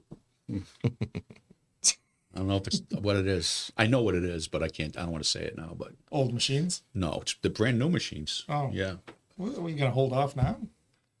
It's just they not. can't. They can't take away your pension. No, can they? no, it's not that. It's the persons involved. I mean, it's just sad. I mean, you know, it's hard to get people. I mean, Tom Golden. These poor raised it. people have a thankless task. The election workers. Tom Golden right? got us a thing. He raised it by $100, and we're the most highest paid in the area, and it really helped out. You got to get 325 people for election day. It's not something. It's like a small army that has to go out. I can't really complain because my friend Sabino in Boston, he has to get 3,200 people off. I said, I don't know how he does it. I mean, what are the? it's crazy. I mean, do you guys Cory check them or? Yeah, well, I ended the Cory checks because it was just like nobody would sign up if you have the Cory check, no matter what they had. I'm not getting Cory check. That nobody would do it.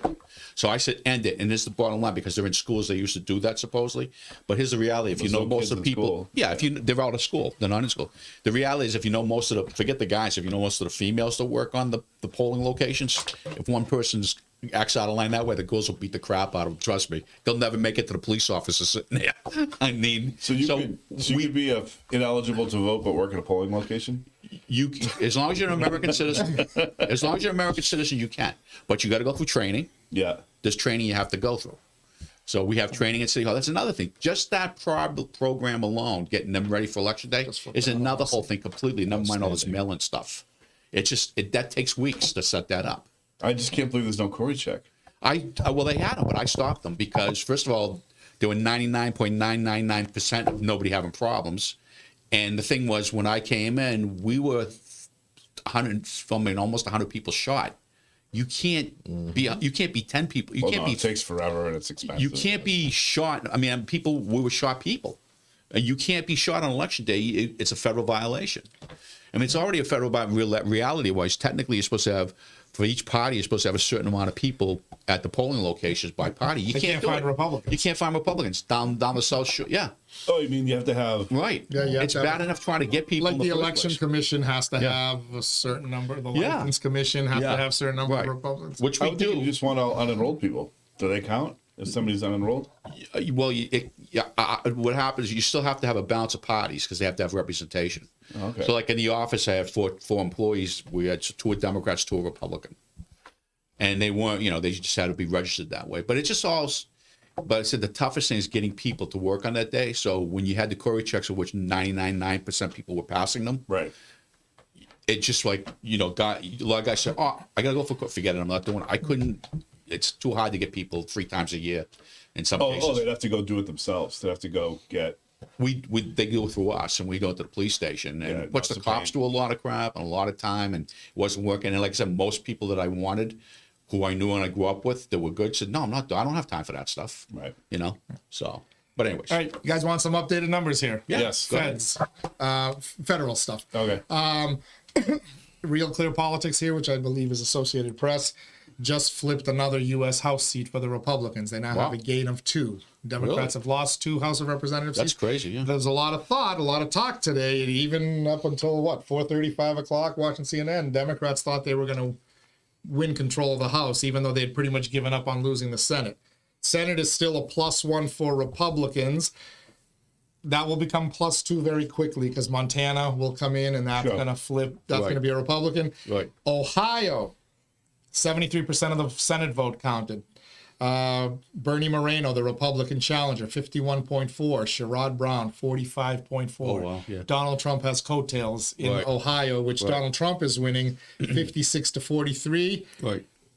Bernie Moreno is underperforming Trump, but there's enough coattails there for Moreno it looks like he's going to flip that seat. That's 73% of the vote counted. Things tightening up a little bit in the Michigan Senate race. Slotkin, 52%, Rogers, 45 and some change. Things have tightened significantly in the Pennsylvania Senate race. Democrat incumbent. Casey, Bob Casey, right? 48.8%. The Republican challenger, Tim? I'm forgetting the first name. 48.7 with 50% of the vote. Also in Pennsylvania, let's go back to the top of the ballot. Presidential race. Donald Trump now leads by about 2 percentage points with 50% in. And he's going to need a lot more than that. Half of Philadelphia's already in.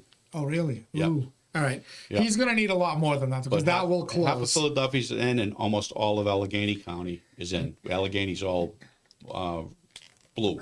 81% of Georgia's in. Trump 52, Harris 47. Yeah, that's why these. So I think that's why they call. But I mean, we got. But they will not call. The Associated Press will not. I can promise you they will not call. Well, they endorse. No, what am I saying? I wasn't going to say that. Let's see. Anything other? Nevada has yet to start counting. They closed at 10 o'clock. They should count really fast. I think somebody's on a run at the craps table. A little bit. Yeah. Arizona, Harris 50, Trump 49 with 49% of the vote counted. Has Fox called Arizona yet? Wait, say that again? 50 to 49.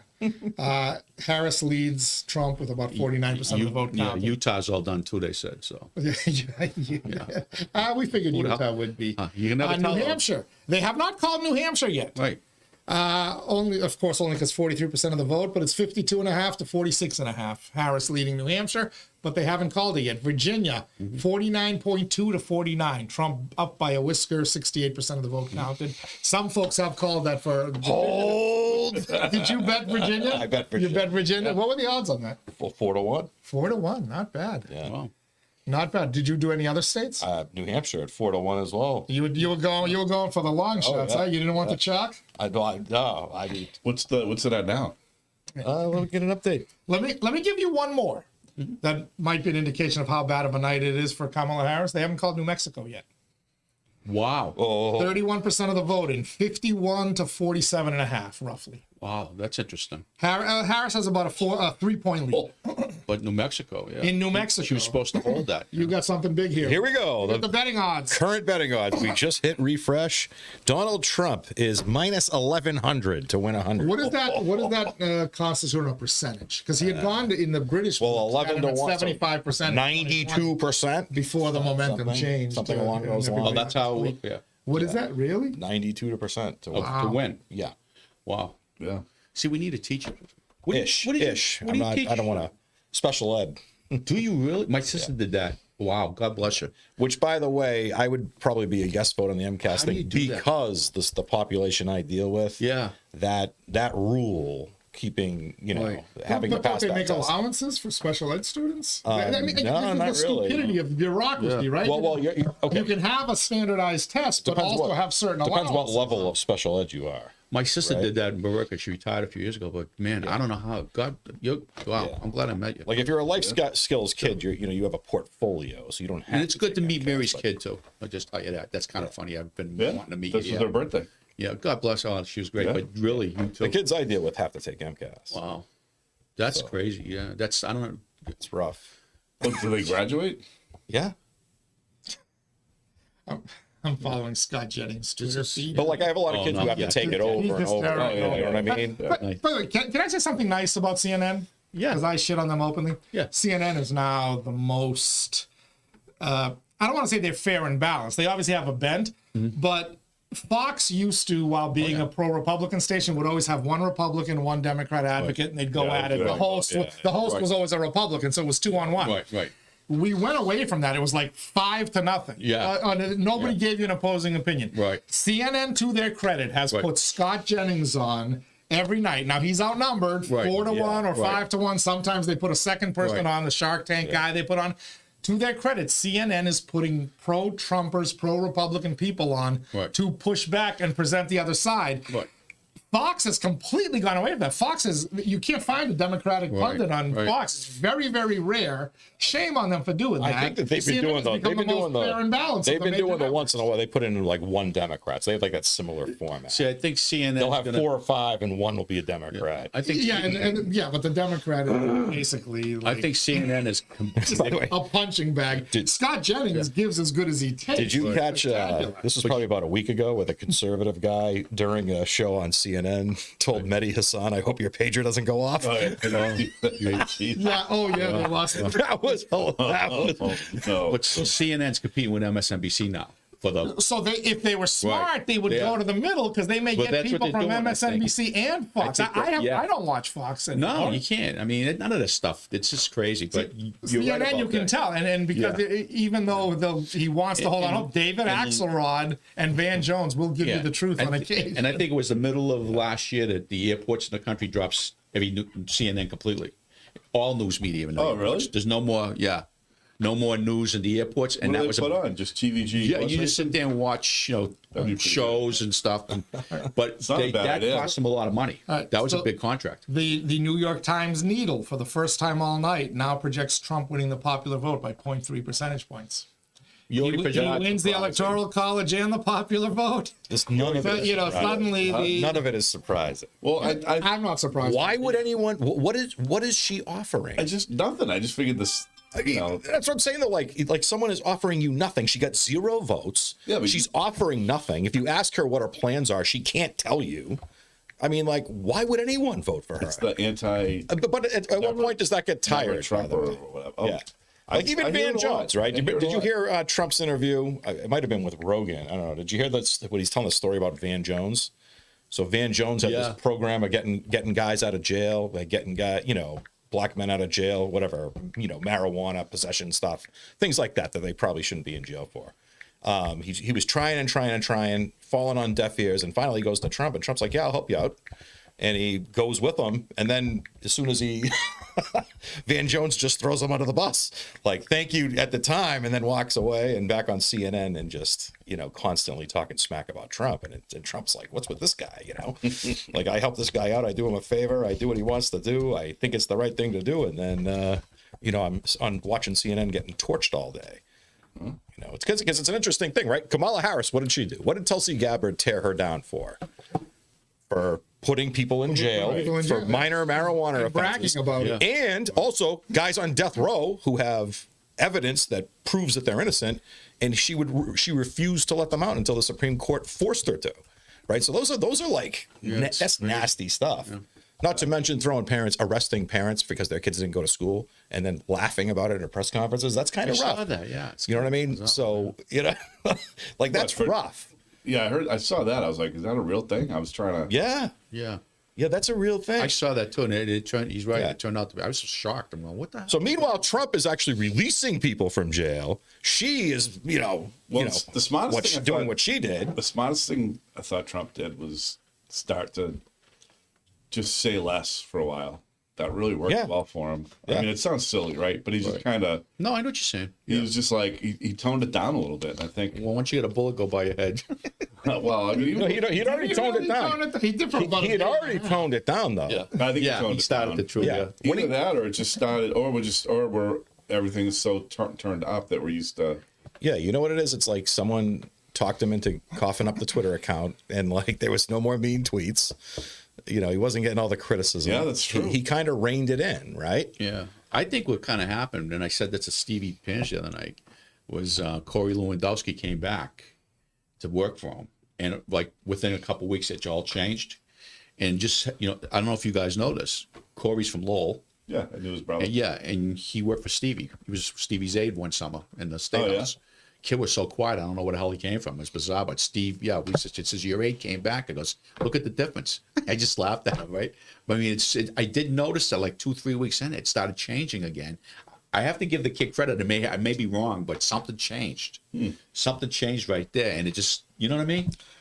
But was it him? I don't know. So look, I mean, he's loyal to Trump. Right. So he never. Some of the other guys Trump put in there would try to control him, stab him in the back. Right. What was the name of his book? Right. Let Trump be Trump. But I would. Yeah. There were 2 advisors, Corey Lewandowski and David something. I'm drawing a blank. Yeah. But they just kind of let him be because, even when you think he's saying something stupid, which is very often. Right. Even the garbage thing, which everyone made a big deal of, did you notice within 24 hours, Joe Biden had called half the country garbage? And suddenly that became a rallying cry for the Trumpers? Well, you think, he screwed up. Why did he have to have the comedian say that? Right. he makes his enemies do they lose their minds and they lose their discipline. Right. And you kind of get the And sense then the he's state senator trolling them. came out there from Puerto Rico. And the next day, And she explained, she goes, we have a problem on the island. We're an island. We have no place to put our So trash. people started realizing, hey, Puerto Rico has a garbage problem. Right. And that's why, you know, but the same thing with, you know, they're eating the cats, they're eating the dogs. Everyone's like, he's lying. But then people are like, okay, so that, maybe we don't know if that's true or not, but did they really bump 20,000 people into a community of 60,000 and not realize what it was going to do? Right. So people started, you know, so he has a way of calling attention to these issues. It's unconventional. I wish he'd shut the bleep up and do it differently, but it's worked for him. But nobody would listen, right? Right, exactly. It's worked for him. And if he wins tonight, which I keep getting reports that the people from CNN are losing their minds, they're crumbling. So that's tell you more. But you know, Teddy, isn't the reality Trump could have ran a campaign simply saying, "Are you better off than you were 4 years ago?" And that's it. No, because people would lie and tell you they were better off. Yeah. Because they hid the jobs numbers. 12 consecutive months of revisions that showed you they didn't create as many jobs as they did until they couldn't hide until in October when they realized the last jobs report, end of October, they realized she was toast because their internals were showing. So like, tell the freaking truth. Only 12,000 jobs, all of them in the government sector. As the private sector lost tons of jobs. They noticed they bumped up the inflation rate, right? So over 4% again. They tried to suppress that. They tried to lie about that. But they did lie. Of course they did. They've been lying for years. They revised their numbers. But they think you're stupid. Well, you can't lie to the person, whether they have a college master's degree or barely a high school diploma, when they go to the supermarket and they see how much it costs to fill their carriage. And so you can't tell them. You know, I had a Democrat tell me, I can't believe I have to keep calling it the Inflation Reduction Act when everybody knows they're paying more money. This is a Democrat told me that. And I was watching the press secretary. So they know. They'll never say it publicly. I'll never divulge who that person is. Watching the press secretary in the White House. And she came right out and she said, well, inflation went down by 1% today. No, what she said, inflation went down and only went up by 1%. And my wife says, did she just say it went down but it only went up by 1%? How does it go down and go up by 1%? She actually said that. We played it like 3 times. That sounds about right. People going like, I mean, what are you doing? They wonder why people walked away, you know? I mean, the bottom line is it's 21% inflation since 2020. And they took the most important things. Pretty high number, eh, Batch? And Batch, as we discussed by text, it's not just the inflation. Right. What's your interest rate? Oh yeah. So if you had a mortgage that wasn't locked in, I got lucky. I locked mine in 2020 at 2.75%. But people are paying double, if not triple that now. And it's not just that; it's your credit card debts. At a time when Americans are saving less and less and running up more and more credit card debt, you suddenly went from a 9% interest payment on your unpaid balances to 14, 16, 18. That's also inflation. People aren't dumb. People realize that, and you know, there's a certain hardcore people that will never vote Democrat, a certain hardcore people that never vote Republican. But most of the people who are in the middle, they're kind of smart. They're not stupid. I knew in 2008, you can't have any more of George W. Bush and Republican policies, and that's why I was an Obama voter, because I'm like, you can't reward this. It's suicidal. Yes. Was I bitterly disappointed? Yes, but you know. But that's where most people are. They'll go back and forth. Most people will tell you, I voted for Clinton and George W. Bush. Anymore either. They don't want anything to do with parties. I wish we could get a legit third party. I'm disappointed that RFK, the Democrats, would sabotage RFK. They should have let him go. The ironic thing about he had a chance to have a legit third party. The thing to me that makes this very interesting is, and I've never seen this before. I don't think I've ever seen another. You have to go back to Roman history. It's like the book that could be written on this, if Trump does win tonight, the thing that be written about is you got to look at this and you got to. I'm saying to myself with a couple of other friends the other day, you know, he basically, I don't know how he did. He destroyed the Bush dynasty, he destroyed the Clinton dynasty, He destroyed the Obama dynasty. If he wins tonight, Now about to end the fourth Obama term. how does one person do that? I mean, it wasn't him, obviously. What the hell was going on? That's the book. He's just the guy that's just highlighting right. the The mismanagement. What is that? What made that happen? It wiped them all out. It's popular. Never happened Greg, you're before. a student of history. Yeah, but I It's mean, populism. it's more than that. But think that it took a billionaire to be able to tap into the working man. That's what's crazy, right? Instead of the instead of the politicians who work their way out. All he is a guy who actually seems to give a shit about the country doing Well, that's the thing, and and the other thing too, they always. I mean, really, I don't know. You always has he not lost a ton of money by jumping into this endeavor? He's the one guy who's lost money. All these other presidents are like getting rich. For, you know what I'm saying? Like, look at Obama's net worth. If you look at all these people's net worth crazy. before and after, they all went through the roof. Has Trump gone through the roof, or has he lost money? But you look at the. I think he's down, though. Right. Probably, yeah, because he keeps getting. So this notion that he's in there just for greed is like, actually, no. But the thing is, he's sacrificed quite a bit financially. Yeah, also is that all these, you always get this stuff from one side, how bad rich people and stuff like that. Yeah, we grew up in this area, and the Mullers family have always been so wonderful to everybody. I mean, not just his father was, then you got the but Arthur's been like that. I mean, Except George Baracus has helped. So George Baracus, God bless him, has helped so many people. It's like when you start to get to know people, that guy's a multi-millionaire. Didn't even know it. I mean, Nancy Sullivan was married to one of. You would never know Henry was a billionaire. I mean, it was just absolutely the nicest guy in the world. Helped people and did all kinds of stuff. And then you're being told later they're all bad. You know, that doesn't work. The conflict of the message was finally came to a peak here. Well, I think the Democrats, their message of we're for the people and we're for the middle class, and they're getting filthy rich off.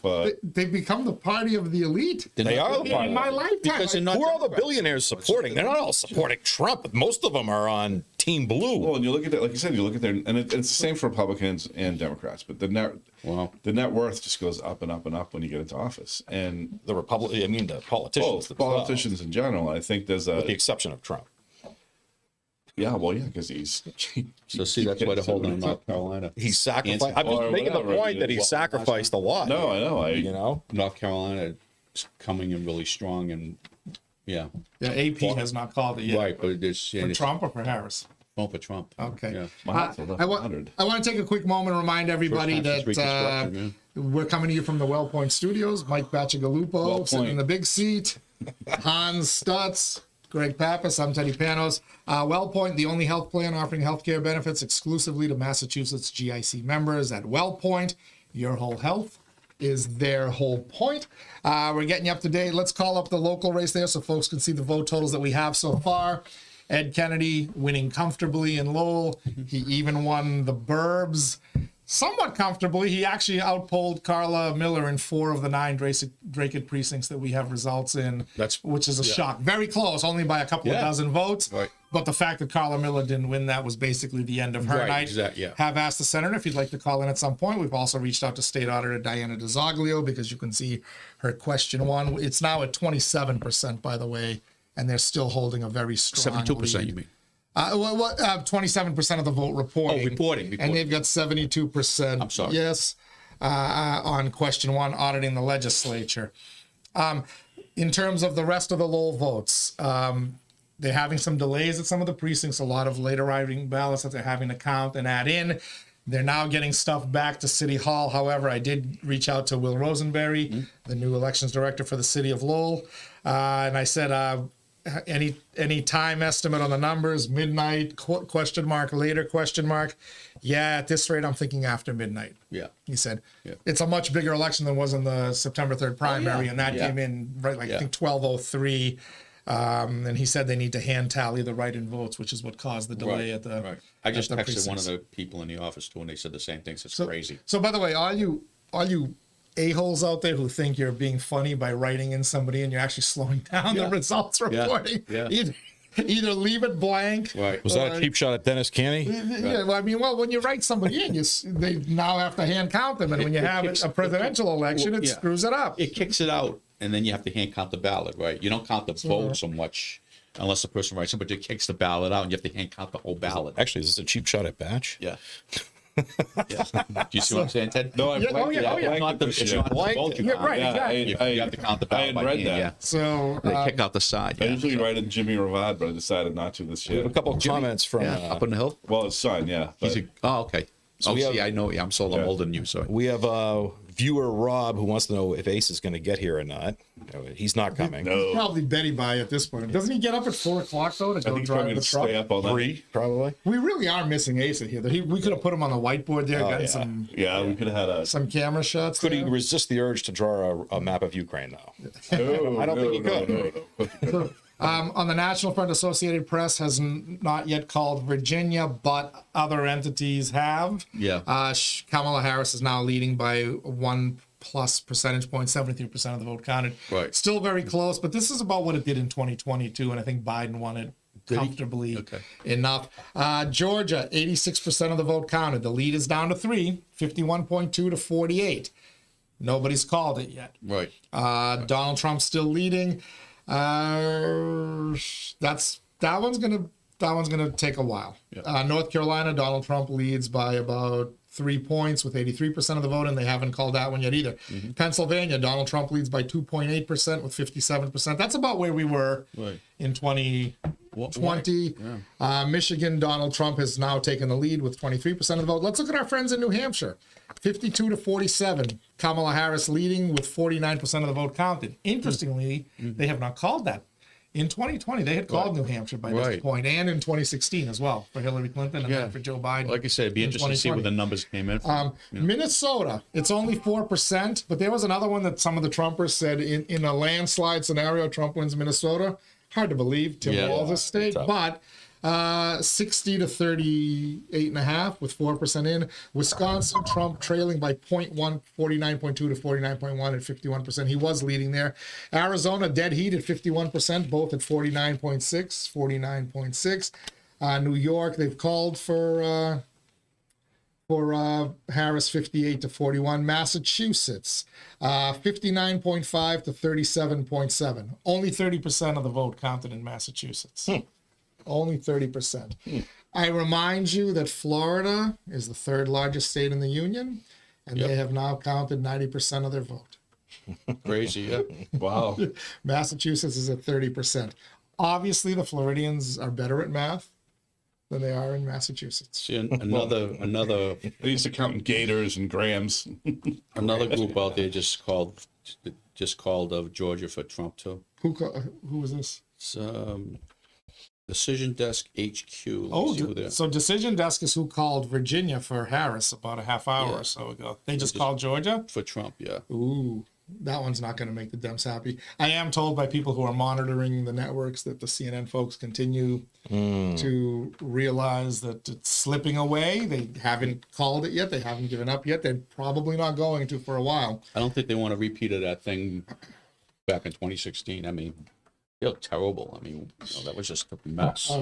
Popular vote, Vermont? Donald Trump Elected 52.4, Kamala Harris 46.2. So Trump leading the popular vote by 6 percentage points. California will get that to very close. But we didn't see the note that the New York Times is now saying it's a higher probability that Trump wins the popular vote as well than Harris wins the popular vote. Vermont elected a Republican governor. Did they? Tonight? Yeah. Get outta here. I'm looking at the governor results. They're weird up there in Vermont, by the way. They're Well, it's still different. Well, you got to. they may be so far left that they've come around to the right. Well, Right? If you think about it. Between the New Yorkers, the Canadians, and Yeah, but maybe the Democrat was People- anti-gun that, because even Phil the Vermont Scott? Democrats are Right. pro-gun. Oh yes. do you know much about Phil Scott? Yeah. I haven't heard of him.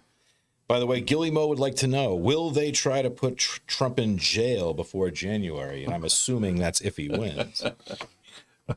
So what do they do with Trump here? Are they going to make a move to try to lock him up?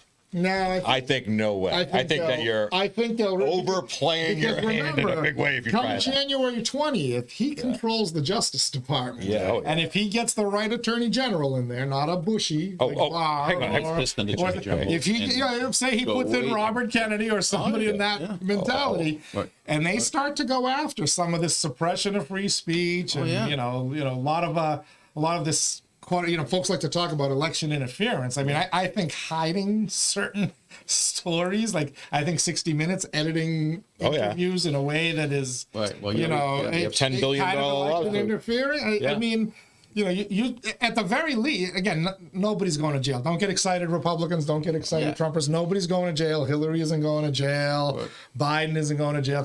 But they made Donald Trump spend a lot of millions of dollars defending himself. Oh, yeah. He's got money.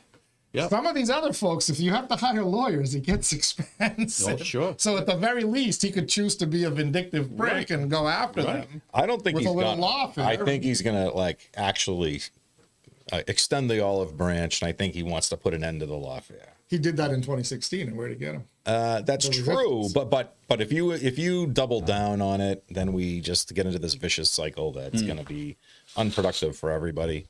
I don't think he's going to do it. You're a bigger man than I am, hon. I'm impressed. I don't know. That's just my thoughts. I would make them spend some money on lawyers for a while. Yeah. You'd buzz the tower, Teddy. I would. There's a few of them. No, the pendulum swings both ways. If you I want Fauci to go to jail. That dude. Fauci should go to jail just 100%. for what he's done to the American public. 100%. At some point, when you are making people sick and you're making people sick, that's a problem.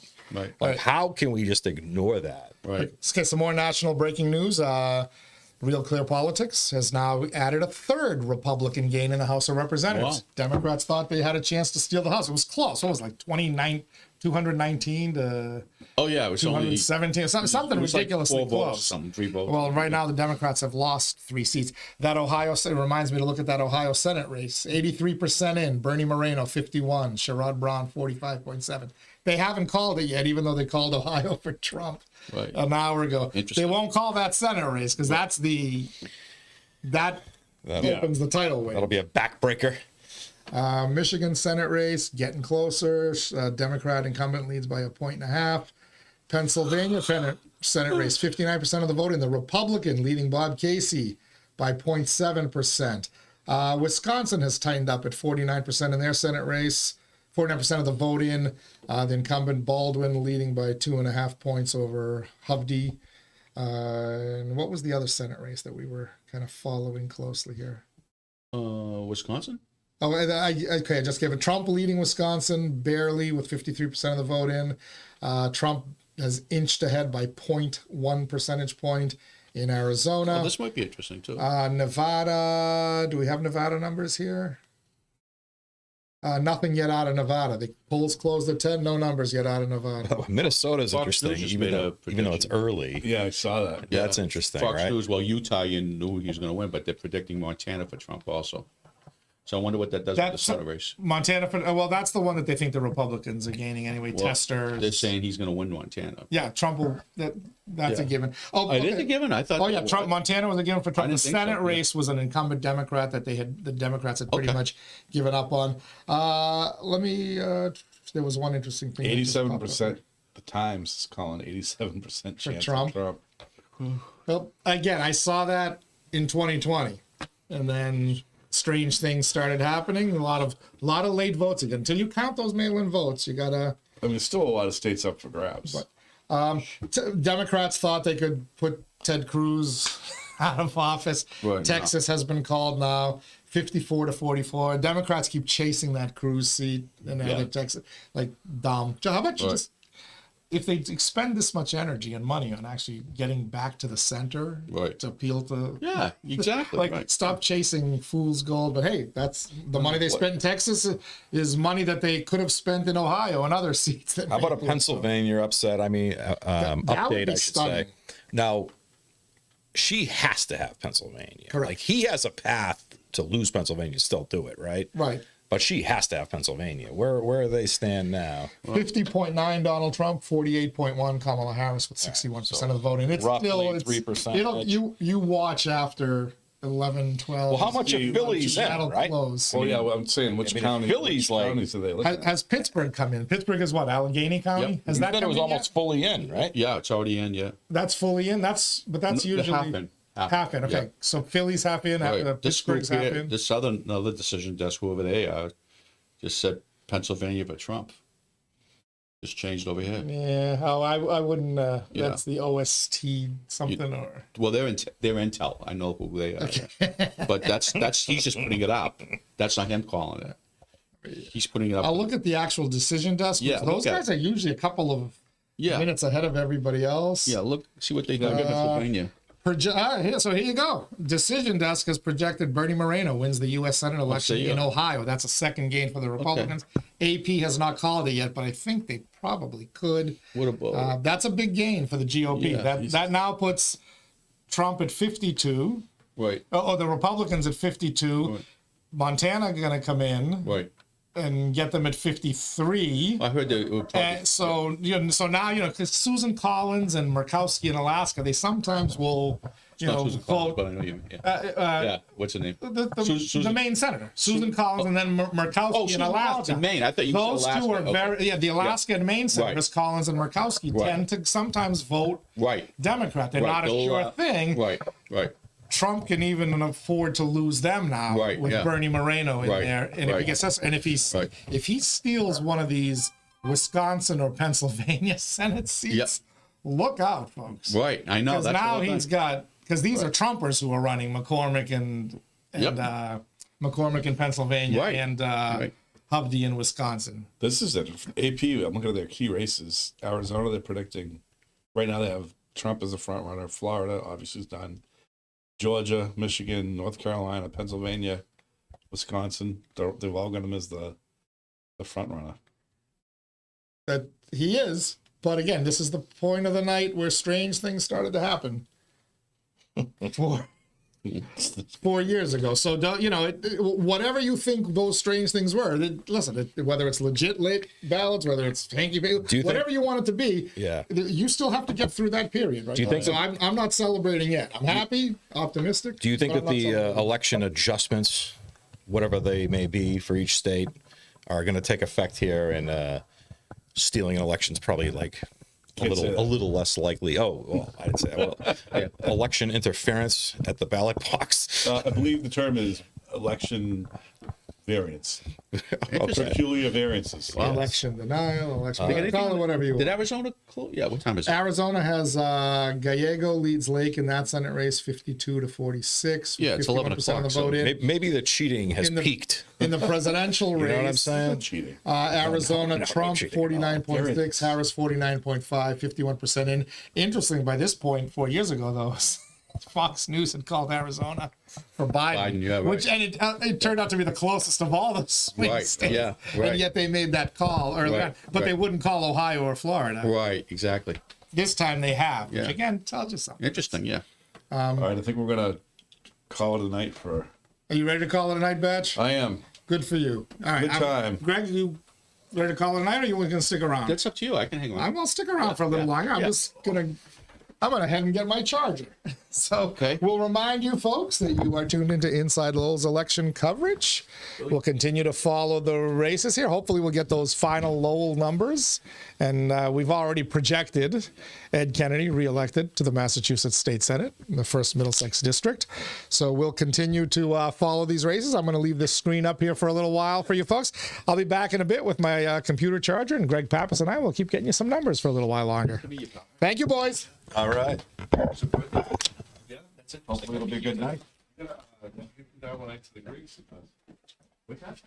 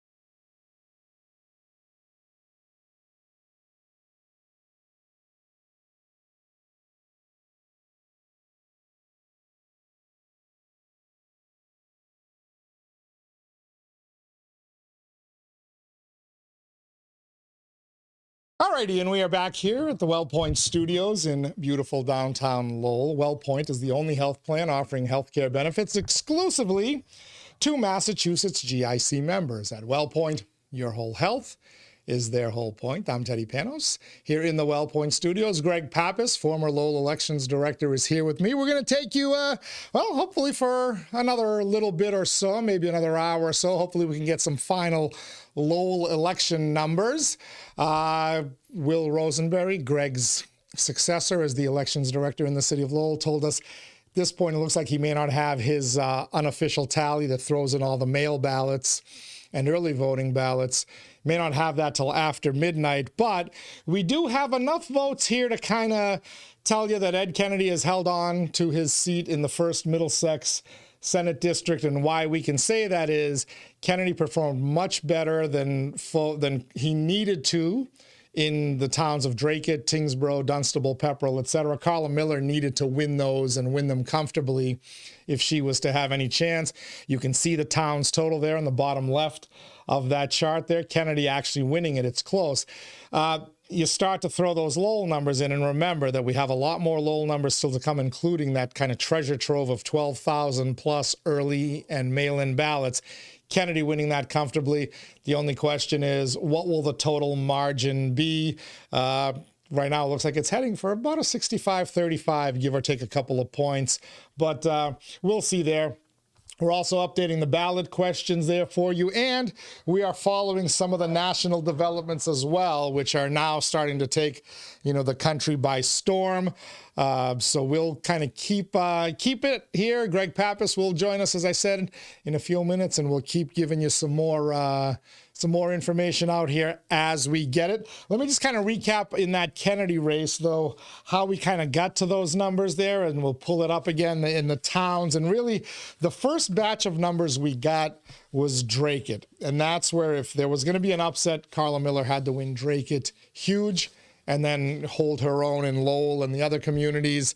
That did not happen. As a matter of fact, we got the very first 4 precincts that we got in were in Dracut, 4 of their 9 precincts, so about half of the town. And it was unbelievably close in each one of those precincts. In Precinct 2, Ed Kennedy won by 16 votes. The key word being Ed Kennedy won by 16 votes. Remember, Carla Miller needed to win big in Dracut. Precinct 3, Ed Kennedy won by 14 votes. Precinct 7, Kennedy won by 16 votes. Carla Miller won Precinct 9 by 12 votes.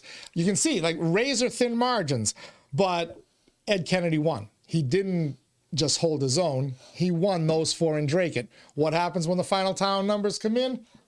We'll find out when the time comes. But just to kind of give you an idea, in some of those same precincts, Donald Trump versus Kamala Harris.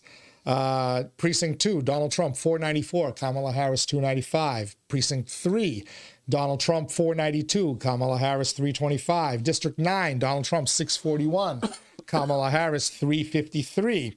In other words, Carla Miller underperformed Donald Trump. Ed Kennedy overperformed Kamala Harris. It was going to take a lot for it to be for Carla Miller to win that race. But in essence, once we got those numbers, we knew it was over. Some of the Lowell numbers that came in up at the Daily School, the Upper Highlands in Lowell, Ed Kennedy, 1,202 votes, 1,202, Carla Miller, 571. By comparison, Kamala Harris, 1,082, Donald Trump, 885. Again, that same dynamic.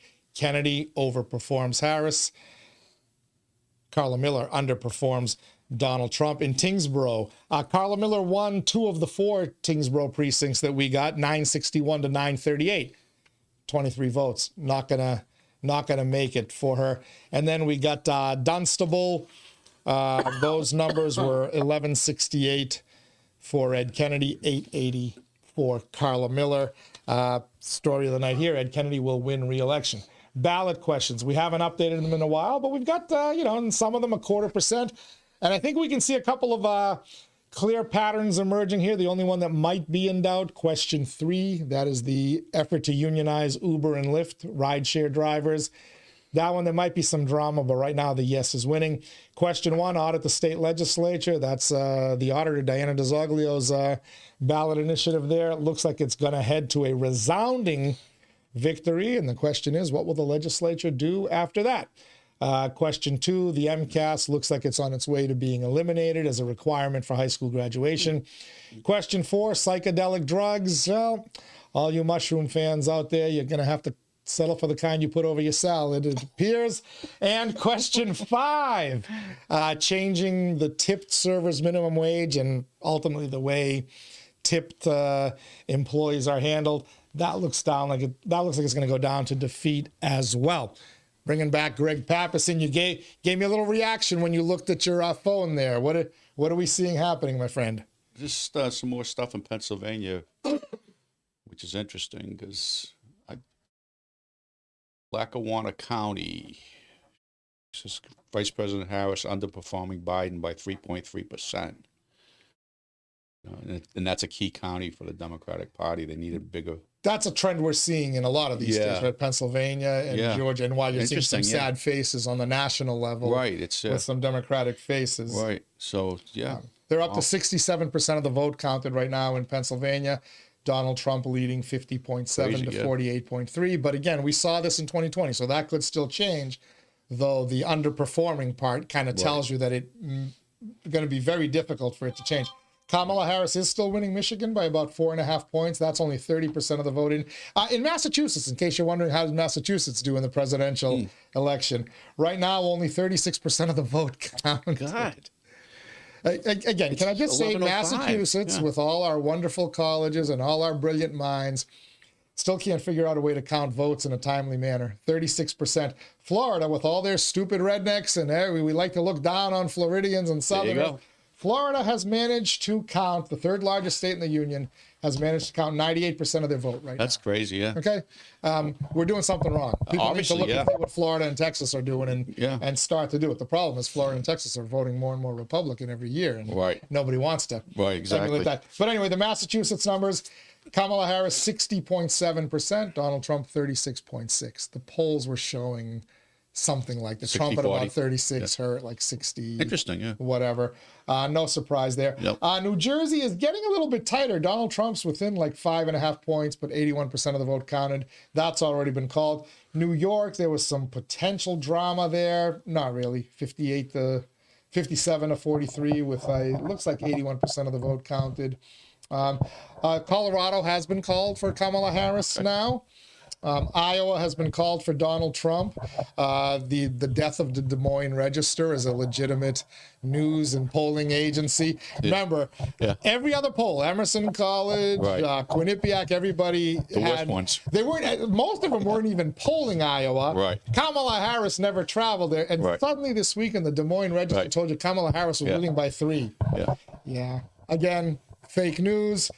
Bye-bye to another once great newspaper. You are completely irrelevant because you continue to misinform and lie to your people. Couldn't happen to a nicer people. 56% Donald Trump, 42% for Kamala Harris. A 14% lead for Trump with 77% of the votes in. Geez, I wonder why people don't have faith in the news media or in pollsters, right? Yeah, right. That Iowa thing was just absolutely... No, that was insane. You talk about voter suppression polls, right? I mean, it's obviously, even I told you, the President Biden was overheard saying, I don't believe that, it's a push poll. I thought that was interesting. He just commented like an old-time poll. He knew his stuff, Joe got a little cranky at the end. If I didn't know better, I'd say he was trying to sabotage his vice president. He never spoke, and yet 2 times in the last couple of weeks he decided to address the media at the same time she was holding a big campaign event. He was stealing her thunder. And the most recent one was when he called all of the Trump supporters garbage while she was out trying to swing a swing state. Right. And the other thing was interesting today, they were commenting, not Republicans and Democrats were. A lot of Democratic people were commenting, why did she wear a red dress, his wife, to the... Oh, yes, Dr. Jill Biden wore a red dress. Not supposed to. That's MAGA, isn't it? Yeah, red is the MAGA color. And didn't Joe Biden put on a Trump hat at one point? I guess he was trying to be funny. But, dude, you got to know the message that's sending and the shockwaves that's going to cause, right?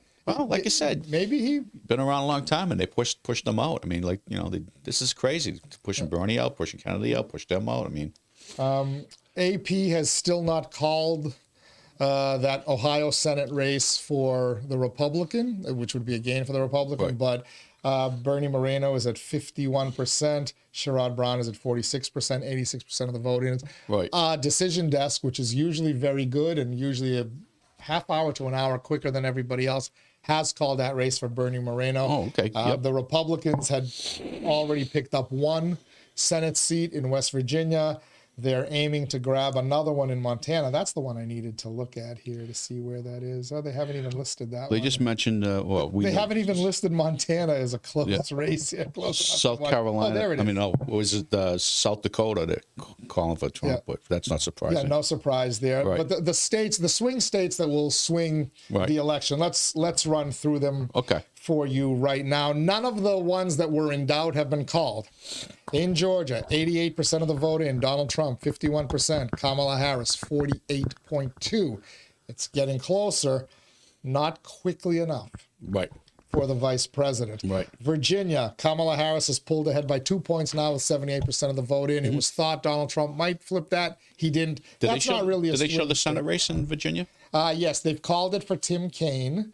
Really? Yes, 53 to 47%. That's a damn Really? hold. Yeah. Wow, I can't believe, with all the military down there, I can't believe they didn't vote for that cabinet. That's still a very Democrat. That's Yeah. a tall task. Donald Yeah. Trump thought he could take that. He spent some time there. Right. I thought that. Yeah. If you think the Democrats going to Right. Texas was dumb, I think Donald Trump going to Virginia was wasted. But Yeah. maybe he was thinking Virginia, Maryland, he could kind of affect the Right. 3 states with one stop. Maryland, by the Yeah. way, does not appear to be competitive at all, right? I don't even see that anywhere. In the Maryland Senate race has been called for the Democrats, a hold there, so they don't have to worry about that one. But they have not called Ohio, Michigan, Pennsylvania, Wisconsin, Nevada, or Arizona yet. Those are all those. Those are incumbent Democrat Senate seats. Ohio has been called by one agency Right. for the Republicans. The House, Republicans have picked up 2 seats. The Democrats grabbed one back just now. So it's a gain of +2 for the Republicans so far. A reminder, California, some very Democratic stronghold Western states are still due to come in. Right. But okay, other swing states, let me kind of continue here. Ohio, no longer a swing state, 56-43. Did they call Texas yet? Donald You Trump. said they did, right? They have. Okay, I'll have to. They've called Texas for Donald Trump. Oh, they did? Okay. 56-42. North Carolina has not been called yet by the AP, but Donald Trump is leading 51-48 with 86% of the vote in. Florida, not even close. Michigan, Kamala Harris leads by about 3.5 points with 32% of the vote in. We're at the period of time, though, where Trump will take the lead at some point, and Only then you have to 32% of hold the off in vote in. Detroit. That's crazy. I mean, Detroit now, the whole problem, I mean, Detroit used to be 3.5 million people. Yep. You know what it is now, right? 600,000. Wow, that much of a drop? Gone. I mean, there's neighborhoods the size of Drake and Chelmsford put together that are all empty houses. You have to go up there to see it, to believe it. It's incredible. Pennsylvania, Donald Trump is actually expanding his lead right now. They're at 72% of the vote counted, 51.3 for Donald Trump, 47.4 for Kamala Harris, almost a 4-point lead for Donald Trump. Again, once you start to get to those late districts, they'll come in heavy for Kamala Harris, but it's getting to the point now where she's got to get closer and quickly because 72% is a lot. Other swing states, New Hampshire has not been called yet. Only 51% of the vote. So they're seeing something in the exit polls that says we're not going to call it yet. 52-47 for Kamala Harris. You would think that they would call it, but they haven't yet. They haven't, right. And we should say that Kelly Ayotte projected to be the next governor of New Hampshire. Interesting, And yeah. Maggie Goodlander will be the next congresswoman from New Hampshire. Pappas, I think, was safe. He didn't have anybody running. No relation to you, right? No. Okay, so there's both New Hampshire congressional seats stay Republican. Massachusetts Senate. I should provide some numbers for that, right? What do you think? You mean Democrat? Massachusetts State Senate. The New Hampshire congressional seats. Oh yeah, the congressional seats in New Hampshire are staying Democrat. Democrat, My yeah. mistake. Yeah, that's okay. With 48% of the Massachusetts vote reported, Associated Press has called Elizabeth Warren. Look at the number though, 60 to 40%. That's not bad. Right. If Dean can hold there, and I would imagine that much of the 50+% vote that's out This is another thing from Boston and whatever. your decision desk again. Here it is Who are they again. calling? The North Carolina for Donald Trump. Yep. Okay. That's I don't know why they haven't called that yet. They always think that the Democrats are going to take that one. They're not. I'd be curious how that governor's race is going. In case you're curious how Massachusetts presidential, Kamala Harris has been projected to win 62-36. And I think, if you're a Trumper, you wanted better numbers than that in Massachusetts, right? You got you got decent numbers in Lowell. It'd be too, interesting. If Drake did that in the towns and Lowell did too, then I'm going to think Merrimack Valley. You're going to have Methuen probably did, Chelmsford probably did. There's going to be pockets around the state. Up by Worcester, might be some places. By the way, no numbers reporting in the congressional races, so I couldn't tell you what percent Lori Trahan is getting versus blank votes. Or whatever. Yeah. They haven't reported any of that. I'll update the ballot measures quickly here. 71% want to audit the legislature. That's 40% of the votes are in. So a resounding victory for our friend State Auditor Diana DeZoglio. Right. Eliminating the MCAS, 58.5% say yes. That looks like it's going to survive, but the margin is getting a little tighter. Right. Ride share, 53-47, getting closer. Wow. Getting closer on the ride share. Question 4, legalizing psychedelics, no, 58-42. And question 5, changing the tip reporting with 37% reporting, 65% to 34%. The no advocates appear like they're going to win that easily. So, Greg Pappas, thoughts as we sit here, Massachusetts, any surprises on the ballot questions, on the I was just looking other at races? Tingsboro's just posted their stuff up here. Their full numbers? Yeah, the full numbers. All right, I will change our Tingsboro numbers. So they're at, this is from the town clerk. Okay, what do we got? Because that's going to include mail-in and everything, right? Yeah, it should, yeah. All right, so what do we have from Tingsboro? What do you want, Ed's numbers? Ed, we'll go with Senator Kennedy Senator first. Kennedy is 3,967. That's a lot of votes for Tingsboro. Yeah, I think, 7,500. Wow, and Yeah. so, and how many? And Carla got 3,055. 3055? Yep. 3055 for Right. Carla Miller, 3967 for Ed Kennedy. So here's, you're talking about, So here's look what it does to your town's total. Kennedy winning the towns by 1,200 right now. Unofficial numbers, but Right, unofficial, don't shoot us. And obviously added in with Lowell, the overall total there. But this is interesting, like you're saying, with Congresswoman Trahan, right? You got some numbers on that? Yeah, she got 5230 In Tingsboro, but she got 2,105 blanks.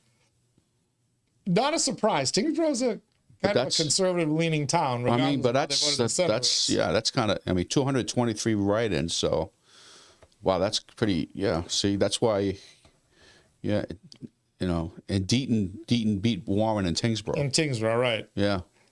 What else did you I want? wonder how Deaton did in Dragon. By the way, as you look at these numbers right here, you and Jimmy Leary were thinking Carla Miller could get 40%. Yeah. Granted, we have a ton of Lowell votes still to come. But right now, with those totals that we have, unofficial totals, Ed Kennedy, 11,885. Carla Miller, 8,302. Carla Miller's got 41% of the vote right now. Right. That's what, Lowell is coming in. So let's see. At the current pace, Lowell, I'm just doing some quick math here. 5116 plus 2765 is 7881. So now we'll do a little division. 2765 divided by 7881. I hope my son is paying attention. That's 35% in Lowell.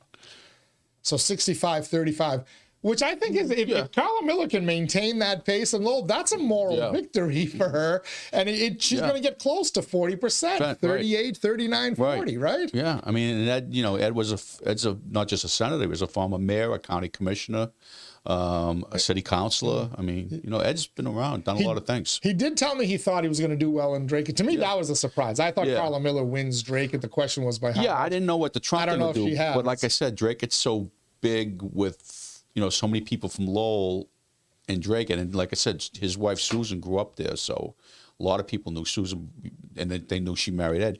This is interesting, though, too. The governor's council race, right? And it's Anne-Marie Martin is running out of Peabody. I know she's out of Peabody. I knew her sister. Her sister was governor's council years ago. Okay. But she beat in Tingsboro, she beat Eunice by Ziegler? 27 by Wow. 300 votes. Huh. That's Interesting. You can't lose up here. You have to. That means that, you know. So yeah, interesting. Yeah, that's very odd. I mean, usually you vote regional. Like you looked at Bobby Kennedy when you ran with Conley, and the ones Bobby was big up here, Conley was down. So the ones in the middle geographically don't know which way to go, and that's where you can win your election, right? But city, yeah. So I don't know how. I mean, I can't say. If I was to bet, I would say that Eunice didn't make it. She's a great lady. I like Eunice. Pretty nice woman. I don't know Ann, but I knew her sister years ago on the council. She was a tiger. I'll tell you that. I don't know if her sister is. If this one will be. Are you getting anything from some of the other communities? I know Republicans had hoped they could maybe pick up a seat in the state legislature or the state senate. It's not looking like it right now, right? From what we're seeing around the Commonwealth. No, the only other one they thought they had one down the Cape. You know what would be interesting to see would be, they were thinking the one down the Cape was going to be, what's his name? I know the kid. I'm trying to think of his name. You know him too. If you said the name, so let me see here. By the way, you may have noticed those numbers change a little bit on the ballot questions. I updated question 1 to 40% of the vote now, still 71-29. I think it's safe to say Diana DeZoglio is going to be celebrating again on election night. She has yet to, she's still undefeated. We have invited her to call in. I did reach out to Senator Kennedy as well, hoping to see if we can get him to call in. Nothing yet on that, but we're still planning to be here. We said we're going to stay till midnight, you and I, at the minimum, right? Yeah, that's good. All right, you all right? I'm fine. Yeah, I'm old, but I'm fine.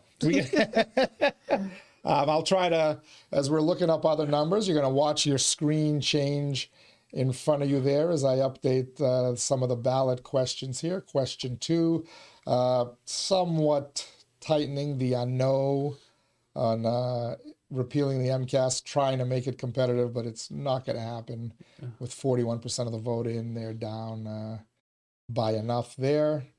I'll update that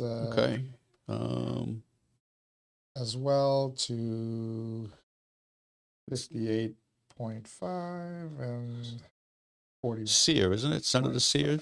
I can think of his name. Down the Cape. My system is rounding that up. Sorry, so I'll just change that to 58.42. Spreadsheets, folks. Spreadsheets. Yes, that happens. I don't want to deceive. I don't want you to look at 101% if it's 59-42. So I'll rob a few votes from the people. Let's see. What else are we getting here? I'm getting a couple of oh my's from some people. Julian Sear was the senator down there, but supposedly he was under fire from this Republican, but I don't know. I can't find anything on it.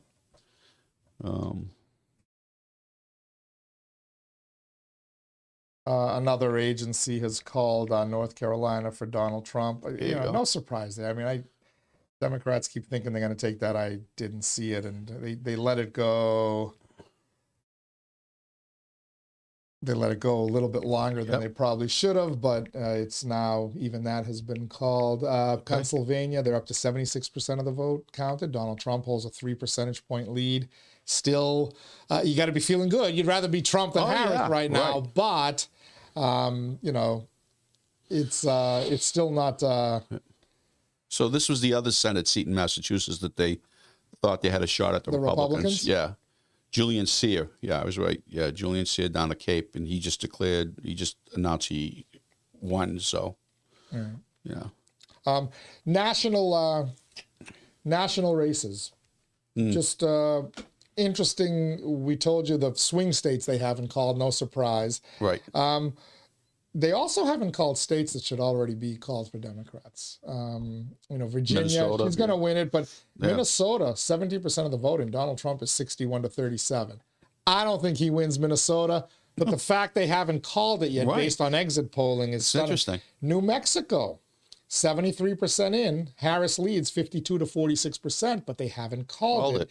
Same with New Hampshire. They haven't called it with 53% in. It's 52-47. Trump inching his way closer and closer, but I wonder what they saw in the exit polls that makes them not call that that's the race. whole thing. Yeah, exactly. That is bizarre. Wisconsin, Trump leading by 2 with 64% of the vote in. Again, all this, if you watched in 2016, you watched in 2020, this all is familiar to you. Question is, how many mail-in votes have been counted? How many are still to come in? What time do they come in? How big of a margin does Donald Trump have in Pennsylvania, Wisconsin, Michigan, Georgia, Arizona, when all is said and done? To offset whatever the big cities bring in at the last minute or in 3 days or whenever those start to come in. They haven't called Oregon either. Kind of. When does Oregon close? That closes at 10? It should have closed at. Okay, I got this one. It's been called. Oregon? Yeah, Oregon has been called on my thing here. California has been called. 59 to 39, no surprise Washington, there. Popular vote, for those of you keeping this score, Kamala Harris has closed the gap a little, not a lot. 52% Donald Trump, 46.5% for Kamala Harris. In the U.S. Senate, they've now given Republicans a second seat. Let's see if they have now called Bernie Moreno for Ohio officially. Associated Press. There you go. Other agencies have called it another Republican pickup. Montana, Sheehy, the Republican, with 6% in. He's at 56, 41 for Tester, the incumbent. That one's going to go Republican, but they haven't called it yet. Michigan, Pennsylvania, Wisconsin. Nevada has not reported any vote totals yet. The polls closed at 10 o'clock. It's 11:24. And no totals. Not in the presidential race. Not in the Senate race there. That's bizarre. Florida, let me remind folks again, Florida, a lot of folks like to call them the rednecks, the idiots, the transplanted northerners who are idiots. Florida's counted 98% of their votes, third largest state in the union. Texas, the population-wise, is Texas the second largest state in the union? Yeah, just behind California. Just behind California, right? Texas has counted 80% of its vote. New Hampshire, Massachusetts struggling to count 50% of their vote. It's crazy. I don't get this. Is it? We're doing something wrong. We're doing something wrong, yeah. We're doing something wrong. It can be done. It can be done. Republicans have picked up 2 Senate seats right now. It will be a third when they give Montana there. That will give the Republicans a 53-47 minimum advantage. Which is huge, given that Susan Collins and Lisa Murkowski, like to play. The Maine and Alaska senators, sometimes will vote with Democrats on issues. So the Republicans have a little cushion there. Plus, if Donald Trump wins, they also have the vice president as the tiebreaker. So they can afford to lose a third. In the United States House of Representatives, Republicans right now are projected to pick up 2 seats so far. They had picked up 3, but the Dems clawed one back in a different race. So that's what's happening on the national feed. You're looking at your local feed there. We haven't gotten anything from Pepperell yet, right, Greg? Have you checked their website? I haven't done the website. That's what I should do, but if they posted. If Dunstable posted theirs, right? Or did Dunstable not post it? So maybe Pepperell has. You want to check it, or you want me to? If you can't, I'll do it now. I will tell you, folks, that the Massachusetts Restaurant Association has now declared victory, sending out an email at 11:09, about 15 minutes or so ago, give or take a minute or two, folks. I can do math. It's 17 minutes, but I'm calling it 15 minutes. They have saying, we have won. No on 5 has won. Thank you, Massachusetts. That from the Massachusetts Restaurant Association.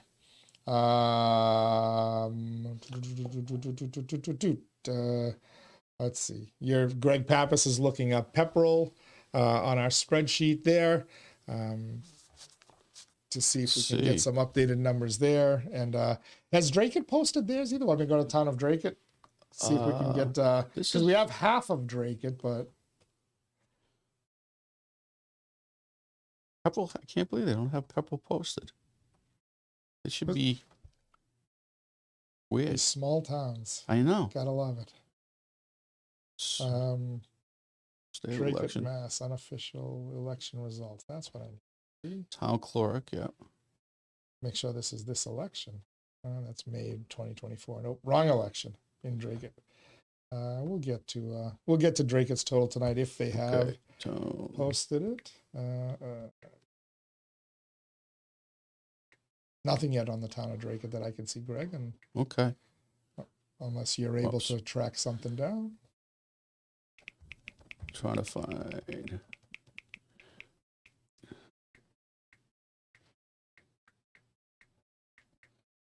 Remind you, you are listening to, watching Inside Lowell's live election night coverage, trying to keep you up to date here on the election race. By the way, there were 2 other competitive races with challengers here in Lowell. 17th Middlesex Representative Howard was facing off against a Pirate Party candidate, Joseph Honorowski. I saw some the Pine and Riley School, the Pine School numbers that I saw. And we didn't get the Riley, but Pine School, she had won comfortably. Honorowski never really did any visibility other than getting on the ballot. Dave Willett got a few hundred votes in the precincts that I saw. Wow. Dave Willett's name as an unenrolled candidate is on the ballot against Tara Hong.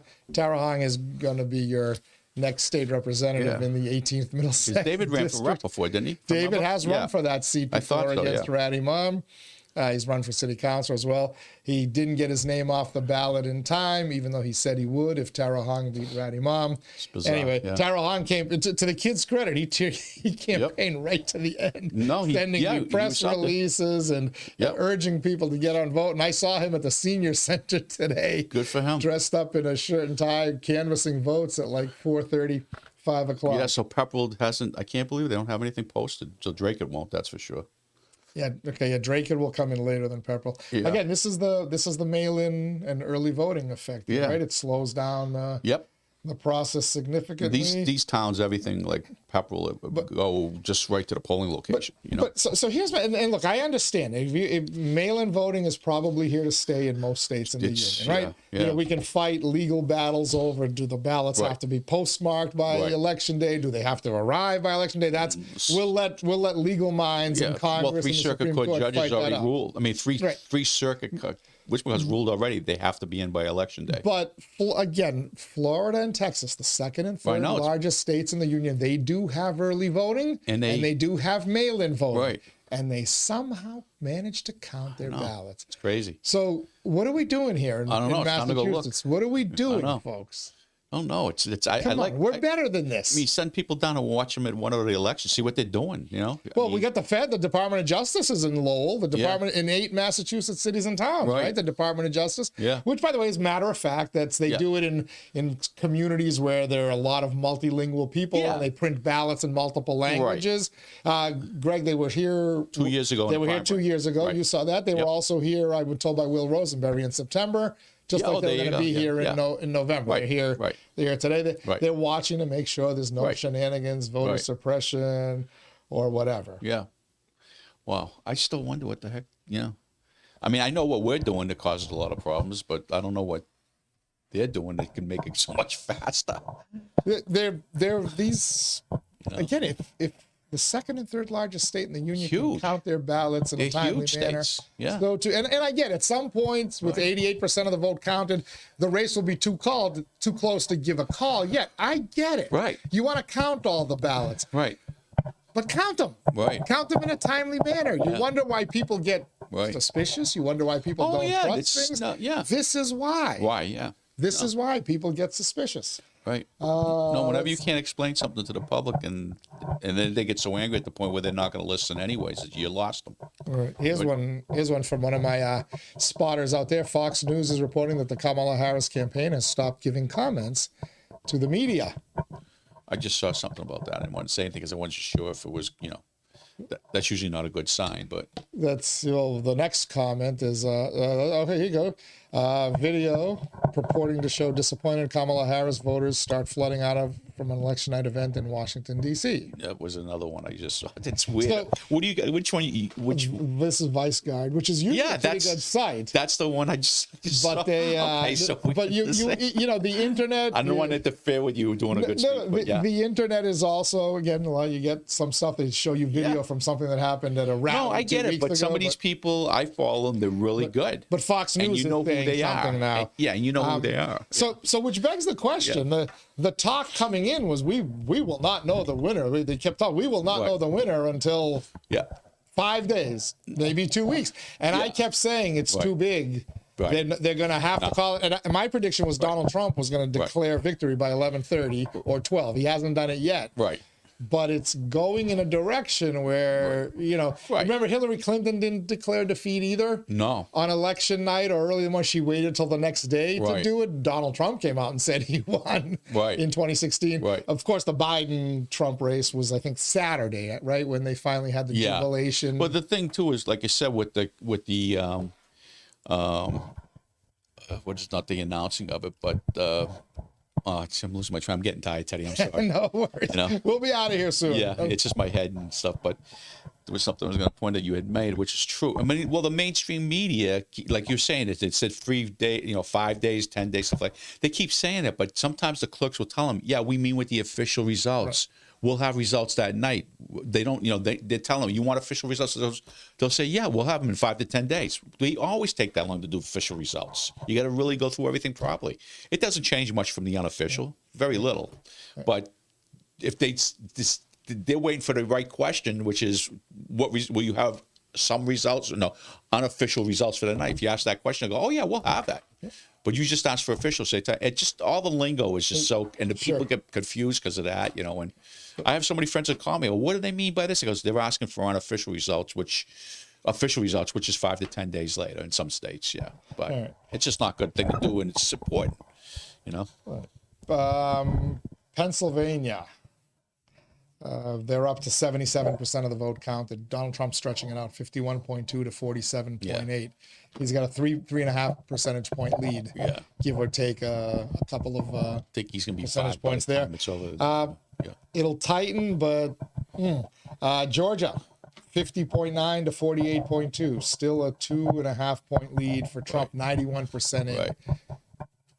If she doesn't close by 95, that's pretty much over. Michigan, Trump leads by 3.5 points, with 37%. Wisconsin, Trump leads by 2.5 points with 68%. 68%. This is where we were in 2020. With Wisconsin too? Wisconsin too. Yep. Really? Yeah, Trump was up in Wisconsin by 2-3 points, and then suddenly Milwaukee late night mail ballots came in and swung it while many people were asleep. But it looks like Trump is actually stretching the lead later. By this point, Georgia had gotten much, much closer. Right. In 2020. Now she's not closing quickly enough. And again, the troubling sign for her is that she's now taken the lead in Minnesota, but they haven't called it yet. Yep.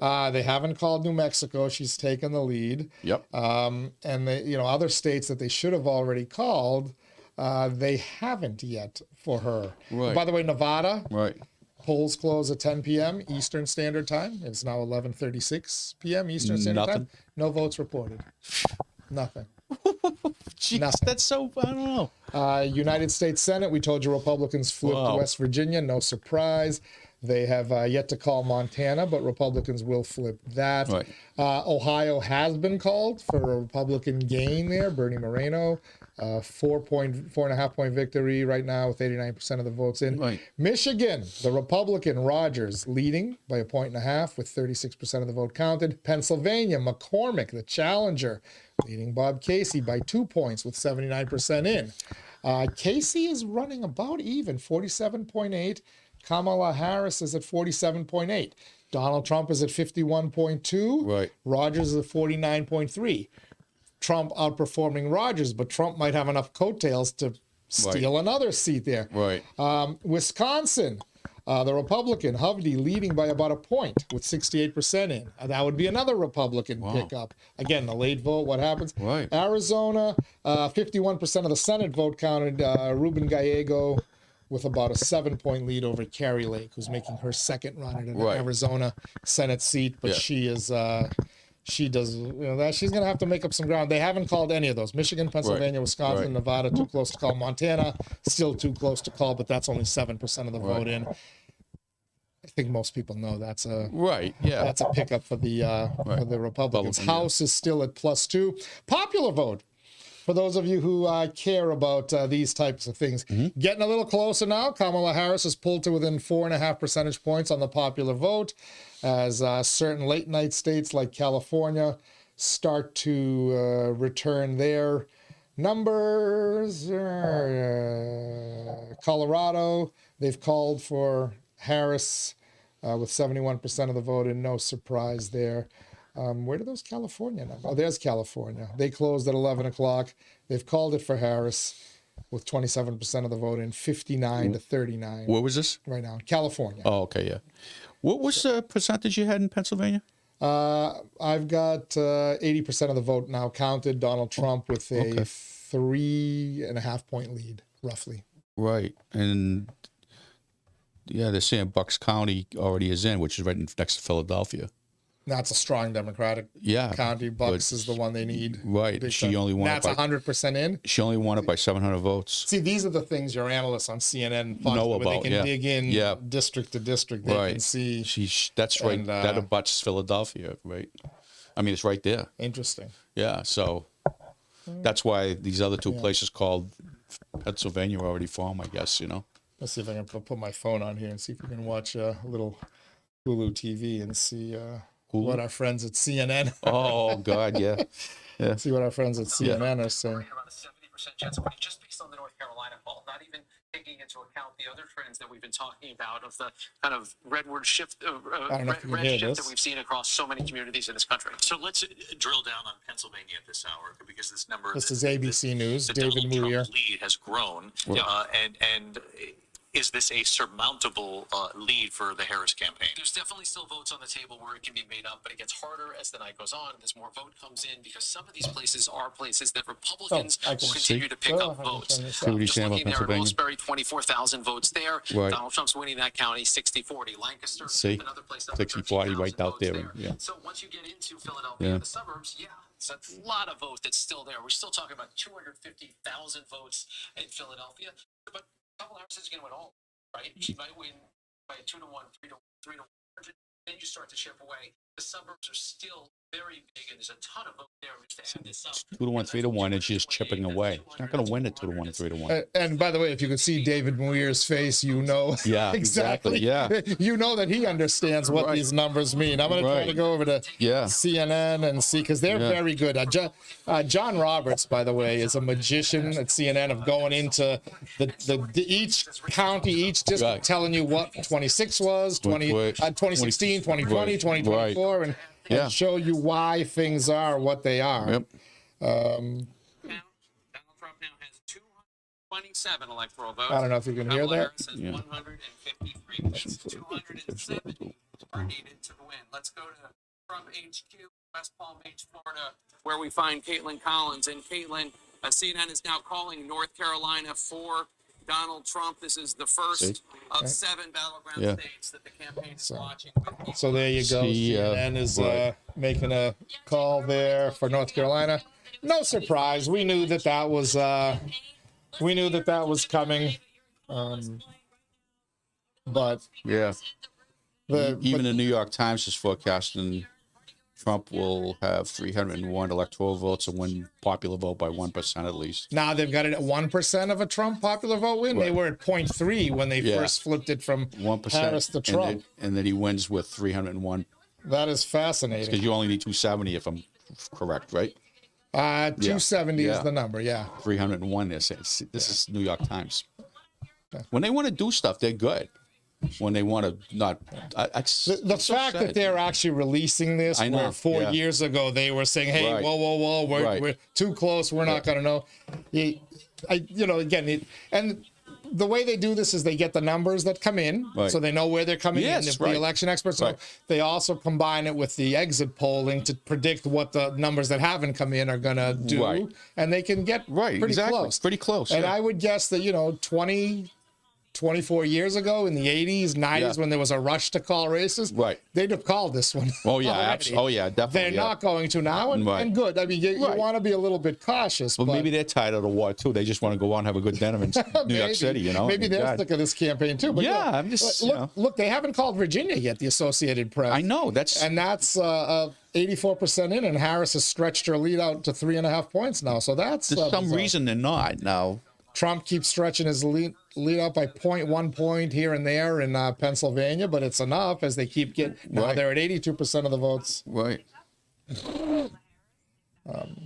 Michigan, Trump is now up 4 points at 38% counted. So you can kind of see where this is going. You can't lose Michigan. All right, I'm gonna Go to bed? Well, I'll tell you what. Before I say we're going to bed, I just was taking the words out of your mouth. you take off anytime. No, I'm fine. I'm not going to leave you. You want, but I'm gonna just text Will Rosenberry over at Lowell City Hall and see what he anticipates. Right.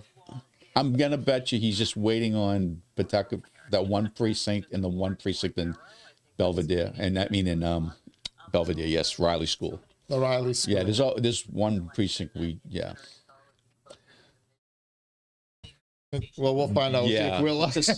he'll need to replace a couple people, but it's hard when they don't make much money. But you got to replace them if you have to. You know? And again, you talked about in 2022 where you were up till 3:30 in the morning with you, not just you, your staff. Yeah, and then we had to come back in. What for 8 time o'clock. did you start work that Tuesday? 4:30.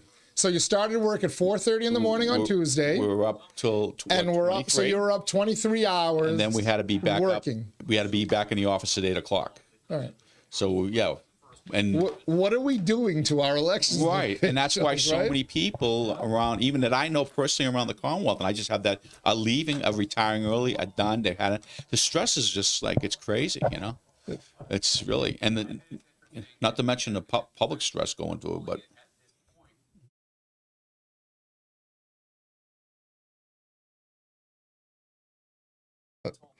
CNN is saying that North Carolina wasn't called last time till the week after the election. People who paid attention knew that one was going to Trump, but they kept waiting, and it shows you that the margin has grown to a level that they're comfortable calling it now. Right, and I think what you said too is these people. It's not so much the election officials; the elected officials want this stuff done. And I got to tell you, like I said, elections in Lowell were kind of a mess when I walked in, but Tom, I'll give credit to the manager. Tom gave me what I needed, and I asked him, and he did. I mean, you know, we still did it with 5 people. Will's doing it with 5 people. Gloucester has 9. There are only 35,000 people. Lowell's 120. So how do these poor people, and granted, Lowell has 120,000 people, but Drackett's got 1 person.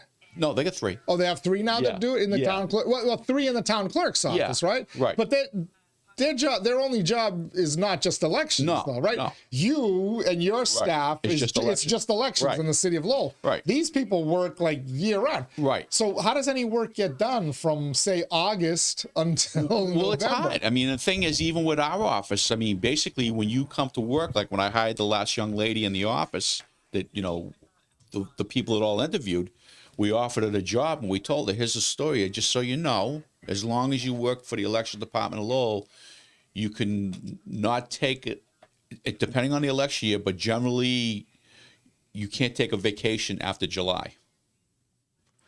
And some years you can't take a vacation after June 30th. And that's people what you mean I can't go anywhere? No, you can't go anywhere in August right through to December. But but in presidential years, okay, so in Lowell, you're lucky. You don't have to deal with a municipal election. We do. But not in a presidential year. No, not. Think about some of these towns this year that had a municipal election, a presidential primary, a state primary in September, and now the federal. A water district 1, 2, or fire district. I mean, there's got to be a better way. Right, and the thing is. Like I said to the manager, he walked in one day, and I mean, Tom was a representative for a while, but I mean, I didn't know a lot of the stuff till I went to work for Gal. I worked in the Treasury for 8 years. I didn't know much about elections other than being involved in them. But when Billy took over as secretaries and I went with him, he put me right in. He put his 5 best. I'm not bragging about myself, but his 5 top people went right into elections because he knew that division out of 17 were the most important. But the point being is that let's put it this way. So the city election was going on, and there was no preliminary, thank God, but there was a city election going on in November. And Tom says, well, at least you'll have a little break after this. He goes, what are you doing? He said, what's all this? I goes, Tom, Mr. Manager, I goes, this is for the presidential election in March. We have to have it done by November before the city election. All the paperwork and all this other stuff and the things. And then he said, well, what's this over here? I says, this is for the questions next year that are going to be on the November ballot. He goes, but this is a year before. Because we have the statutory deadlines. It's crazy. They're a year before, they're 6 months before. And like you said, and then you got the town clerks like Janie and Drake, God bless her. I've seen her some nights.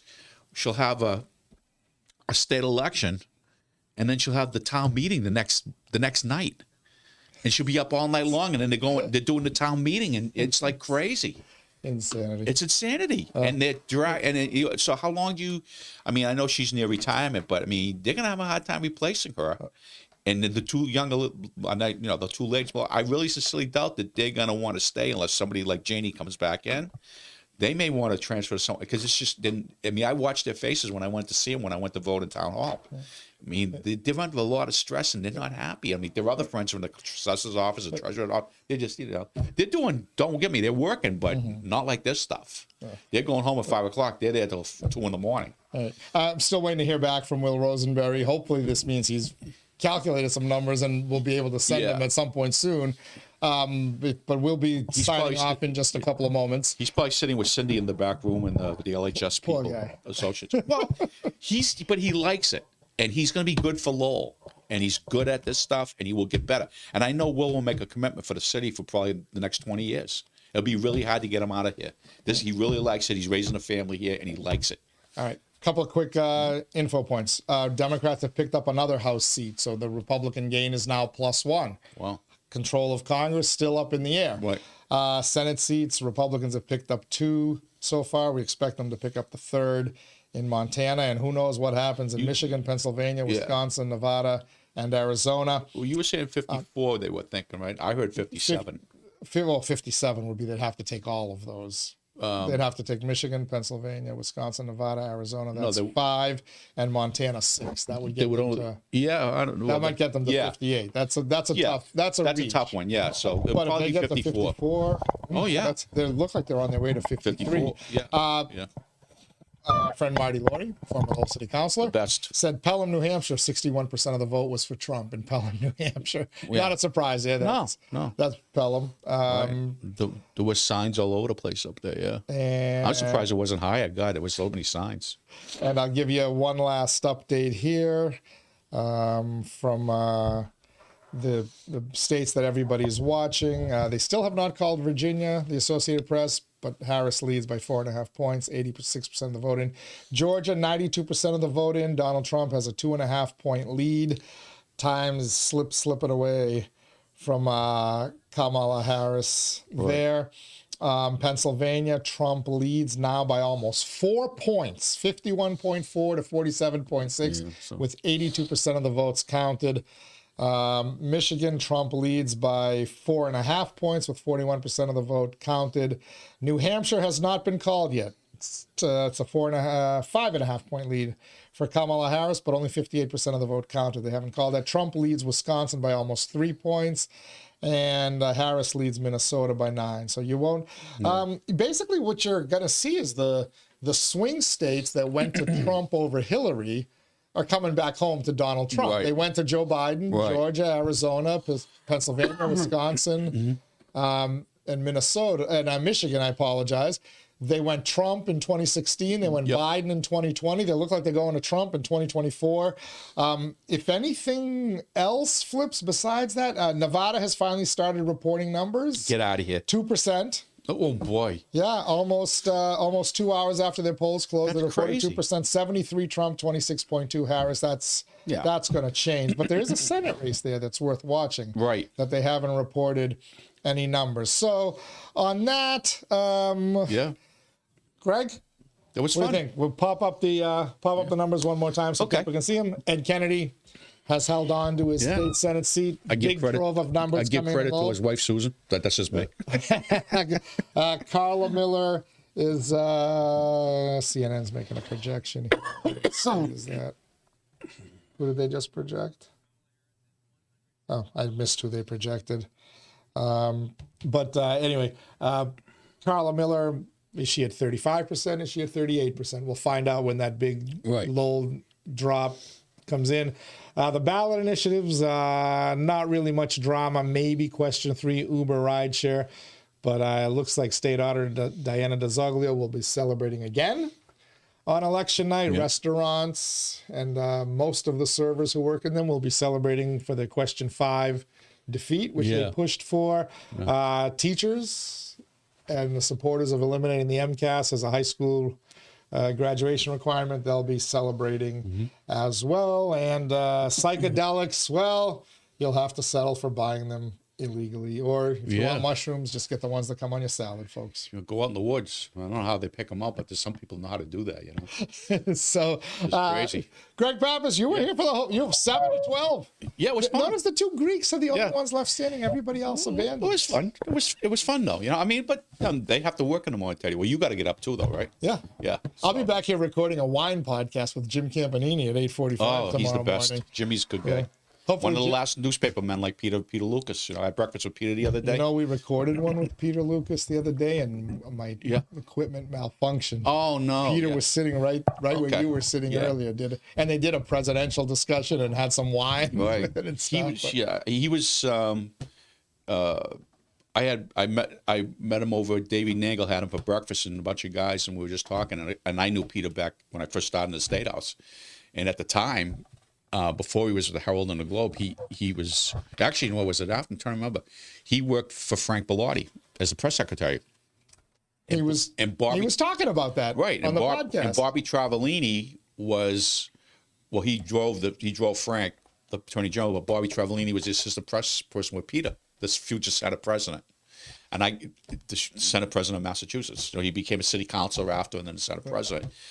Peter's great memory, great stories, and a lot of stuff he's telling. Like I said, I remember some of it because he was there much earlier too, but just a great guy. A lot of knowledge, a lot of information, a lot of history. Great stuff. Yeah.